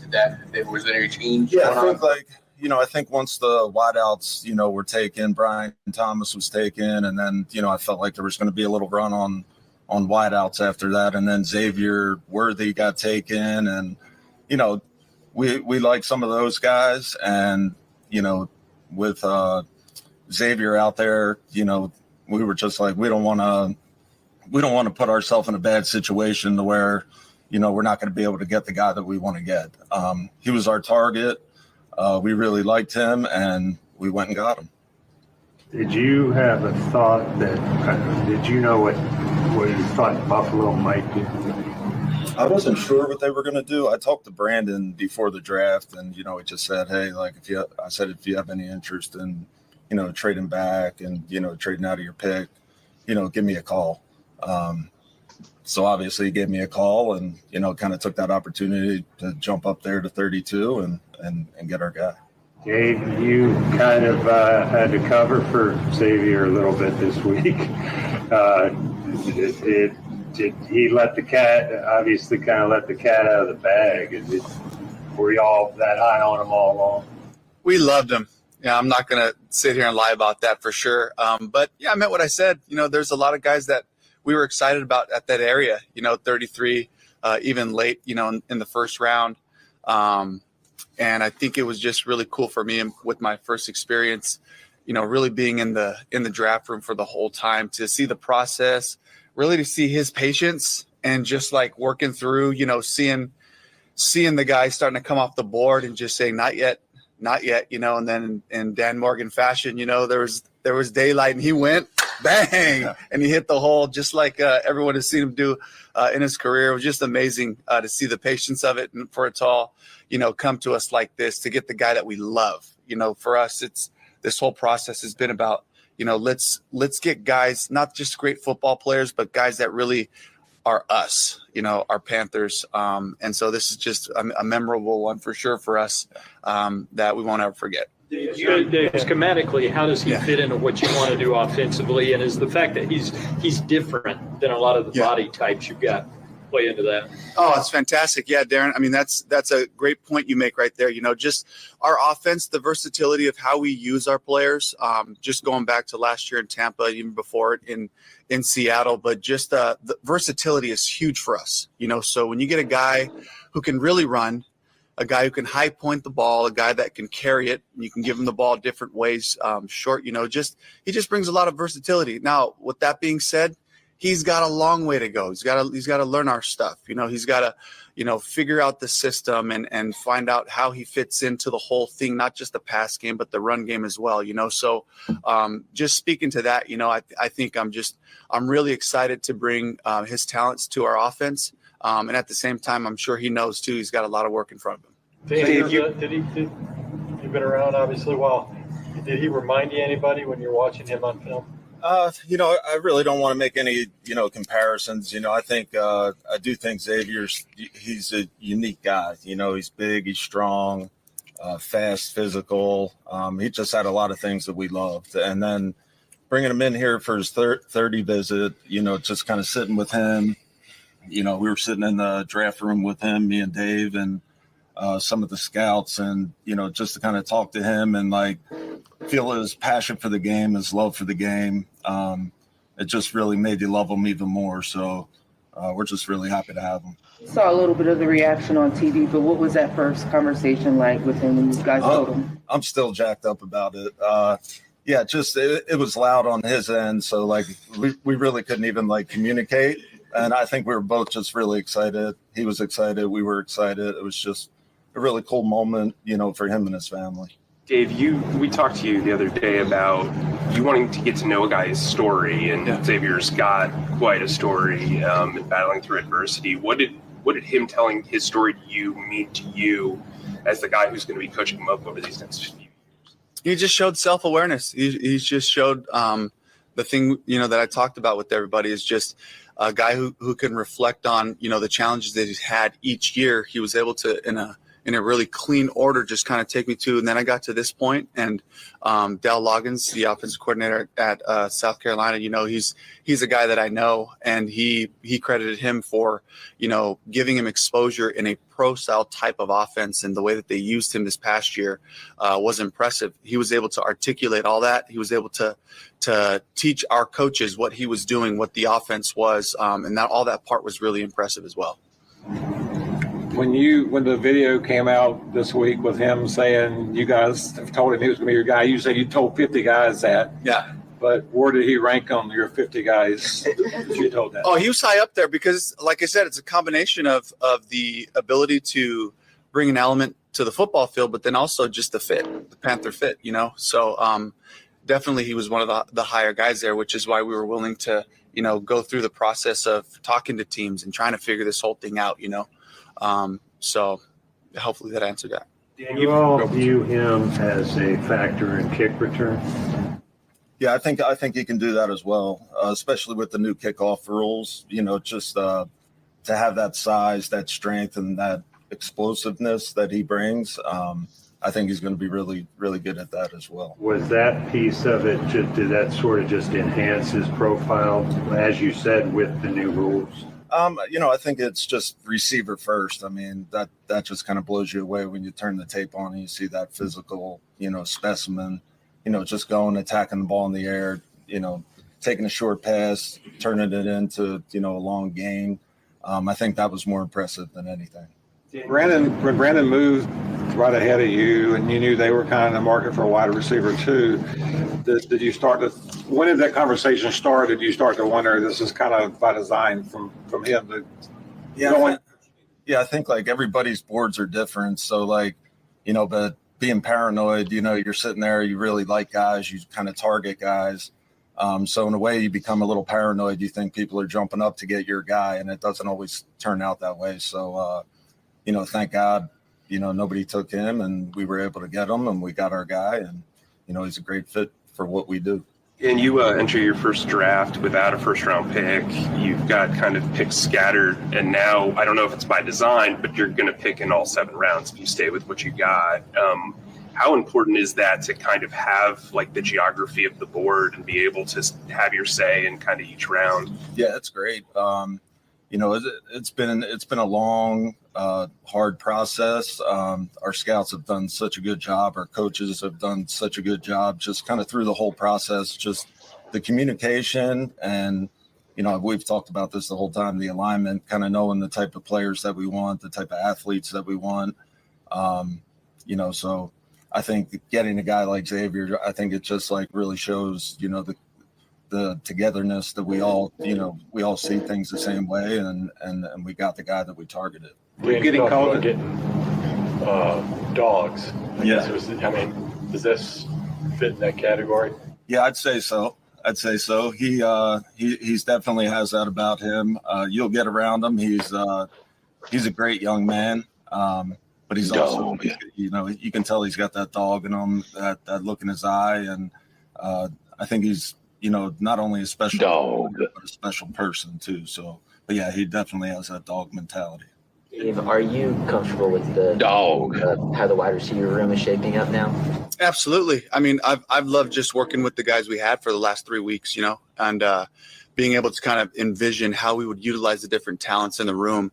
So, we just added another element to it where, like I talk about this youth, the juice that young guys bring, the hunger that they have, the eagerness to work, just their energy, right? That whole thing, it elevates the whole room, not just the receiver room, but also the offense, just as you continue to challenge our roster with talented guys like this, it's going to be a really cool fit for him as well, just to be able to see how these veteran receivers in front of him work, and you see Thielen and you see Deontay and these guys, they got a way about them, just being on the field this past week. Xavier is going to really benefit from being around that group. A couple more. Were you getting calls already for 33 or? Yeah, I think definitely getting some teams sniffing around, just kind of wondering what we're thinking. 33 and 39, we were getting some calls. So I'd venture to say that we'll probably get some calls on 39 tomorrow. This was a heavy offensive first round, so a lot of defensive talent fell to day 2 already. When you guys look at the board, how comfortable do you feel like you can attack a lot of the spots? Maybe not necessarily on defense, but in general of what you want to hit going forward. I think there's a lot of players that we like still on the board. So obviously that's a really good thing, and to be able to keep pick 39 and still have 65, 101, and then the 2 5s and our 7. So I think we're set up pretty good for the rest of the draft, and I'm excited to kind of see who's going to be there and who we're going to be able to take at 39. Dave, what jumped out to you on tape about Xavier? First of all, just the athletic traits, right? Just like height, weight, speed, 6'1", 221, 4.39, really balanced hands. That's a pretty good start. Then you look at the versatile ways that the Gamecocks were able to use him out of the backfield, jet sweeps, short crossers, perimeter screens, down the field posts. There really isn't much else we do with receivers. He's done it all, and in the past, coaches that I've been with have said, how quickly can you make a cut up of a player that does all the things you need? That's how you can really, gravitate towards guys, whether it's a quarterback making all the throws that you need to see, whether it's a receiver running the different routes, and does he need polish? Absolutely. But it was just to be able to see that on film gives you a lot of confidence, and it really helps me envision, him fitting into our offense. So that stuff really just jumped off the tape. Dave, there have been some who have compared him to DK Metcalf. Do you see that at all? Other than big fast guy, it's a different player. It's a different type of player. I don't really want to get into too much of the comparisons, but I definitely do see just some of the physical traits. This is a rare combination of athletic ability. All right, thanks. Appreciate you. See you guys. It was 200. Yeah. Okay. Yeah, it was. All right. Yep. Yeah, no problem. See you tomorrow. See you. All right. There you have it, man. Hey, Cody, Dave Ellis and Dan Morgan telling you what they loved about Xavier Legette. My first thoughts is that they want that ability to take to throw to the middle of the field and have a player that can throw to that. And Xavier represents that. I'm happy with it. What else? Hey, Cody. Cody, I sent you some videos of some highlights for him. I think my biggest thing about Legette is like now there's all the people that are in the chat, and not necessarily in this chat, but like just the Twitterverse itself, like all the people that say that Bryce Young can't throw a deep ball. We're going to find out this season if Bryce Young can throw a deep ball. We are going to find out 100%. I mean, maybe Legette can get to those deep balls better than Mingo could last year. I mean, Bryce overthrew Mingo like 2 or 3 times last year on deep balls that would have been touchdowns. I think you have, I mean, Legette, with the 4.39 or whatever they said we ran, which is ridiculous. I thought it was, I didn't realize he was that fast, but I mean, it's not super fast for a wide receiver, but it's still fairly, good enough, right? The question I was having is, I think he isn't going to be the deep ball threat. I think he'll be the jump ball threat, but I think Deontay Johnson is going to be more of that deep ball threat. Well, yeah, and like that presser that Deontay gave, they said that he was going to take the snaps. First team at the X receiver, he was going to be the first read.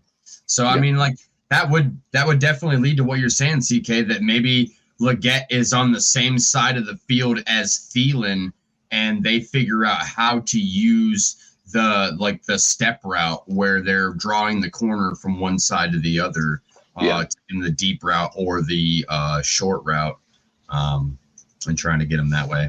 I get that. He also be a kick returner. Yeah, I heard that. That was a video with him. But yeah, but we wouldn't have signed Amir Smith-Marset way before the draft if we wanted a kick returner in the draft.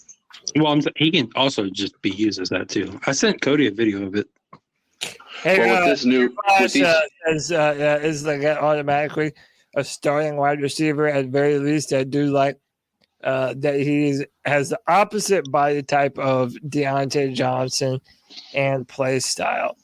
Yes. I don't know. When you have 4.39 speed, CK, I think you need to be a vertical threat. If Bryce is able to get him the ball, I think both of these guys now have the ability to really stretch the field. He ran faster than Tyreek Hill this year on the field.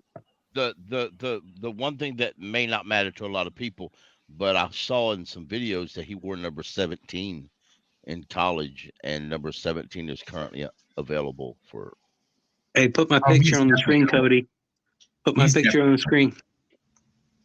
Yeah, he's definitely going to wear that. No, you have to learn how to do your virtual background so it takes up the whole thing. I'm on my phone. I can't. Yeah, you can. Go to settings, hit virtual background, upload a picture. Put my picture on the corner of the screen, bro. I'm curious, who's everybody's there's this little Yeah. I predicted this. Well, you know what? You and the rest of the damn internet predicted it. I was going to say, I wanted XL, but I didn't want him at 33, to be honest. And look, to kind of play devil's advocate on that, Kyle, I've always been of the kind of the mindset, if you like a guy and you go, oh, I didn't like him at 33, but I liked him at 41, then that gets problematic, right? Is because you like the guy, They obviously liked Xavier Legette. That wasn't smoke. It was actually a fire. He's got to work, guys. He's got to work, and because this is first, he has a better chance of working because we picked him in the first round. Because if we would have picked him in the second round, historically, the Panthers have no luck picking wide receivers in the second round. Right. And I mean, obviously 33. We did pick Moose. Was he second round? Yeah. Oh, good. All right. Well, think about how long that was ago. Yeah. The one thing So, here is the thing, and I'll leave this, and I'm going to start with my bastard son, White Chocolate, because he loves Xavier Legette. The accent, right? It's like I mean, That's like Carolina. He's like 2 counties over from speaking Gullah, right? Man, that's like Alabama, Louisiana kind of shit. Yeah, that's Bubba. You know what? It just I swear to not I didn't mean that. I just get bad vibes when I think of who was the guy we got from USC that was dumb as a Dwayne Jarrett. God, he is nothing like Dwayne Jarrett. I just still want to be in that huddle. Imagine if you had a helmet camera, GoPro in that huddle, and you're what is it, Jimmy Claus? No, it was before. No, it was before that. I wonder. It was Matt Moore. Yeah, we would have Matt Moore and Steve Smith looking over at Dwayne Jarrett, going, "Why are you so dumb?" Well, he got like a bunch of DUIs too. Like he had like a bunch of DUIs and shit. Yeah, and in the middle of telling everybody that he didn't know why he didn't get no more playing time, Steve Smith walked up in the locker room in the middle of the presser and said, "You need to get in the film room." I mean, you see that he's an aggressive jump ball receiver. He does a good job pinpointing the ball. He don't stop either. And he does not go down at first contact. Right. Yeah, we're going to need this type of explosive playing ability. Kev, are you hoping he's another Deebo Samuel? I'm hoping he's better than Deebo Samuel. Because I think he has the deep shot ability that Deebo doesn't really have that much. Deebo can do it, but he's not like him. Deebo's had one great season, and everything else has been injury plagued and mediocre at best. Yeah, injuries. I wonder what he's wearing. You know what? I tell you what. I hate when I'm on mute and I'm just yelling into my microphone. Lance, I got your direct message, and look. I just sent you, or I'm about to send you something back, is email me at carolinacatchronicles.com. Let's make sure we get you the shirt that you want. Thank you, though, for the generosity, my friend. Lance Kubiak not only bought a shirt, but added, is it Kubiak? Like, what are you, a basketball coach? I feel like, isn't there a basketball coach that was a Kubiak or something like that? Or wasn't that Coach K? Gary Kubiak. Gary Kubiak. But thank you, A and B. You can go to carolinacatchronicles.com. We've got some great shirts up there. In fact, you probably need to do it before June because they're about to shut down my Stripe account. And not shut it down, but it's like crazy, like the second identification. And now Joe is passed away, and he was how we're gonna get the Stripe account? We're gonna have to start a new one. But you can go to carolinacatchronicles.com and still order a shirt or a mug. Tomorrow night we're gonna be giving away some draft hats. We only have one pick now. And hey, I mean, if we get starting feeling frisky, guys, if we get a lot of people in the chat, if we can get 500 live viewers, if we can get 500 live YouTubers to live viewers on YouTube, I'm giving away an XL jersey. That's right, folks. Because you mean you're giving me an XL jersey that are doing tremendous numbers right now, and I support all these people. But come on, longest running Panthers podcast around. Been doing this live reaction show for 11 seasons, guys. All you got to do is smash the thumbs up, be a part of the podcast. Consider being a C3 super fan. Tomorrow night, C3 super fans will have 2 opportunities to get that hat. But we love everybody for being here, particularly on this panel. Guys, I'm shook and happy. But I would say this is the only scenario of the Carolina Panthers trading up actually happened. One spot, not a lot of allocation, and you guys have convinced me with the 5th-year option. Other than that, we really didn't sacrifice any depth of opportunity going forward. Now, what did the Carolina Panthers do at 39? Are they interested in fielding calls like Dan Morgan was saying, sniffing around? I feel like they're going to be ready to stand pat and get a guy at 39 that they love. I don't disagree. Well, hey. I mean, I feel like the greatest podcaster ever when I told everybody that and they just were quiet. That's right. I mean, Hey, they don't they want me to very protest easily for could nothing. pick 39. I mean, I don't know that they trade out of that. Yeah, let the board come to you at this point in time. You got your guy. They're trading up in 4 or 5 spots at this point in time. I mean, granted, it could get you the guy, but I really don't know that there's as much value since the 5th-year option aspect of it can't be really taken into consideration. So, yeah, stay pat and see what happens, and unless there's a killer deal to move up, then I think you're good to go. Or a killer deal to move back. Right. Yeah, true that. Like 41 and pick up a third. Yeah, bet. Hey, Tony, you really mean you're going to give me the XL jersey, right? He's muted again, and he didn't realize it. And then disappears. To Tony and CK, y'all be aware. You'll find this out when he makes his phone calls, but G Baby is adamantly upset over this. Oh yeah, G Baby is on I was just thinking about this. Quarterback. I don't know the thing we can do with Bryce Young and Xavier Legette and how we can be creative, but I was thinking about this. We really missed an opportunity and not getting Odell Beckham, because then we could do BYOB. You know what I mean? Yes, I do. So I like what that. would be the equivalent of something similar to that with Bryce Young and Xavier Legette? I'm just teasing. Yeah, I don't think there's an equivalent acronym for that. I know it's like XL, like you got extra large. I was just trying to figure out, how you could equivalent that with Bryce Young being a bit of a extra maybe small, not so large. Yeah, extra small, XS and XL. BY needs him some XL.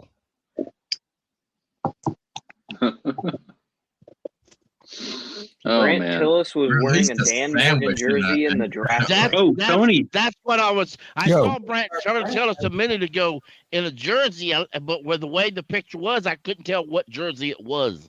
I could not tell. And I was like, I'm going to have to look that up later. I need to know what jersey he was wearing.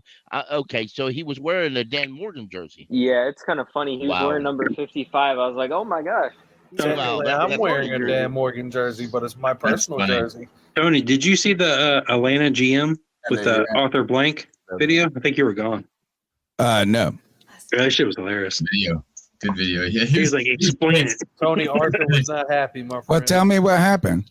So Arthur Blank was standing there asking the coach and the GM what was going on, and the GM was like, "Well, you see, like we did this, and we had to move this." Tony has the video up. It's so funny. He was defending himself. So do you think he knew what was going down or didn't? I don't think he did. Arthur Blank, there's no way he knew. No, Arthur Blank did not know it, but Cody, play it again. Knew it afterward. That shit was funny. And Falcon fans are still on Twitter and YouTube raising hell. As they should be. And our They fans just are went out and spent so far. their whole cap on a fucking quarterback and then drafted another one. Oh man. And our fans are ungrateful for selecting a receiver for Bryce Young. At least we didn't select another QB. That's the key that I'm finding rather oddly irritable and funny at the same time, because Panther fans are becoming quite weird, a lot of them. They didn't get the coach they wanted, so they're going to complain. But they don't get the quarterback they wanted, they're going to complain. When they don't get the receivers they want and the coordinators they want, and the owner they don't like, they think if they complain enough about everything, eventually someone's going to give in to them. It makes no sense. It's like arguing with a bunch of 10-year-olds.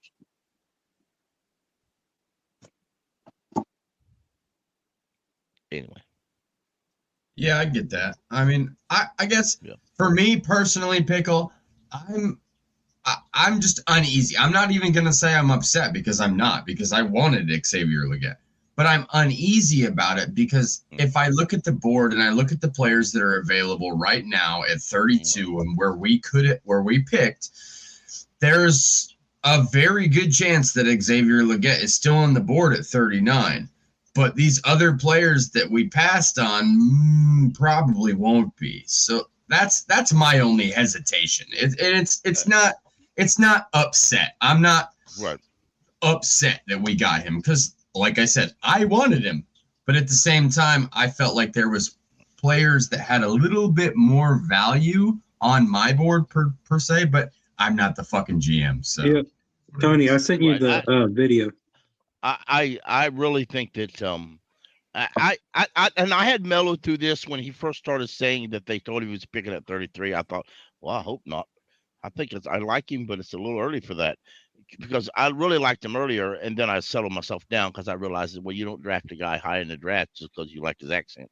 So, but the more I watched some film, the more I realized, I said, wait a minute. The way this draft may turn out, and it started turning out that way, the people was just going at where the coaches wanted him and the GMs wanted him, not necessarily where everybody had their boards. And I settled myself down real quick thinking, okay, and I talked about this in spaces before the show, of we'll likely, if we draft Legette, and that was my point yesterday, Space. Well, actually, it'd be the day before yesterday, Space now. But that was my point then was, if we draft Legette, whether it's at 33 or whatever, there's going to be people on that board that people are going to say was a better option than Legette. And that was my question the day before yesterday's show, was asking people. Those are my seats, but let's, before we get into that question, thank you, Pickle. Great question too. Is I think it a little bit just is only going up one spot makes that a little less difficult in some ways. So you just got to look at what other players could you have drafted that make your team better. But I want to give a big shout out to Nervosh Q, $5 super chat. Thank you very much. He said, who is your favorite option at pick 39? I want JPJ, Zach Frazier, or Peyton Wilson personally. And also AU Link, who is from, I believe, all the way over in Australia. Thank you for being a C3 super fan. For $1.99 a month, you can help grow this legion of fans that is incredibly important to us. He says we need to poll linebacker, center, cornerback, or other. I'll try to get that happen. I'll turn it back to you, Pickle, and then you can put the mic to the other people about your question. Who would have been better? Who do you want at 39, Pickle? Personally, I want a corner. I like Kool-Aid myself at this stage. I still like JPJ and Zach Frazier as a center option. Whether Corbett plays great or not, he still only have 1 year left on the deal. I think getting JPJ, who's 325, would be a great fit next to these already big guys. I really like that idea. That being said, not both of them all three of them may not be there, or one or three may be there. If none of those are there, I would definitely go linebacker Peyton Willis. And if they go Peyton Willis and the others are there, I'm still happy about it. So, all right, Lance, check your Twitter. Also, let's go around. Actually, I'll start with you, bastard son, here, because you sent me this. We got to play it. This is the, hold on, where did I go with it? This is the reaction. Hold on. All right, y'all got to be quiet for 1 second because I can't hear. Well, because I got these headphones on and they're not working. All right, here we go.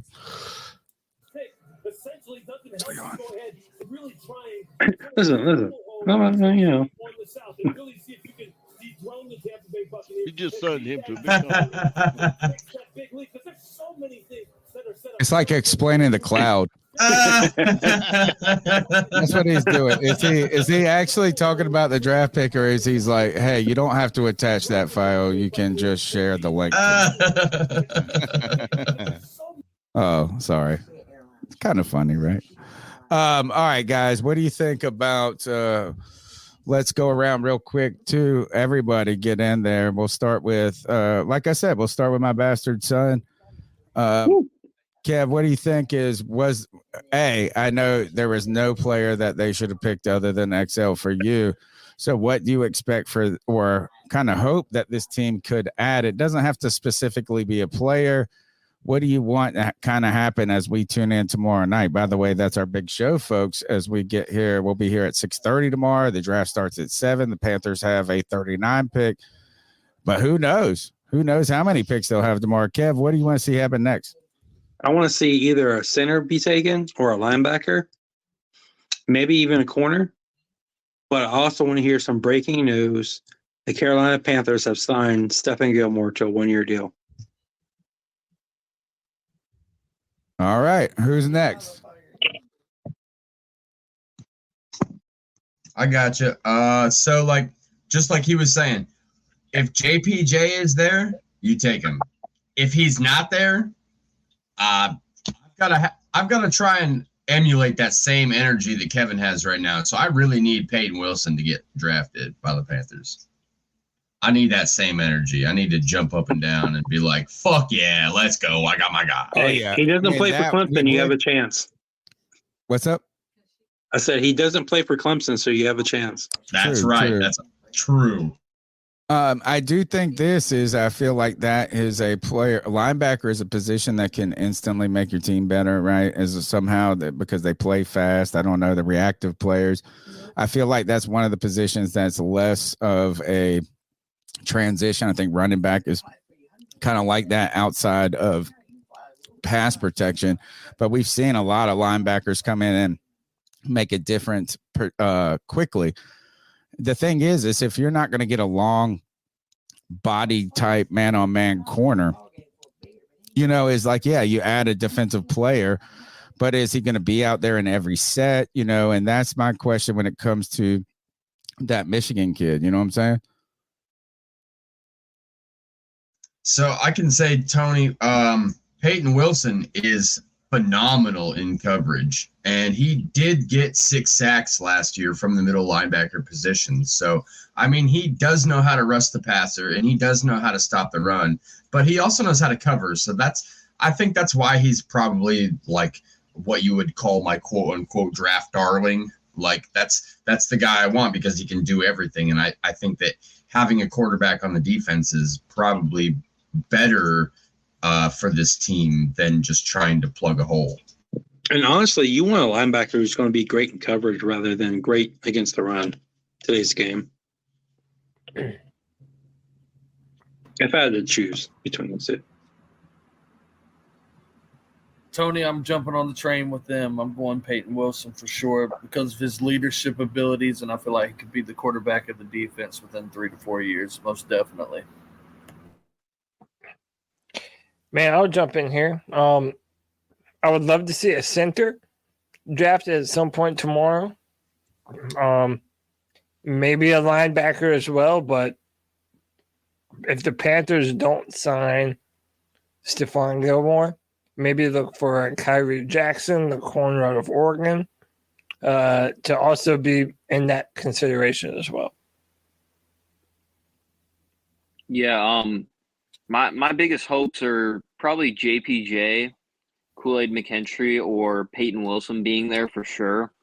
Those are definitely some of the better players that are still left at this point. And I'm probably hoping for JPJ out of those 3, but I wouldn't mind any of them. I'm going to say JPJ, Wilson, or Sanders from Texas. Oh, Jatavion Sanders? Yeah.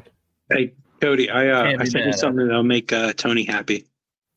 What's that? Make me happy, brother. It's a video. Tell me I don't owe you back pay. I saw you. All right.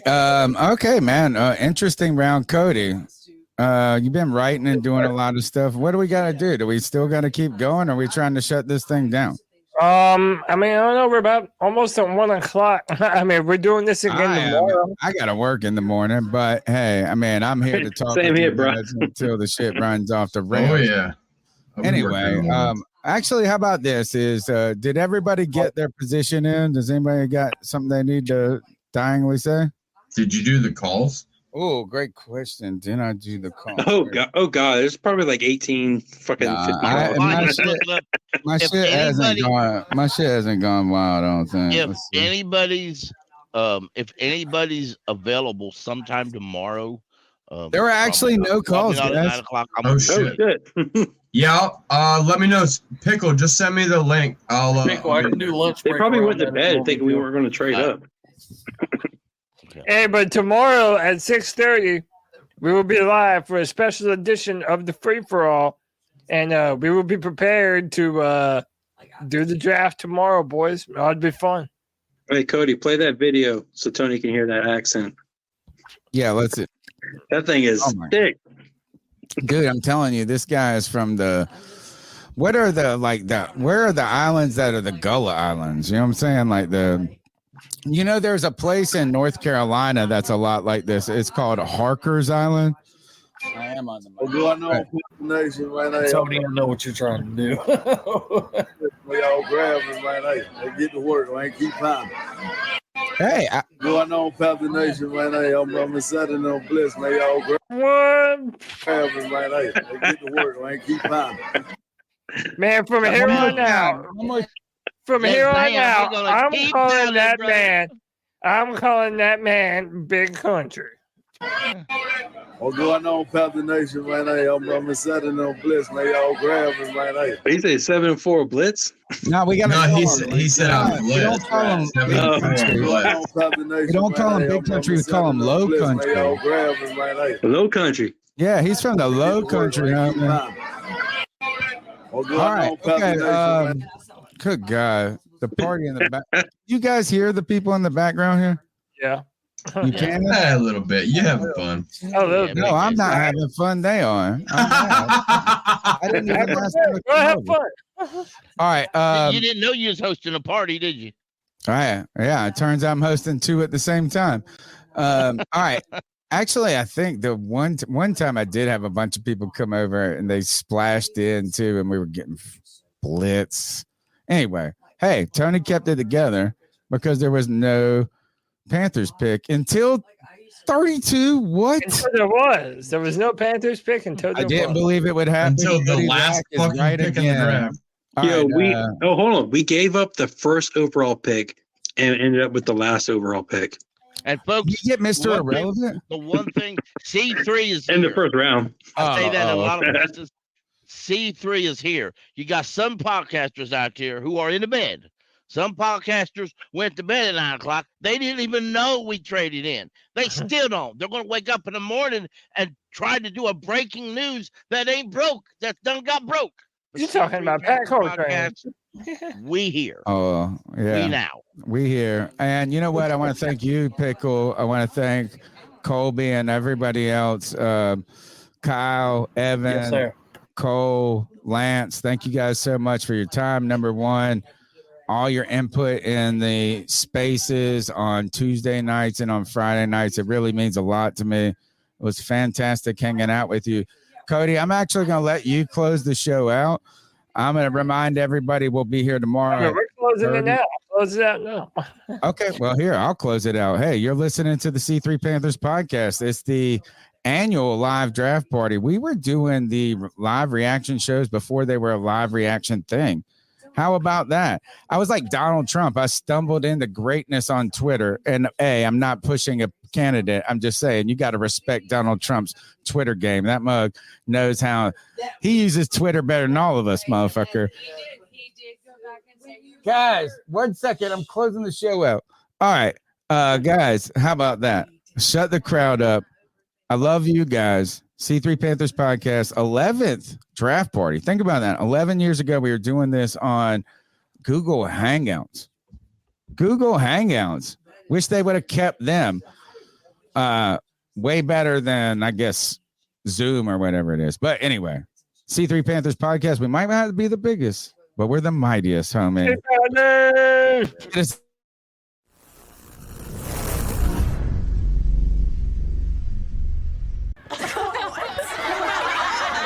Philip has just lost the respect of the youth league football team he coaches.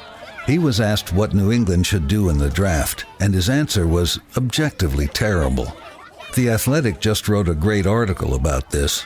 But Philip doesn't have The Athletic or the respect of a boisterous group of 11-year-olds who once looked up to him. Learn from Philip's error. Get The Athletic and get the info you need to speak draft fluently. Hey guys, time to get in on the action for the biggest moments in basketball with Prize Picks, America's #1 fantasy sports app. Just select 2 or more players, pick more or less on their projections, place your entry, and win up to 100 times your money. Right now, Prize Picks will match your first deposit of up to $100. Just download the Prize Picks app and use the code GET100. That's code GET100 on Prize Picks for a first deposit match of up to $100. Prize Picks. Pick more. Pick less. It's that easy.